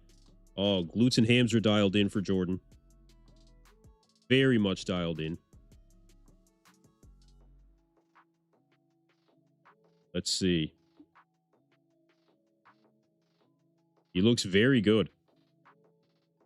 Is the lighting washing out detail on these guys? It might be. Yeah, it might be a little. I haven't seen anybody like crazy crisp yet. I'm not sure. Like I said, Jordan is looking very good. Very good for his first Olympia. He's going to place well. Bob didn't even call him Rubiel Mascara. Bob called him Neckzilla. That's hilarious. All right. How's Rubiel Mascara looking?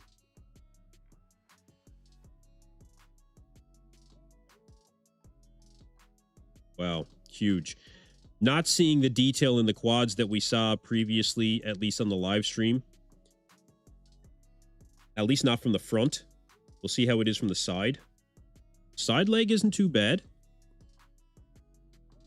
Wow. Ridiculous side chest. Ridiculous. Look at that.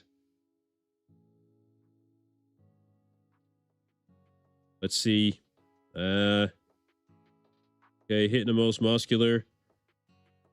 Let's see some back shots. Gotta turn around.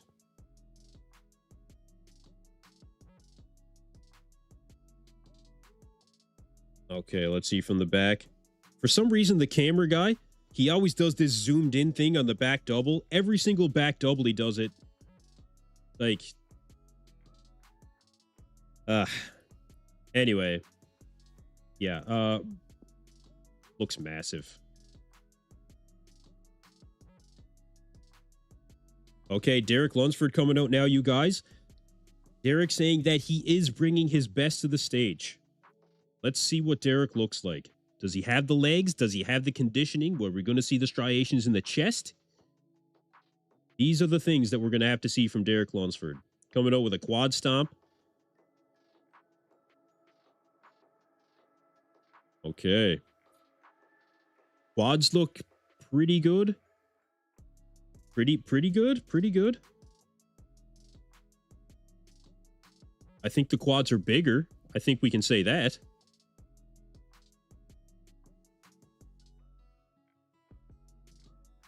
I think that Derek's arms were typical of what we were seeing, you know, from the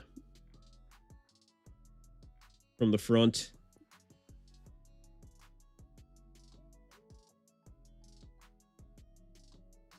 Okay.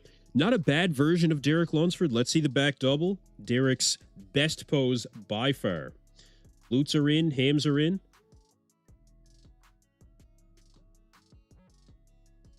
Okay, not bad. Not bad.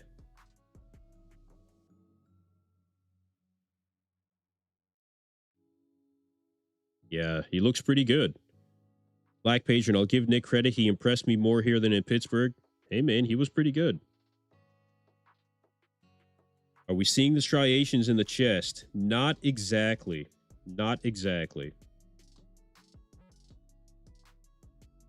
So, look, you can see this is Derek flex down on the chest very hard, and we're just not really seeing what we need to see. Sasan Hierati taking the stage.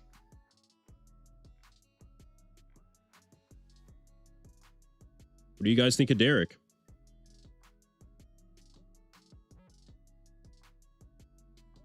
Sasan Hierati looks pretty good.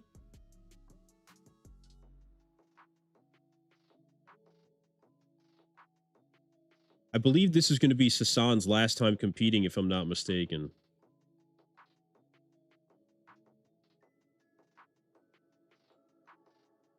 No, he did a great job this year.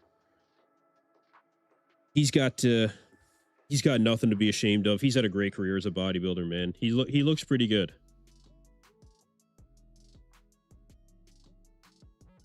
Oh, the quads are really in for Sasan, man. Oh, yeah. Sasan looks good.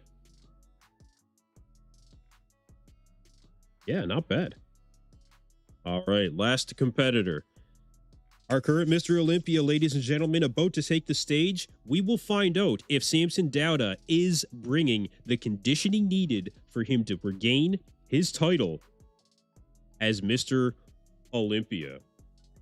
Let's see it. First impressions, looks like he does have a decent amount of size just walking out. Wow. Wow. Oh, man. Okay.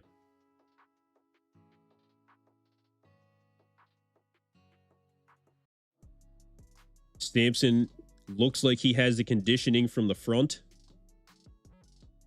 That side leg is really dug out for Samson.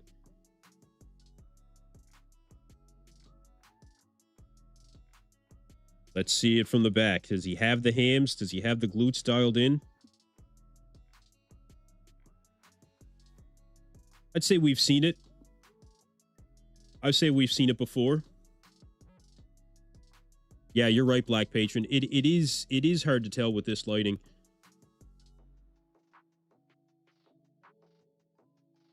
I wouldn't say that he has peeled glutes necessarily, though. Samson playing the conditioning game. I think he looked bigger last year. But he's definitely more conditioned. 100% more conditioned.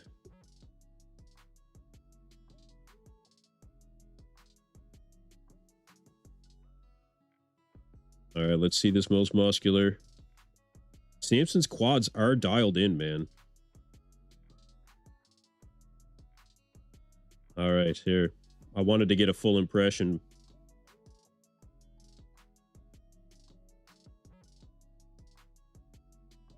This is going to be a tough one.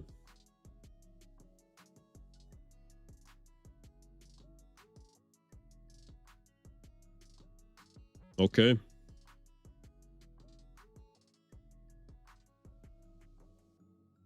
All right, we're moving into the comparisons. You can see that side leg on Samson, you guys. Like I said, very, very good. Very good.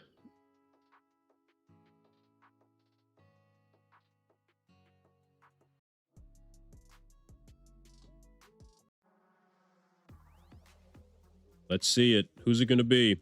Comparisons. Let's go. Let's go.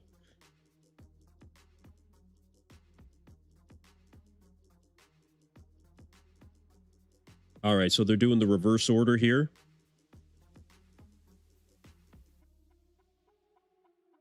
Well, sorry, not the reverse order, but they're just doing the initial quarter turn. So Hadi next to Urs. Then you've got Martin in the center, then Chenlong Shen, and then Dorian Haywood.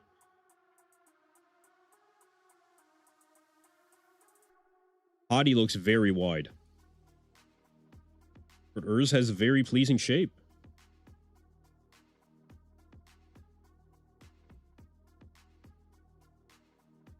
Wow. Wow, wow, wow. Okay. Martin is definitely on, you guys. Yeah, I got to show you guys this.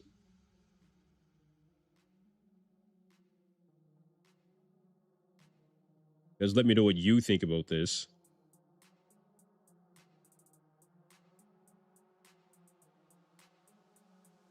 Wow. Okay, very good.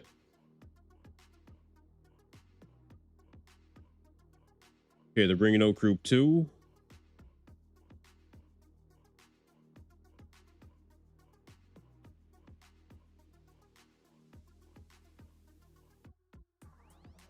Wow. Okay, let's see it. Okay, we've got Akim Williams, GoodVito, Nick Walker in the center, and then then Tonio Burton and William Bonac. Okay, let's see it. Wow, Nick's arms look huge, man. GoodVito next to Nick is very interesting, though. See what you guys think about this.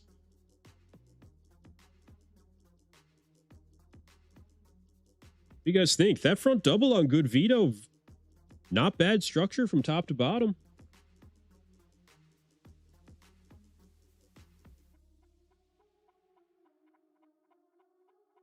Take a look. Here's the back double. Here we go.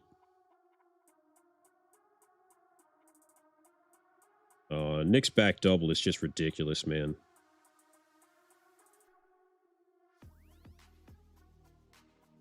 Camera guy's kind of screwing with us.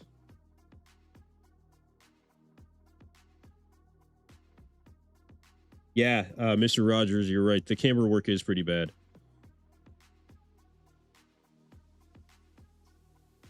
Front relaxed. See what you guys think. Okay, group 3 coming out.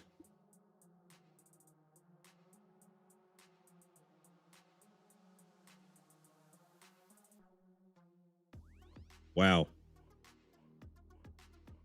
You guys, make sure you hit that subscribe button if you want to catch this all weekend long. I'm telling you, this is going to be ridiculous. Andrew Jacked is... Yeah, okay, okay. Andrew Jacked, Behrouz Tabani, then Brandon Curry in the center. You got Regan Grimes, and then you got Brett Wilkin. This isn't a bad one either. Yeah, there you go. Yeah. Okay, perfect. Yes. Nick Front's relaxed is fucking crazy, man.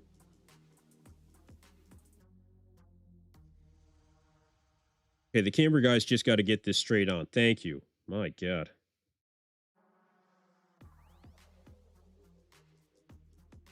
You guys, if you're just tuning in, make sure you hit that subscribe button. Smash that like button. Let me know what you guys think in the comments.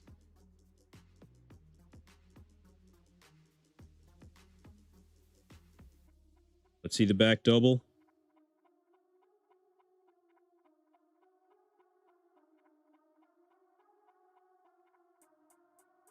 Wow. Andrew looks fantastic in that back double. So does Regan. These guys look ridiculous. Look at Regan in that back double, you guys.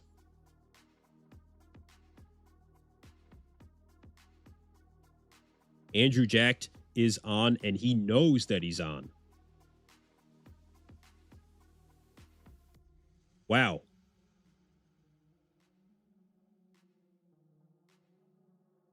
Next group is coming out.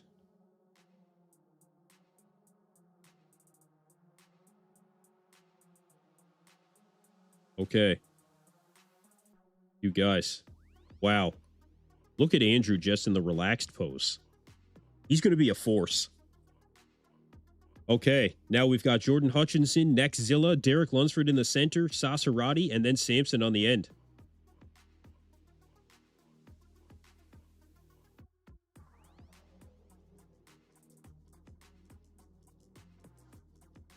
With a guy like Neckzilla on stage, everybody looks small.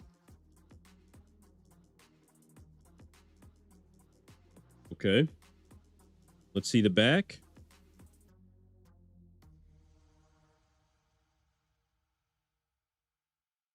And Neckzilla's conditioning from the back isn't bad.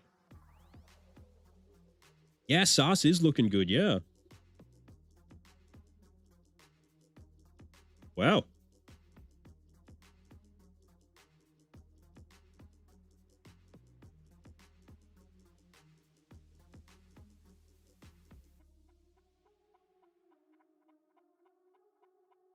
Okay.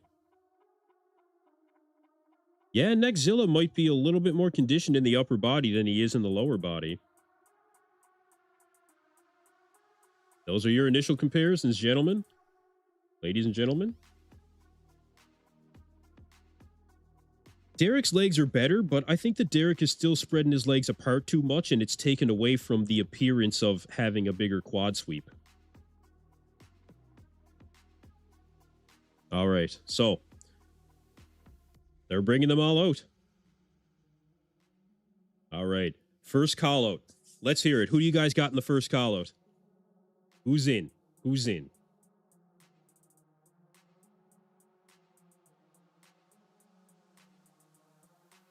Who's in for the first call out? Samson, Nick, Hadi, Derek, Behrouz, and Andrew. If they're going to do 6. Yeah, if they're going to do 6. Martin looked good too. Maybe Martin. Hadi. Okay, we've got Martin. Martin's in. Nick. Andrew Jacked. Derek. And Samson. So Behrouz Tabani out of the first call out. This is who I had in my top 6, you guys. This is who I called in my top 6.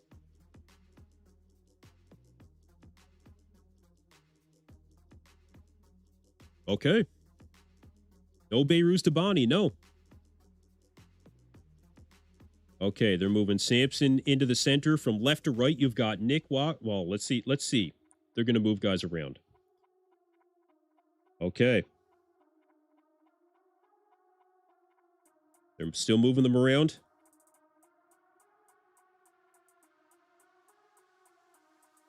Okay, so from left to right, they have Nick, Martin, Derek, Samson, Hadi, and Andrew Jack. So Nick on the far left and Andrew on the far right.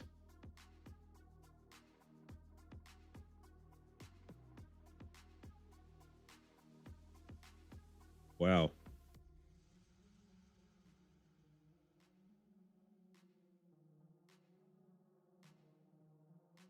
All right, side chest. Wow. All right, let's see what the back looks like. Yeah, Martin's got a really small waist in that front double now. Give us a straight-on shot, camera guy. He didn't give it to us. Come on.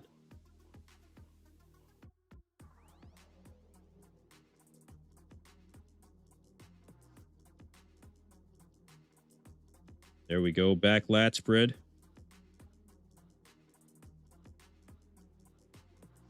Here's your side chest.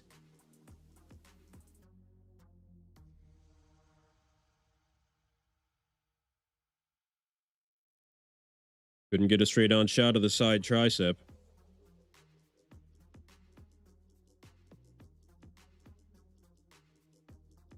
Abs and thigh. Andrew Jack takes the abs and thigh. Martin's pretty good in the abs and thigh, though. Not bad. The quads on Derek, pretty good. Yeah, this camera guy's got to be fired. I don't know who he is, but he's got to be fired. Come on.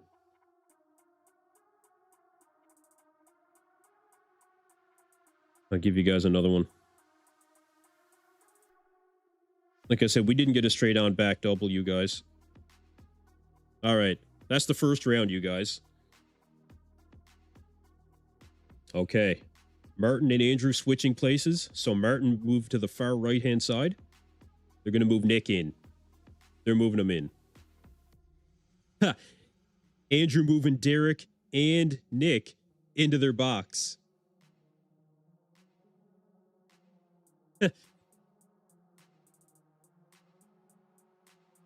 Andrew's giving Derek a hard time about stepping on the line. That's hilarious. Wow. Andrew Jack looks phenomenal, you guys.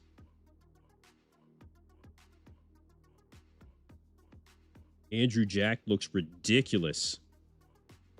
Here's the update.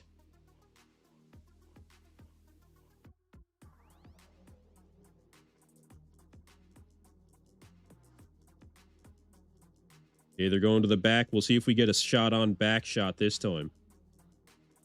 Without this camera guy screwing with us. There we go. That's what we were waiting for. Okay. Check that out. Check that out.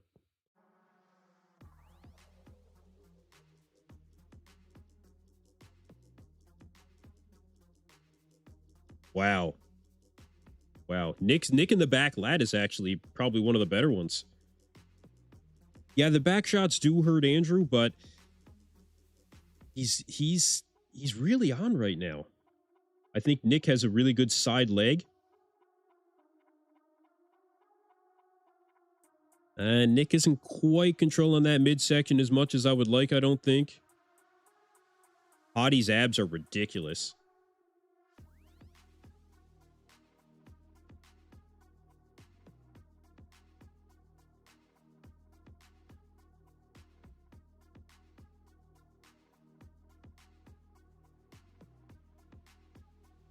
Okay, that's it.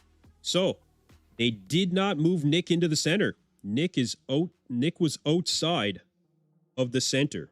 Samson remained in the center, as did Derek Lunsford.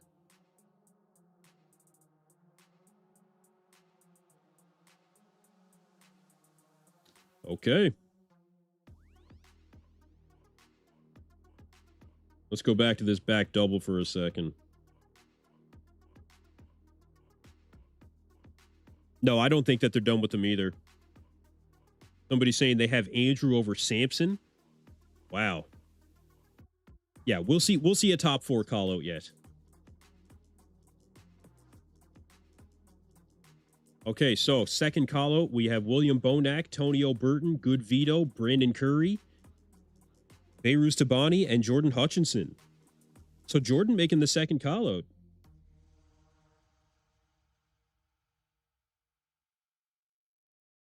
All right, we've got GoodVito and Brandon Curry in the center.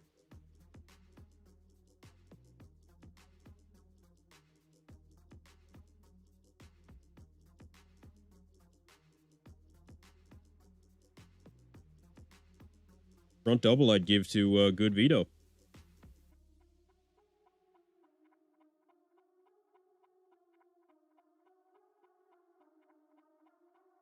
That side leg for GoodVito and Behrouz, really, really good. Back double, this is where I'm expecting Tonio to do really well.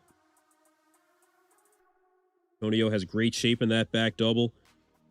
But GoodVito has a lot of width, so does Jordan. Jordan is peeled too, guys. Jordan is peeled.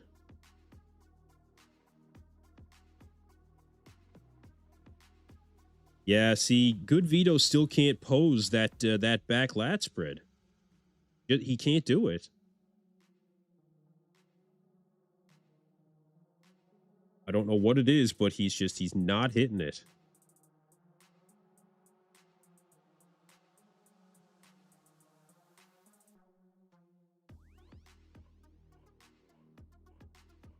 Okay.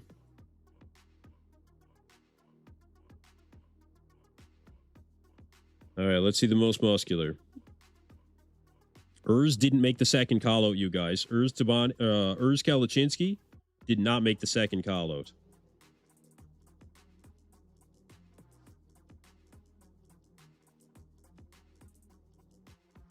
Okay, William Bonac and Behrouz Tabani making a switch. Tonio's being moved into the center.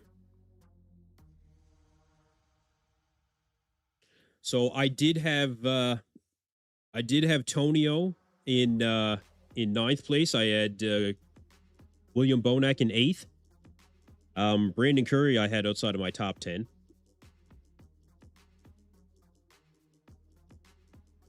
So from left to right now, we have Behrouz Tabani, GoodVito. Then we have Tonio Burton, Brandon Curry, William Bonac, and Jordan Hutchinson. So Jordan not getting a chance to stand in the middle as of yet. They may give him that chance, but not yet.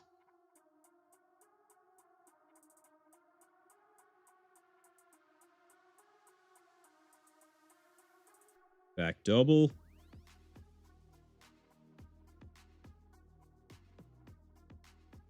See how the back double looks for these guys.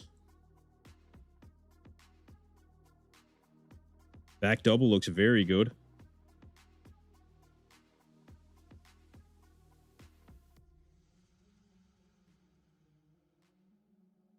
Yeah, GoodVito still needs to learn to pose. That's the difference between a guy like Tonio and GoodVito.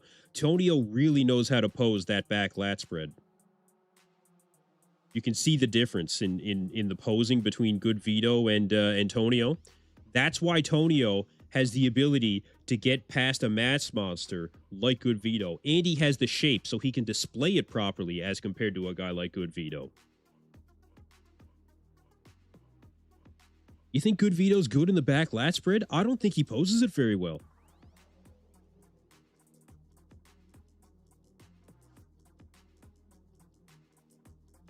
Tonio has something going on with his right lat. Does he? I don't know. Nerve damage? I don't think it's nerve damage. That's just thrown around way too much. But you see the width of GoodVito.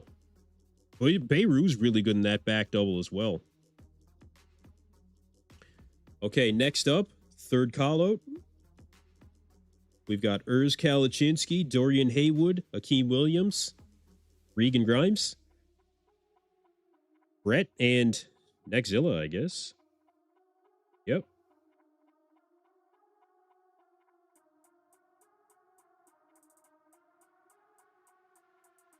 Okay, so they're doing 1, 2, 3, 4, 5, 6. They're doing an 8-man call out here, you guys. 8-man call out. Wow, that's a lot. Okay, so from left to right, Chenlong Shen, Akim Williams, Dorian Haywood. You've got Urs Kalecinski in the center. Who's standing next to Urs? Regan Grimes in the center. Then Brett Wilkin. Rubiel is being moved into the center next to Regan Grimes. They're still moving guys around. Yeah, there's a lot of people on the stream right now. Appreciate all you guys being here. I'll get you guys another shot here. This is your next 8-man call-out right here.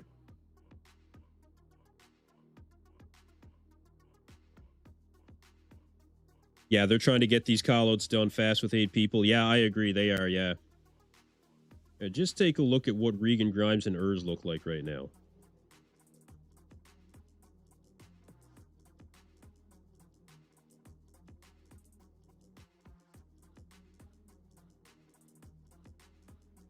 Yeah, Regan is looking good. He's not looking as good as I thought, though. Regan, again, missing on conditioning. Don't know when he's finally going to put that together. I mean, he is in the center of this call-out, so he has a chance to work his way into the second call-out. But I just don't see it.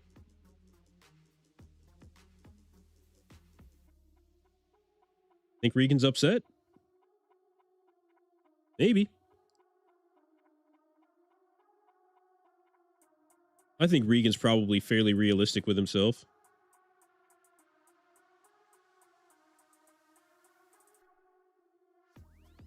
I will say kudos to the organization. They said they were going to do a black background, and you guys, they did it.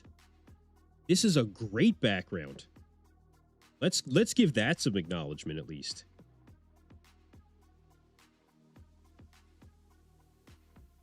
All right, most muscular for the third call-out.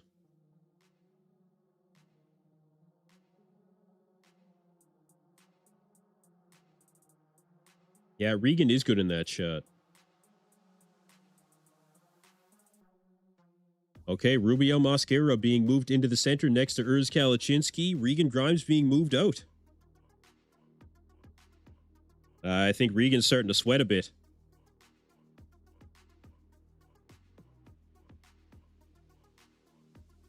Okay, so they're moving Sasan into the center next to Urs. Yeah, I think Regan's starting to sweat.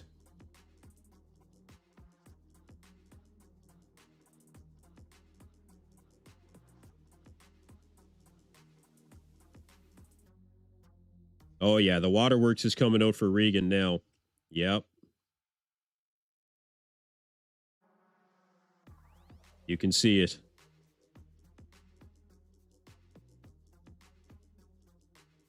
Yeah, I think the idea of what Regan could be is really more of what's getting hype than Regan himself. Regan destroying Urs from the back while everything else is close-ish.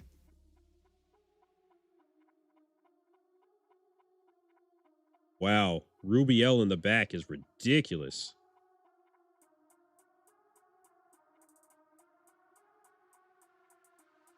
Regan admitted on a podcast that he didn't work hard on his posing before. I'd say that's still the case.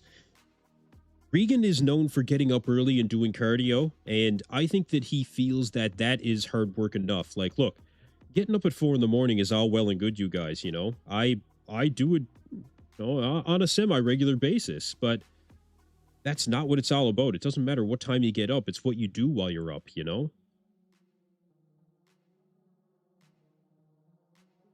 A lot of Andrew fans out there tonight.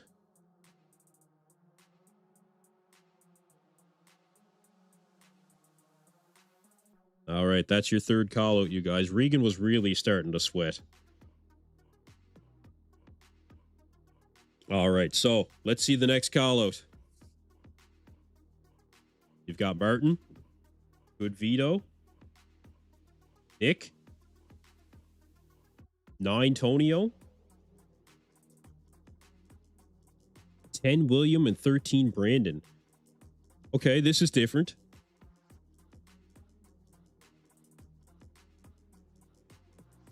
This is a different call out.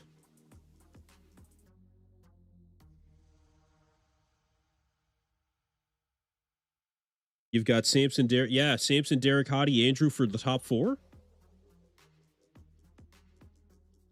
Okay. Let's see. This is an interesting call-out. From left to right, you've got GoodVito, William Bonac, and you've got, GoodVito, Tonio, Martin, Nick, Brandon. Okay.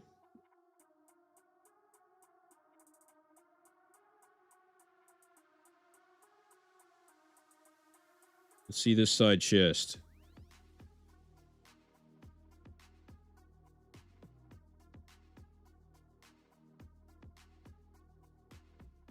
Okay, they're moving to the back double.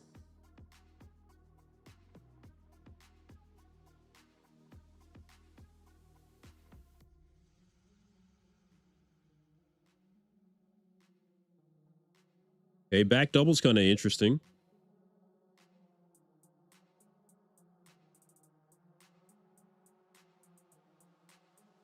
Okay. No, I don't think the judges are throwing a curveball. I think that I think they're trying to decide maybe who they want to be in the top 5.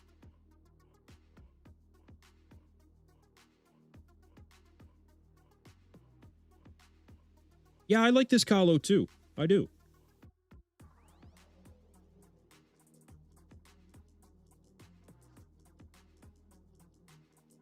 Abdominals and thighs.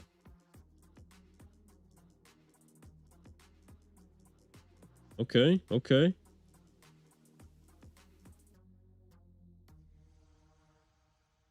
Okay, so we can see the difference between Nick and Martin right there.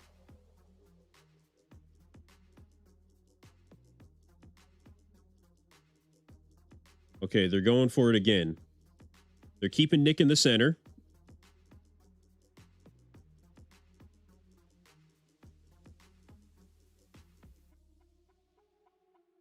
Okay, front lat spread.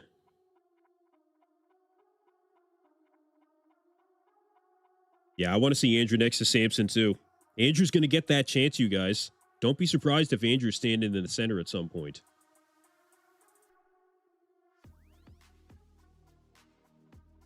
All right, they're moving to the back double.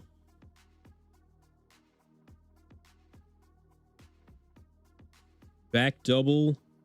Very good pose. Nick is the last one in the pose. But Nick is he getting better?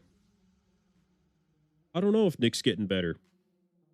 I think Nick's conditioning is off from what we've seen previous, but I don't think Martin's as good as I was hoping he would be either.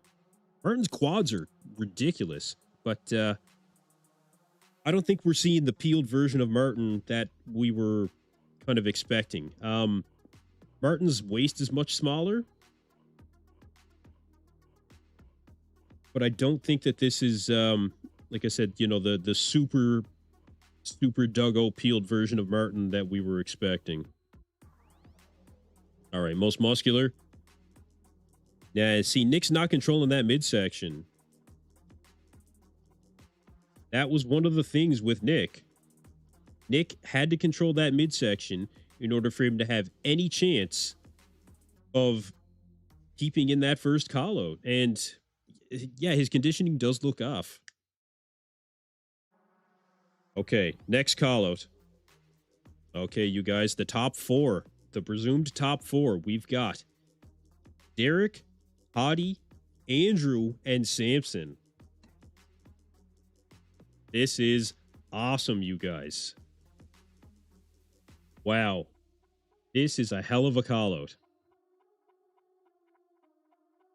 Okay, they're moving Samson into the center.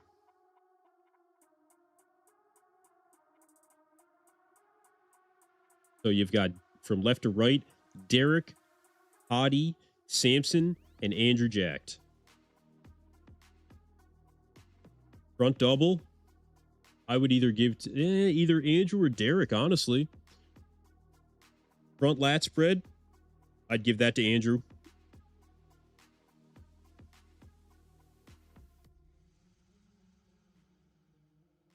Side chest. Oh, I don't know. I don't know. Side chest is pretty competitive.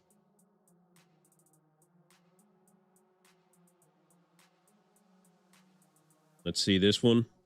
Back double. Derek is very good, but Andrew's looking really good, you guys. He's not as conditioned in the lower body. I'm going to show you guys some images. I just want to get through this one round. Just 1 second. Side tricep.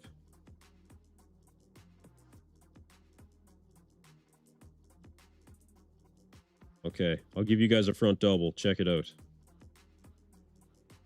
Where's it at?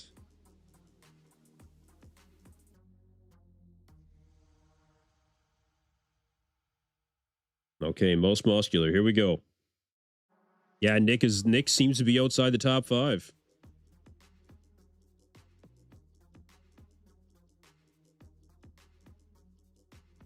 Andrew is peeled, man. Andrew has what Derek doesn't when it comes to the chest. They're peeled.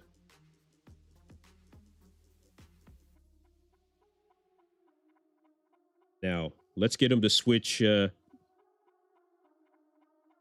Hadi and Derek switch, okay. That side chest is a hard one to call. All right, they're keeping Andrew to the outside, but I think they're going to move him in. From left to right now, you've got Samson, you've got Derek, Hadi, and then Andrew. Check it out.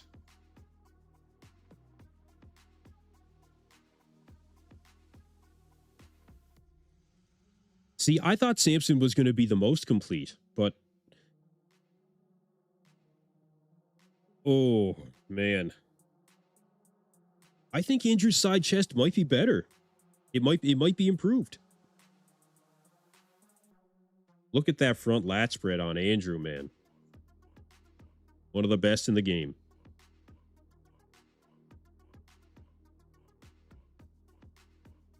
What about Andrew's legs as the full body? Andrew's legs are not as peeled in the lower body as everybody else, but they're not bad. Yeah, they're not bad. Samson lost too much size. I think Samson did lose too much size, yeah. And you see that happen sometimes, you guys. When these guys try to play the conditioning game, or if you try to go the other way and you try to play the size game, it can fail you. You know, it can let you down. See, to me, Andrew has the best abs and thigh.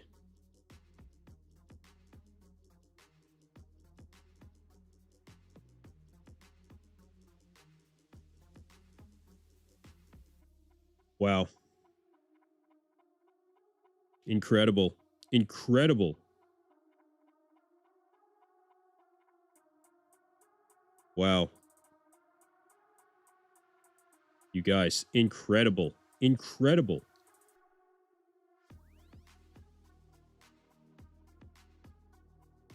Put Andrew in the center. Ah, they didn't put Andrew in the center. That's your prejudging, you guys, for the men's open. All right, new poll. New poll. New poll. Here we go. Starting a new poll.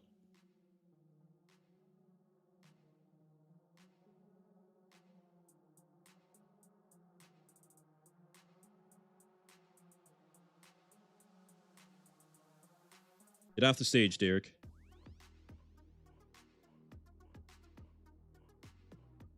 Wow. Samson Dauda. Let's go. Andrew jacked. Hadi Choopan. And Derek Lunsford. All right. New poll up, you guys. New poll. Get in your votes. Who do you got?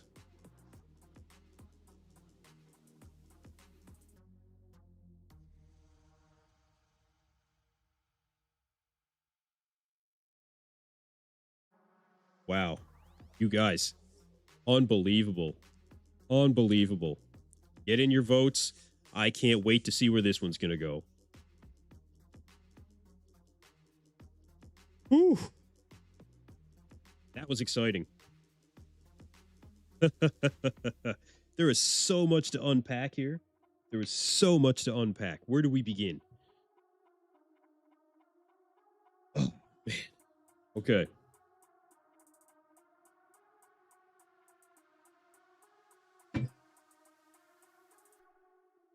Let's begin. This is your presumed top 4. Samson Dauda, Derek Lunsford, Hadi Choopan, and Andrew Jacked. Guys, we got to bring this up.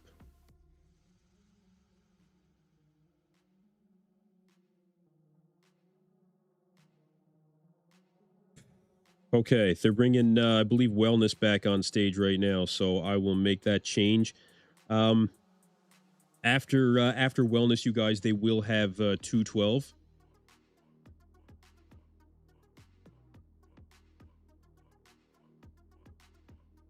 Okay, so, ladies and gentlemen, if you enjoyed that as much as I did, hit that subscribe button right now, you guys. That was unbelievable. We got to break some of this down.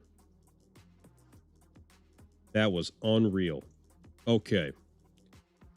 Your presumed top 4. Front double. Who do you guys got? It looks like Nick is outside of the top 5. We will get to Nick shortly, okay? We've got a lot that we can go through here. Front double. It looks like it could have just been the time that I snapped this shot, but I would say that quad detail probably goes to, I would say, Hadi. Derek doesn't look like he has a ton of quad detail there.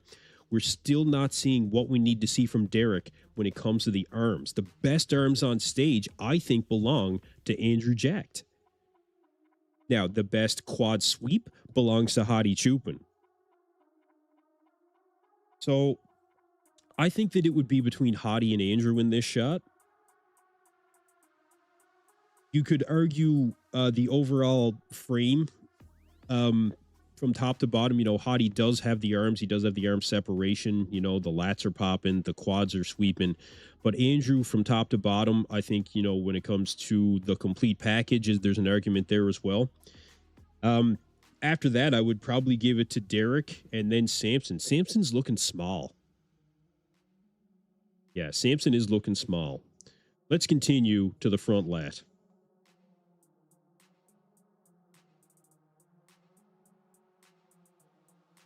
Oh, 1 second. I would give the front double to either to either Andrew or to Hadi. Front lat spread.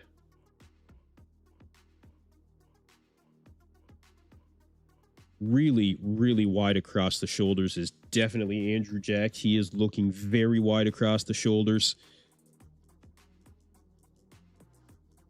Samson's also looking very wide in this shot. What do you guys think? What do you guys think? Who's got it in the front lat spread?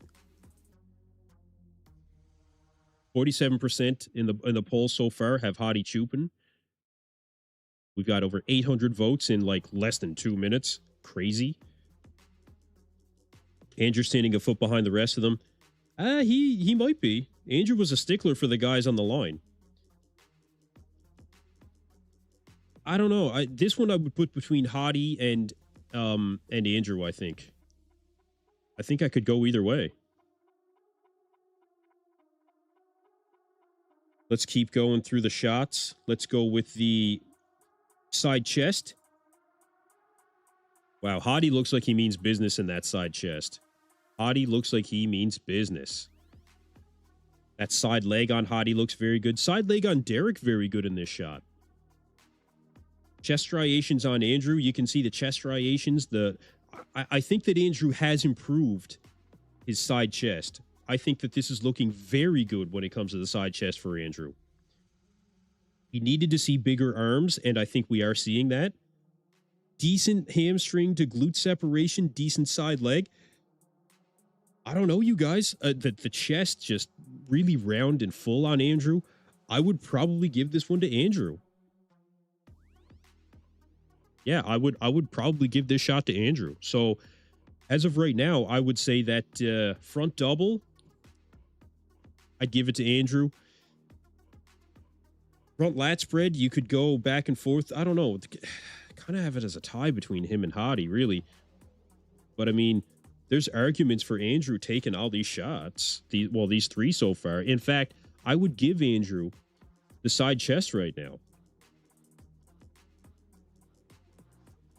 No, I think that the way that Andrew is posing the side chest actually makes his arm look as big as possible. I don't mind the way that he's hitting it.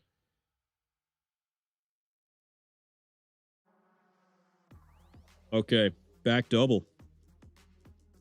Guys, like, come on. Samson, not great in the back double. Samson is lacking size big time. Samson is big time lacking size, you guys. He tried to play the conditioning game, and although he does look a bit more conditioned, I actually don't think that his conditioning is any better, not marginally better, I think we would say, than what we saw when he was coming in and showing up blasting full. Now, it could just be the lighting. That's possible. Derek Lunsford, excellent back double, of course. He has the width. He has the detail. He's got the peeled glutes. The hamstrings are dug out. Hadi as well, very good, I think. You know, he's got that detail in the upper back. He's got the glutes peeled. Good hamstrings. Andrew is improved when it comes to his back double. His upper back is definitely improved. Best shape to the arms, I think.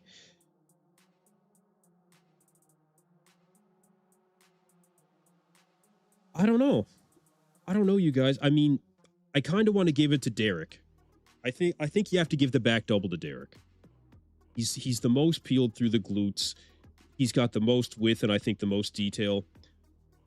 Andrew's not far. See, it's Andrew's lower body that is more peeled than what we've seen previously, but still not quite as peeled as Derek and Hadi. So thanks for being here, Black Patron. I'll see you tomorrow, I'm sure, bro. I'm sure I'll see you tomorrow. Thank you very much for being here, brother. Okay, back lat spread. Let's see. Did we get a decent back lat spread somewhere? We did.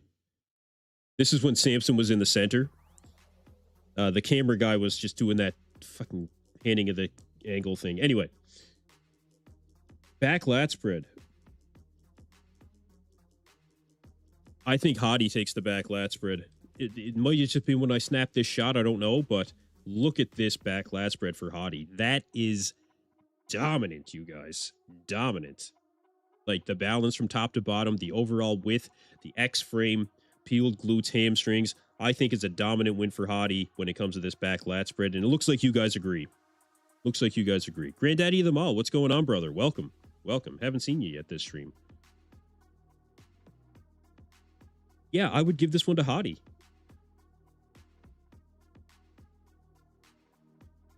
What do you guys think? Yeah, Samson is lacking a lot of size. Yeah. Yeah. A lot of you guys have Hadi winning this one right now. There's more love for Derek, though. More love for Derek than there was previously. So, what do we think? Hadi? Yeah? General consensus, Hadi?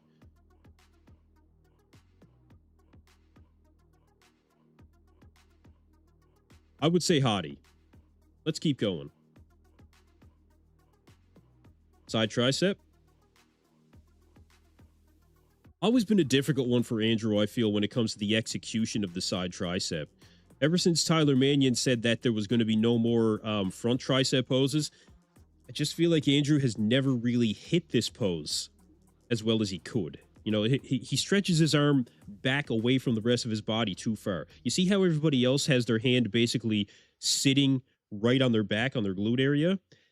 That's what Andrew needs to do, is close that gap. Close that gap, and then I think he would have a much better side tricep. But we're not seeing him do that. Look at the abs on Hadi in this shot.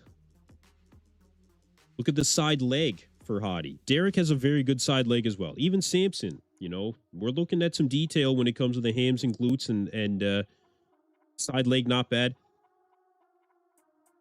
But I think Hadi takes this shot. Yeah, I think that this is a shot for Hadi. Look at the execution. Look at the abs. I think it's Hadi's shot, for sure. Anybody disagree? Oh, Lars says Andrew's better. Yeah, the event is still live. So, guys, the wellness is currently on stage. We're gonna hang out for the 212 as well. We're gonna hang out for the 212. So, stick with me, guys. We'll check the 212. It should be right after the wellness. It is right after the wellness. So, side tricep. I think Hadi is definitely I think Hadi's definitely it here.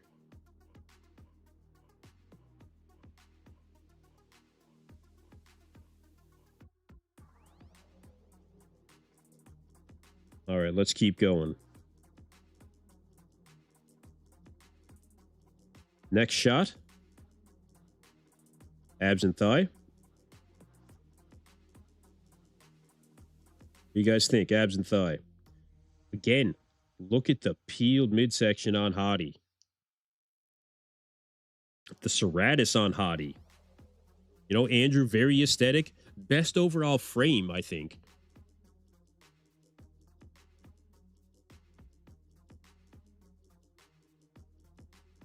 Seems like a lot of you guys think Hadi takes this pose.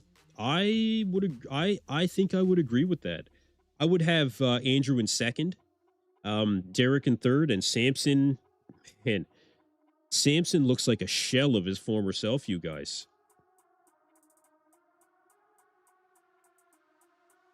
Okay, some people showing some love for Andrew in this pose, and I understand why. I do. Yeah, I think it is close. But, yeah, T-Bray, I understand liking Andrew's look the best. But I think I would have to give this one to... man, I think I would have to give this one to Hadi. Let me see if I can get us all back here.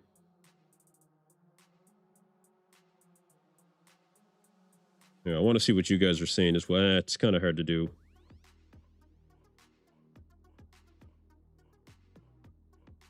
This is half decent. Okay. Okay.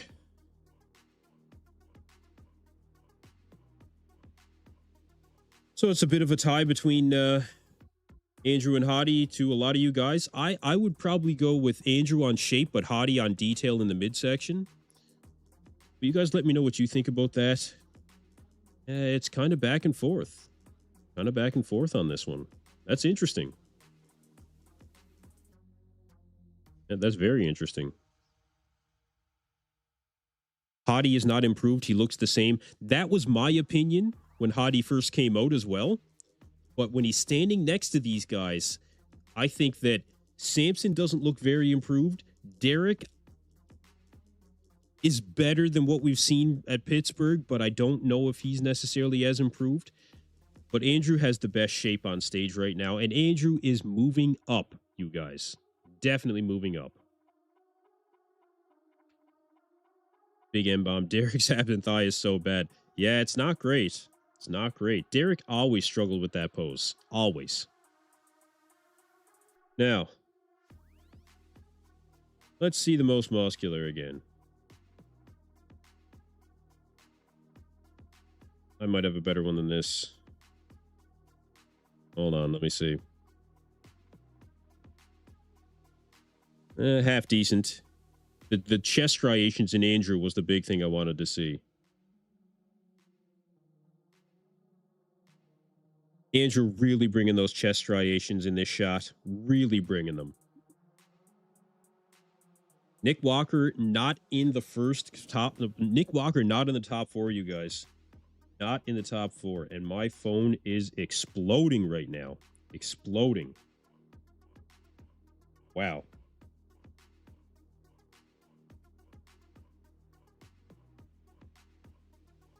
Very, very impressive. Okay. Okay.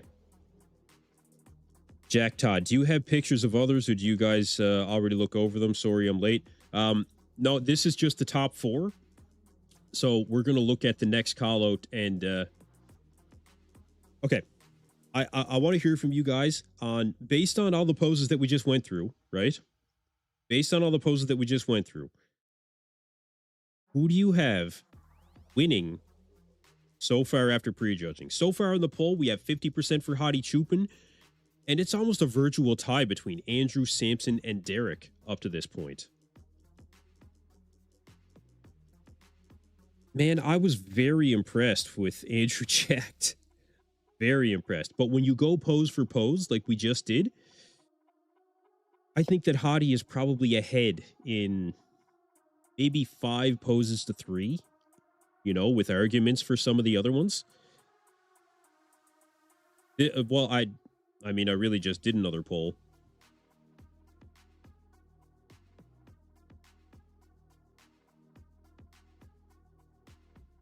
We're really getting a lot of different feedback here on you know, the battle between Hadi and Andrew. Samson in 4th, man. Nick's legs are blurry. What's up with them? Okay, why don't we take a look at if you guys are good, we can look at what went on with Nick Walker. We can take a look at that. Okay. Let's go back to Nick. So, first off, before we get into the call out with Nick, let's take a look at what we can see just from one of the close-ups on Nick here, okay?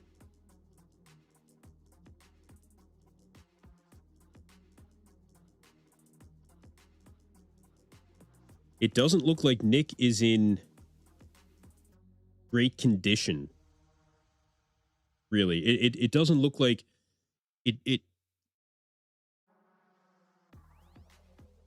Nick looks big. Nick is lacking detail. He's lacking pop. He was lacking detail to the quads. And he was having some serious trouble controlling his midsection. So, yeah, Nick, I don't know what happened. Yeah, appreciate it, T-Bray. Show some love and hit the like and subscribe button. Yeah, listen, I appreciate all you guys being here. Thank you very much. You want to show some love to the channel? Feel free to hit that like button, hit that subscribe button. It helps immensely, you guys. Helps immensely grow this channel.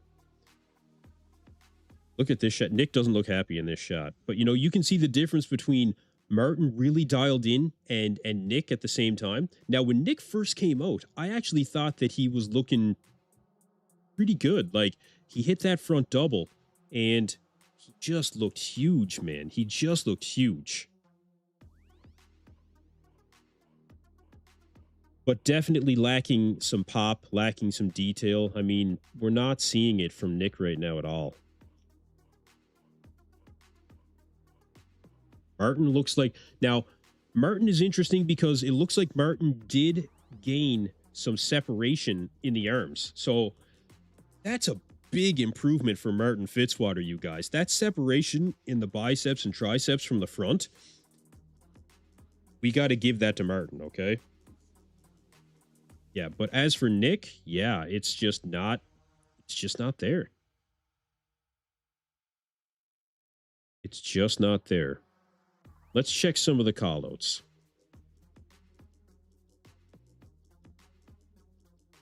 Okay. Let's see, where did we have Nick?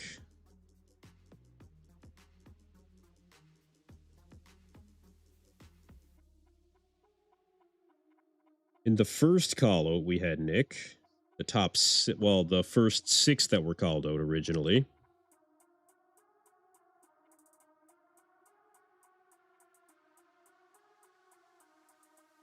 Here we had Nick. But,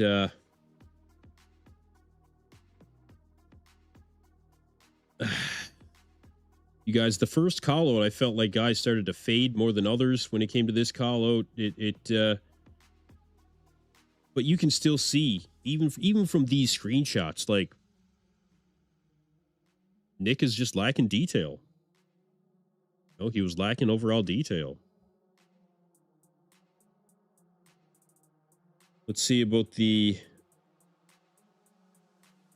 front lat spread, which is not Nick's best pose. Let's see if I can find it.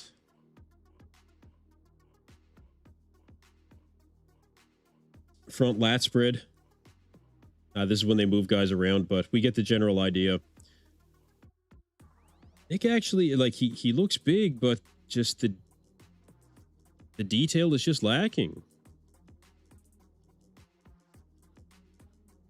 Hadi looks really good in this front lat spread. They did keep Samson in the center for this one next to Derek, but once they started moving guys around, you know, they knew what they wanted to do.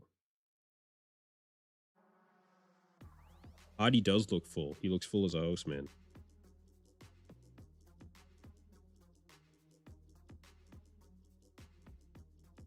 Check another shot.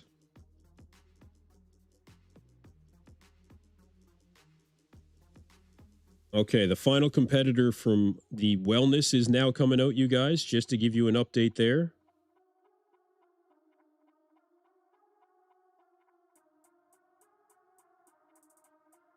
Let's see, do we got a side chest? We have a side chest. So again, Nick looks good in the side chest. That's a good pose for Nick, but I mean, it's more than just one pose, you know? And you can see Nick standing next to Andrew here. And you know what? I think it was at this point where the judges said, look, if Nick can't get past Andrew, then that's it. You know, that's it. Nick did not show up with the conditioning that we were really hoping. I thought he was going to show up much better than this. I think most of us did. If Andrew brings confidence and better posing at finals, he's gonna take it. He might. Yeah, Andrew is definitely. I wish they would have did like it. They'll do it at finals, I'm sure. You know, they'll give us what we want when it comes to like a 2-man call out or 3-man call out. But yeah, with Nick, I mean, it just comes down to conditioning. Nick didn't have the conditioning, you guys. It looks like he spilled over, and spilled over hard. No, we'll call it what it is. It looks like Nick spilled over very hard. Now, from the back, Nick was not bad. Let's see what I can find. You can see with Nick, the X frame, especially from the back, was very good. Very good. But it's more than that. You know, it is. It's more than that.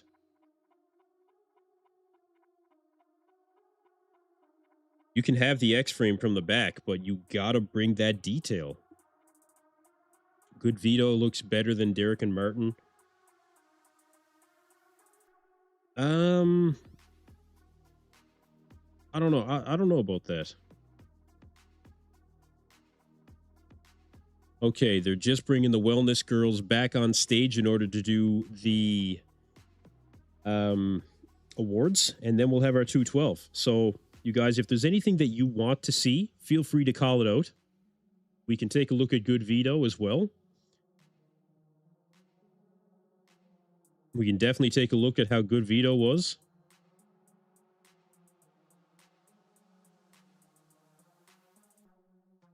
Let's see. Oh, this was a good one, actually.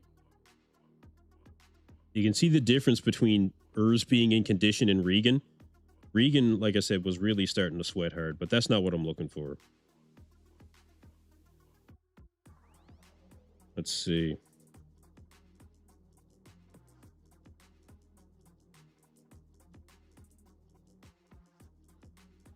Another call out.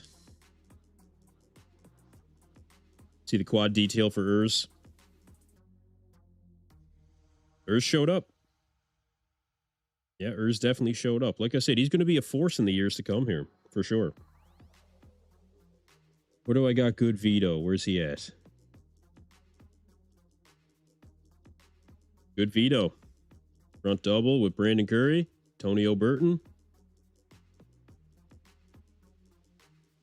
Front double is GoodVito's bread and butter.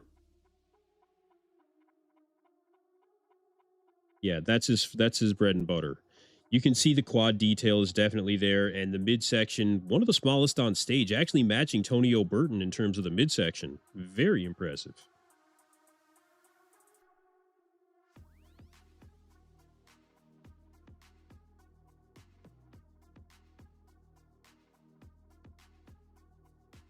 Yeah, I would look at giving this one to GoodVito. Brandon showed up pretty good. Yeah, Nick, unfortunately, no, he's not. He's not in the conversation to take this one home. It's unfortunate.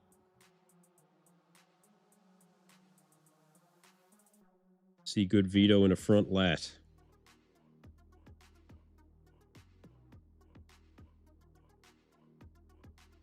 Let's see.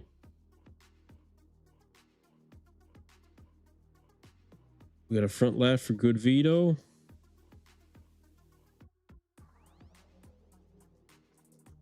They're just giving the final medal out in the wellness, you guys. So actually, there was some individuals for Nick that we could see. I do want to go back and look at an individual for Nick.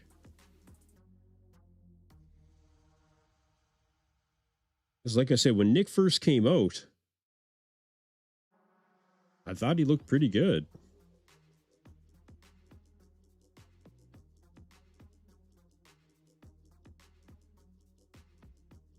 I mean, what do you guys think?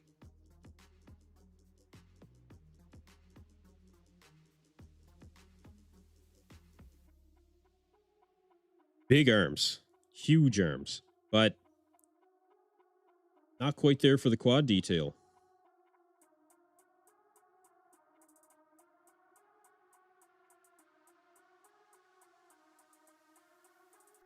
Mike says Nick got robbed. I don't think Nick got robbed. And look, I'm a huge Nick Walker fan, but I don't think that he got robbed.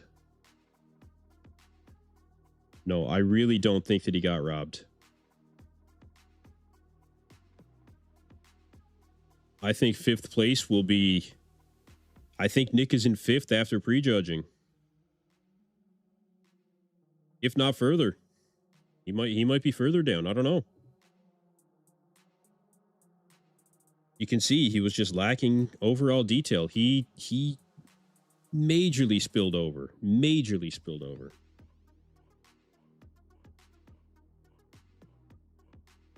I don't know what happened. Well, he may have been off for 2 years, but Nick was on stage in Pittsburgh, and he looked much better than this. Lars says, problem with Nick, nobody in the history missed 2 years and showed up and won. Well, like I said, if he didn't show up in Pittsburgh looking good, then that would be different.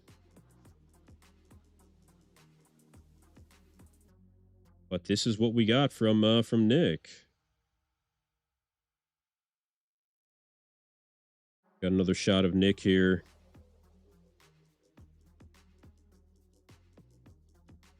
Let's see, where's it at?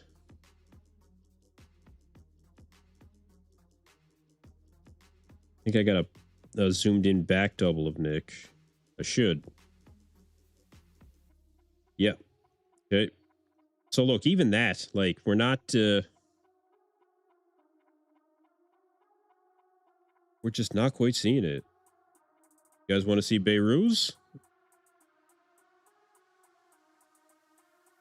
Yeah, we've got a new champion wellness, yeah. Guys, let me know what individuals you want to see. I can give you a shot of Behrouz. I've got a couple.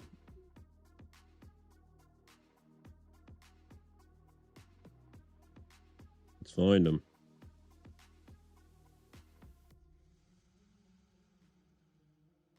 Behrouz. That's the individual. So Behrouz around 7th. That's about what I had. I had Behrouz in 7th place.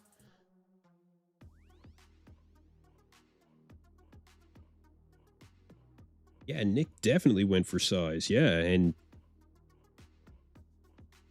Nick already had the size, you know? Yeah, Nick already had the size. How did Urs look? I can bring up a shot of Urs. When Urs came out for his individual, I think he looked exactly the way I thought he would. Oh, he's on point. He just needs more size.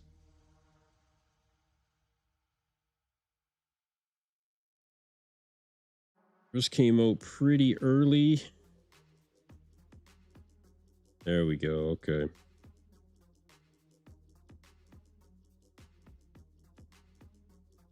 So you can see the quad detail for Urs. Definitely there. You know, good showing, I think. Just needs more size. Yeah, Urs just needs more size.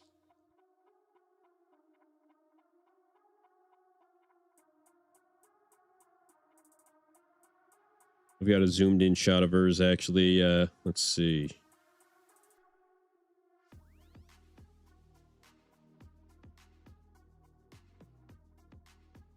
Urs is where? Yeah, it's just, again, it's just a size game for Urs at this point. He just needs to bring more size.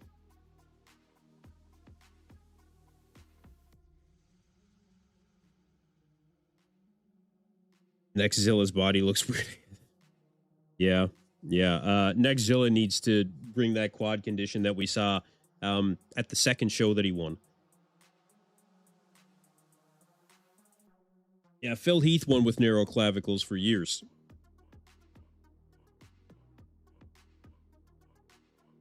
Hadi is clearly on top. Yeah, he is, yeah.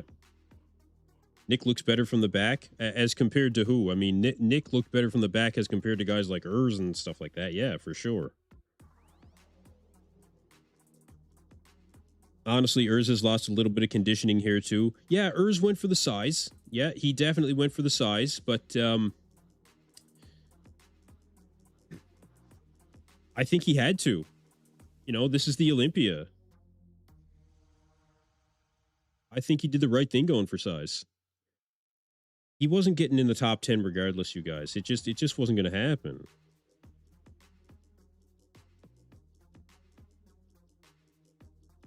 All right, so they are getting into the 212, you guys. 212 is coming out.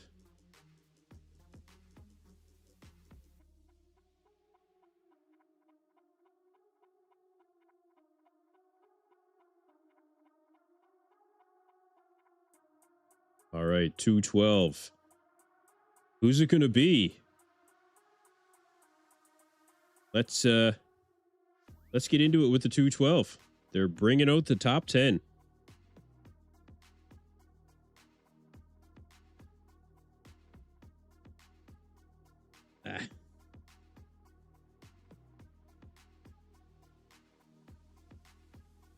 Okay.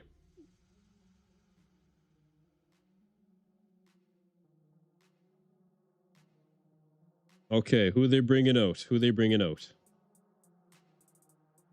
Jack Todd, can you show Wellness new champ? Sorry, bro. I was going through some of the other pictures, trying to keep up with what people were looking for. Sorry about that.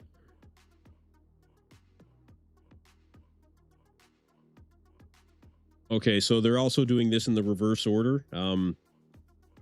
Fran Barrios Volk on stage. He's one of my favorite 212 guys.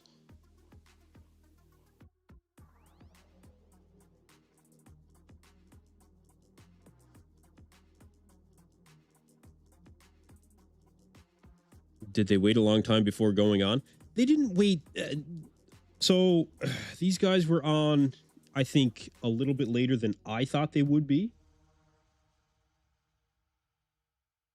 But I don't think that they waited a ton of time. Not really. It was later than I thought, though. They should have had them on earlier. Kareth Bajo, a good friend of the channel, standing next to Courage Opara. Derek has a new deal with Exxon. And Kareth is starting to maybe show his age a little bit.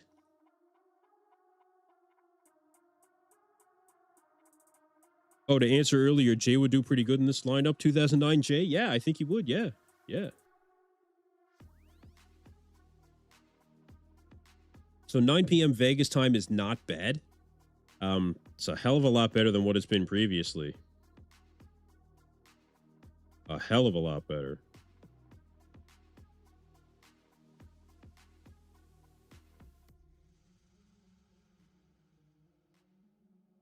Okay, so going through the confirmation round of, let's see, this would be 5th to 10th. And they're getting back in line.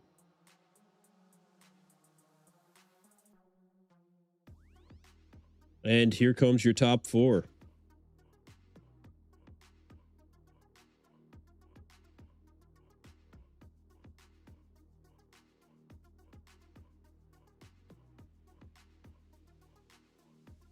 Okay, so of course we're putting Keon Pearson in the center next to Sean Clarita.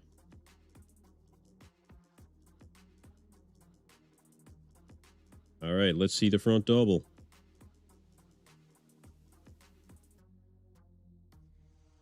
I would like for the camera guy to just give us a straight-on shot here. That would be very helpful. Which he's not giving us for both the front double and the front lat spread now. Oh, yeah, Sean is definitely on. I'll give you guys the comparison that I can. Did Keon improve his conditioning? Ooh, not bad. Not bad. You guys tell me what you think.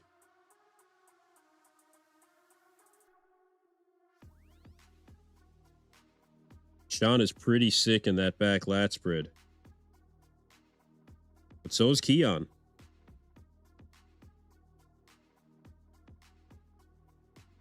I'd say Sean is as good as he was, I think, at prejudging. I think Keon might be a little bit better.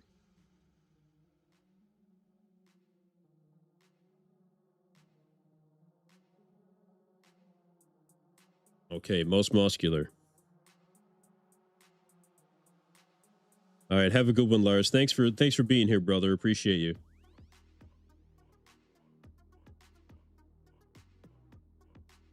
Okay, they did one round.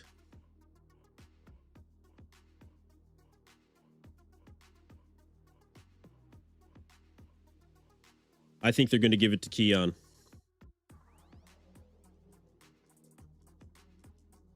But I don't know. I think Sean was ahead after prejudging. I don't know. It's hard to say. No, really hard to say.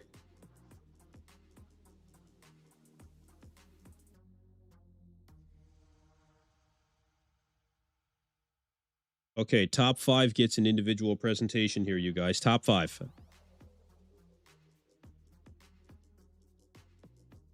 Yeah, Sean might win. Yeah, he might. Okay, Sean Carita coming out for his individual.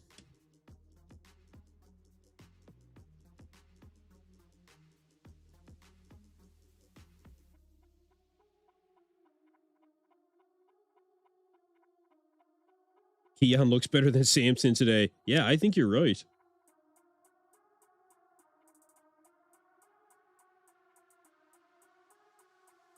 Man, Sean looks ridiculous.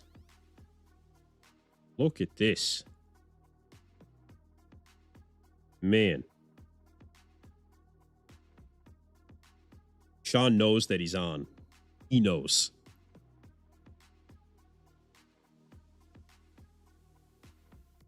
Man.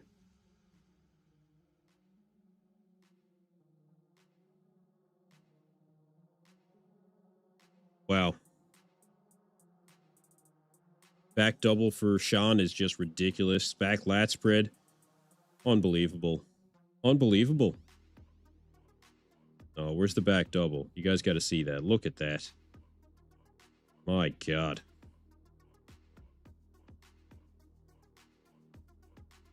Sean completely turned around his physique. I mean, completely turned around his physique, you guys.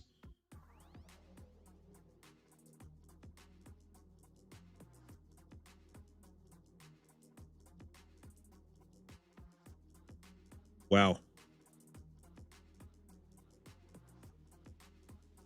That is insane for 180 pounds. You're right.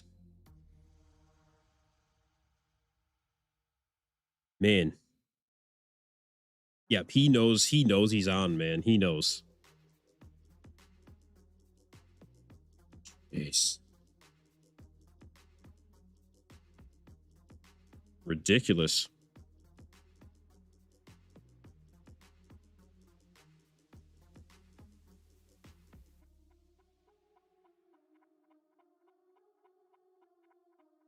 Lucas Garcia from Brazil.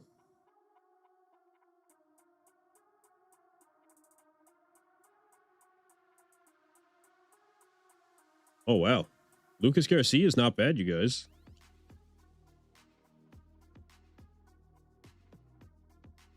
Yeah, Lucas Garcia is not bad. Look at him just in the stance. That's not bad. That's pretty good.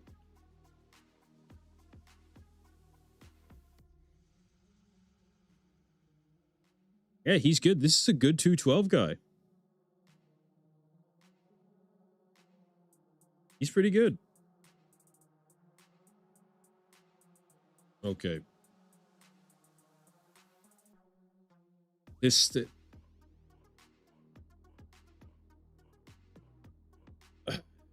Yeah, I mean, it's hard to not have Sean winning right now.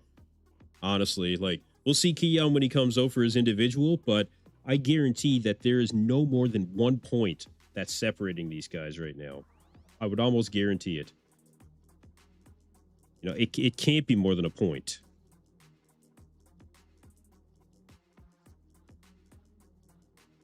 .212 has a weight restriction. Yeah, 212 pounds. If you can't be more than 212 pounds in that division.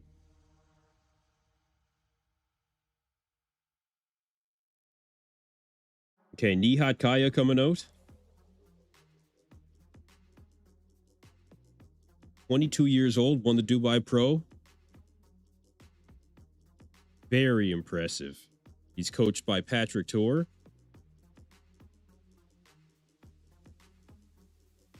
Really good presentation.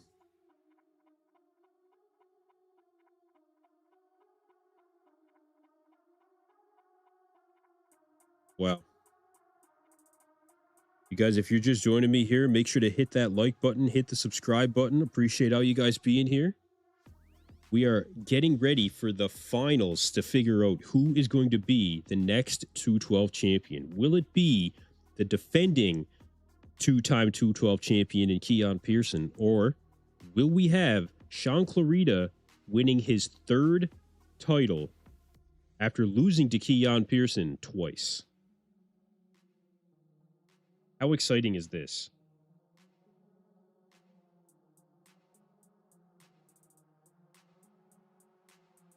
Very exciting, you guys.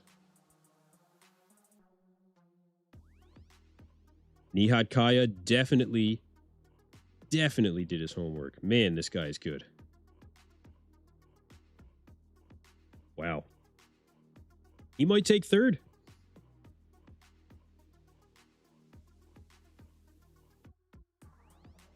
Brother needs to be in Classic. I mean, he's not bad. You know, he could do well in Classic. He's probably too short. Okay, Courage Opara coming up. Courage kind of fell off there for a couple of years, but certainly he is back.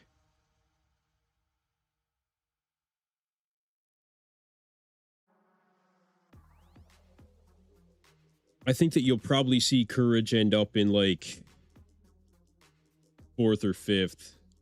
I don't think he'll be any higher than that. Excuse me.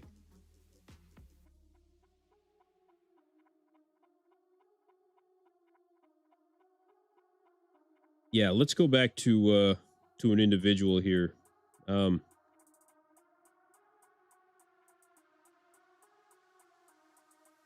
Let's see. What can we get? Not great. Let's see.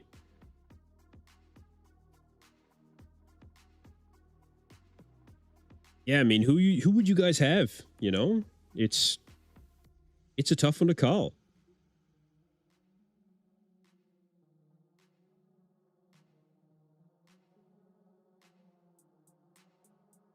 Yeah, we can do a poll for 212. Absolutely.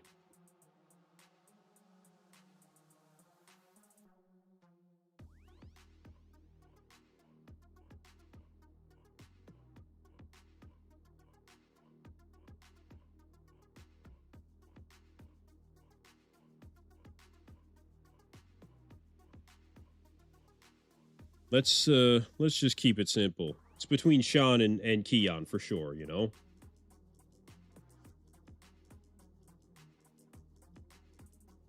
Keon Pearson taking the stage. Let's see how he looks.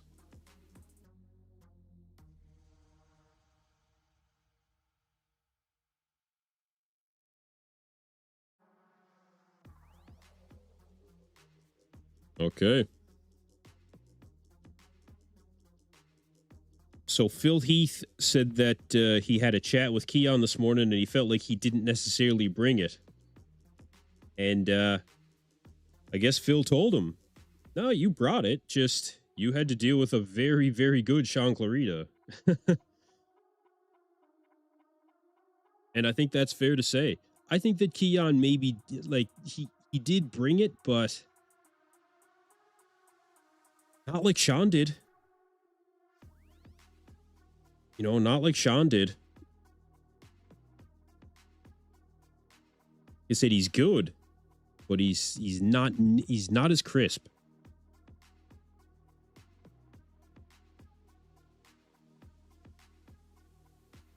Definitely not as crisp.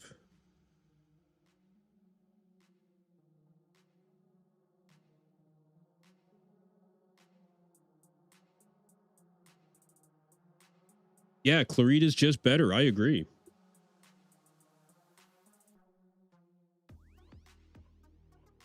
I appreciate you, Davey. Thanks, man. Have a good one. Thanks a lot for sticking around, brother. I appreciate you.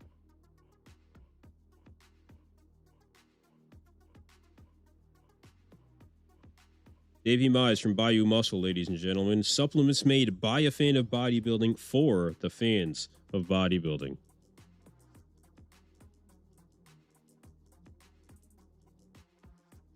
This is going to be a tough one to call, you guys.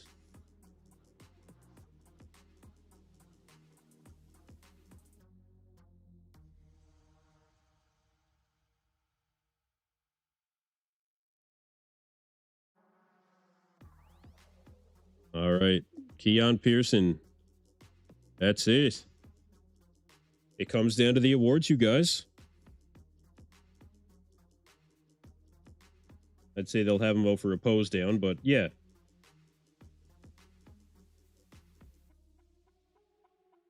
I would imagine they'll bring them all over a pose down.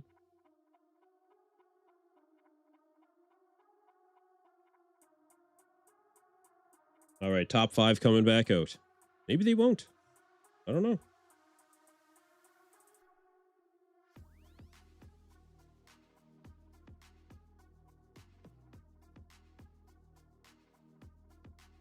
Okay, no more comparisons. Pose down. They are going for the pose down.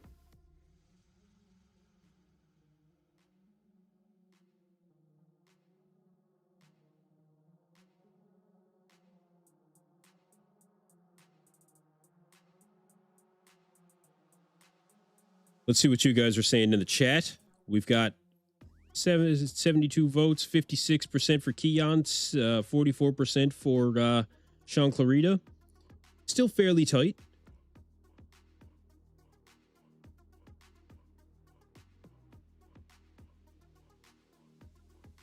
Yeah, I think this is still a pretty tight race.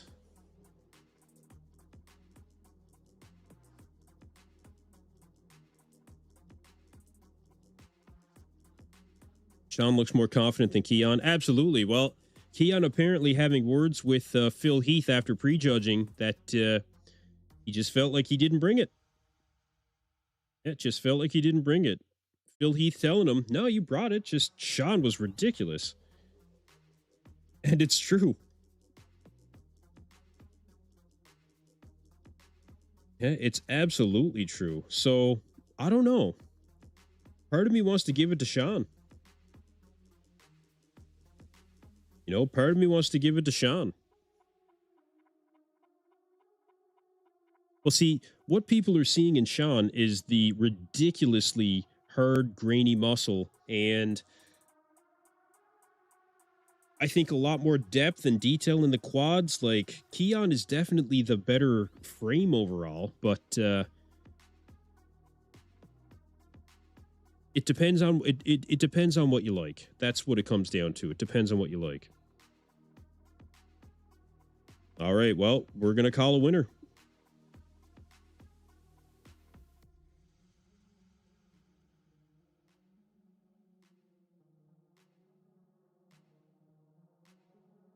All right, let's see who they call. 5th place.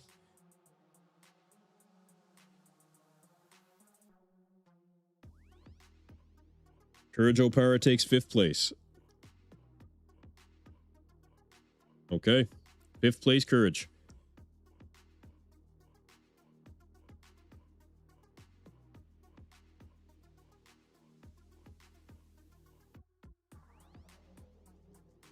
Cricket Shorts says Olympia management may lead limit on fat percentage, so competition would be amazing.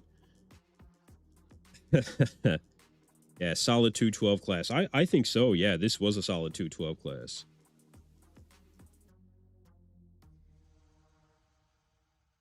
Fourth place.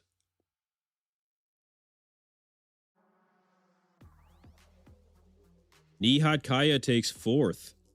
First Olympia, 4th place. Very good.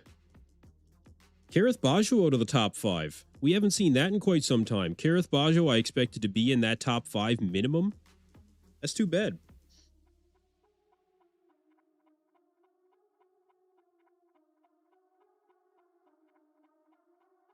All right, 4th place, Nihat Kaya. This guy is going to be a force in the coming years, you guys. This kid is 22 years old. He is going to be a serious force to be reckoned with.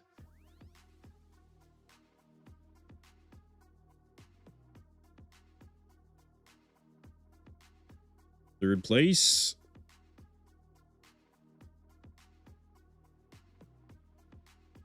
Still a very tight poll, you guys. A lot of people back and forth between Keon and Sean. Lucas Garcia takes 3rd place, and I believe that's what he was expecting.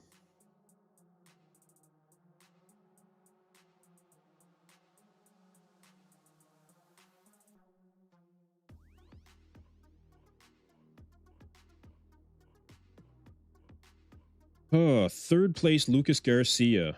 Just got a message from Muscle Insight HQ on Instagram asking me what my thoughts were based on the live stream. You guys know at this point.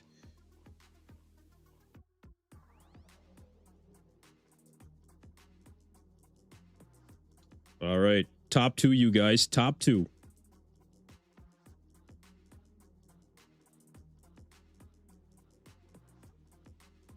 If it was me, I would give it to Sean. Honestly, I think that Sean did enough to defeat Keon.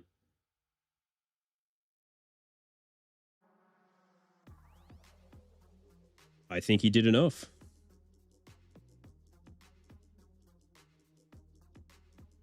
Harder, thicker, back bigger, shoulders, better abs. Yeah. Yeah. All very good justifications. I would give it to Sean.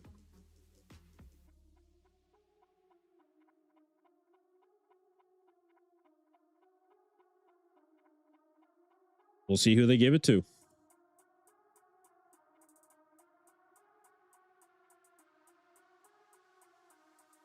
Yeah, the cameraman did do a pretty poor job.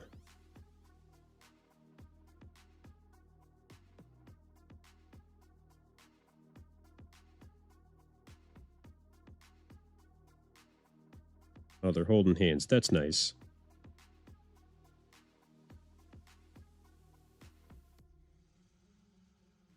And Keon Pearson takes home the win over Sean Clarita, you guys. The judges making it very clear that structure will win if you bring enough conditioning, roundness, fullness to the stage. Sean Clarita, definitely the more peeled athlete with that hard, grainy muscle look, but Keon Pearson clearly having the superior structure, and that is a message sent very clear by the judges. That is what they are looking for when it comes to bodybuilding, especially in the 212 division. Keon Pearson takes home the win.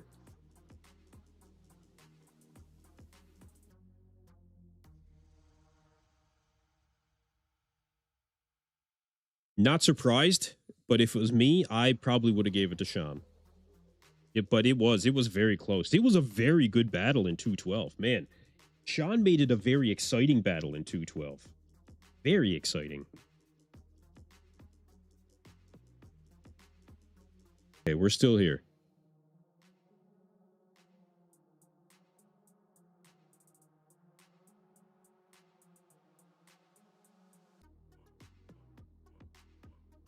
Again, Keon Pearson takes home the win.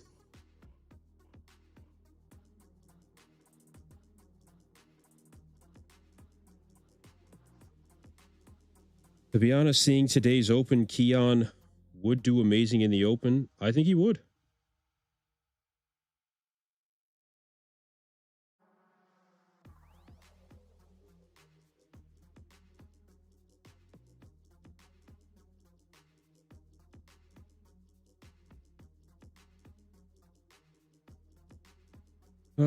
Okay.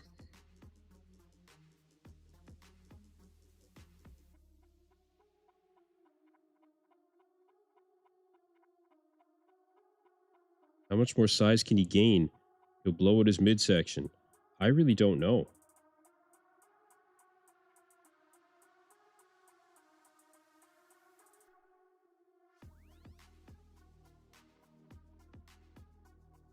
No, I really don't know, you guys.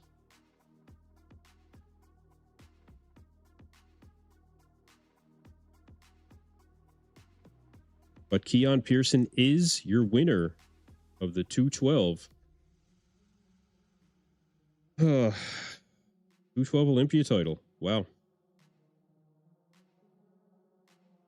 Again, not unexpected.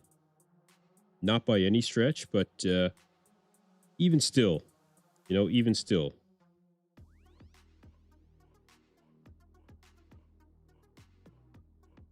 Congratulations to Keon. Honestly, congratulations. He is a deserving champion. He is.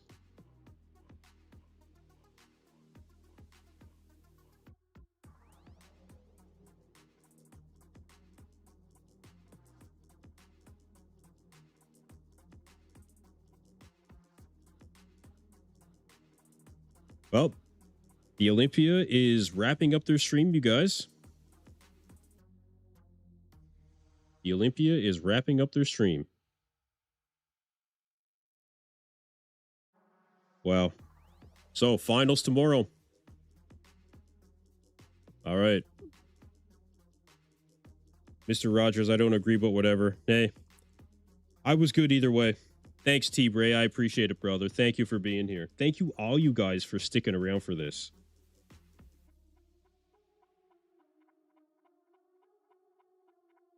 Man, that was a very exciting prejudging, you guys.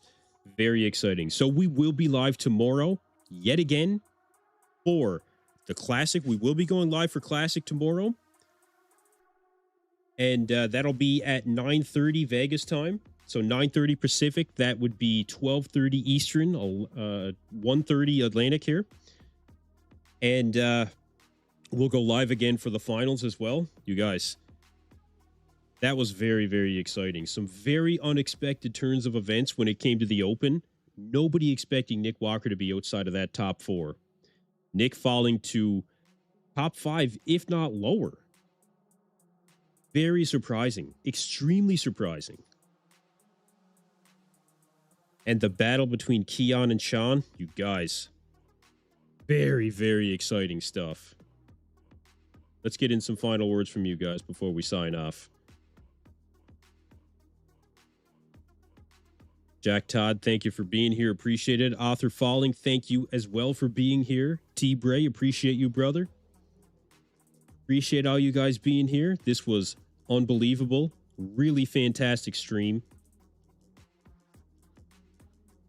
Mama Walker got your boy right tonight. I don't know what his mom's going to say to him. Probably going to tell him to fire his coach.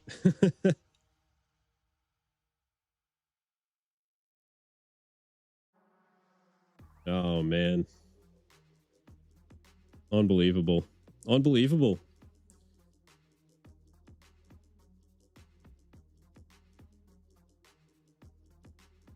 Wow. Excellent, excellent show. Your winner, Keon Pearson.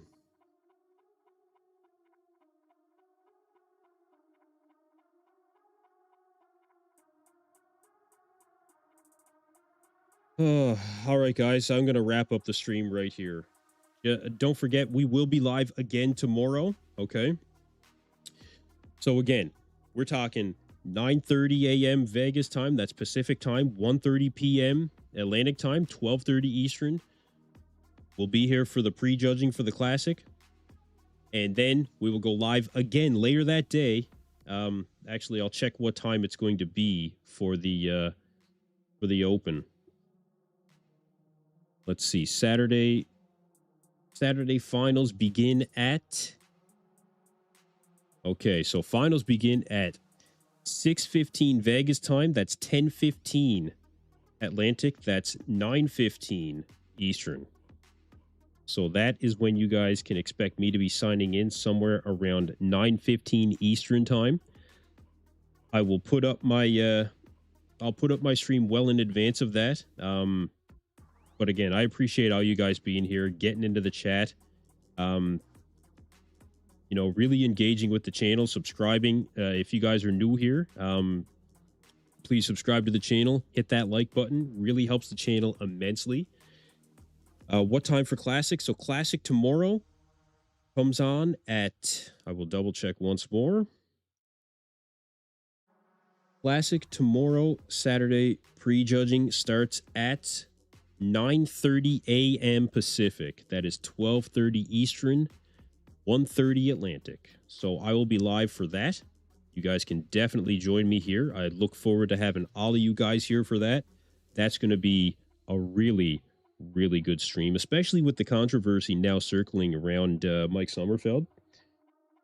Some people wondering if he actually did make the weight, although we did see pictures of Mike being heighted in, you guys.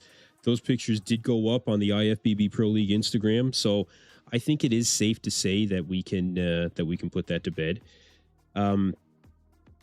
Although Mike has been heighted in taller in the past, so there still may be some more questions from some fans out there.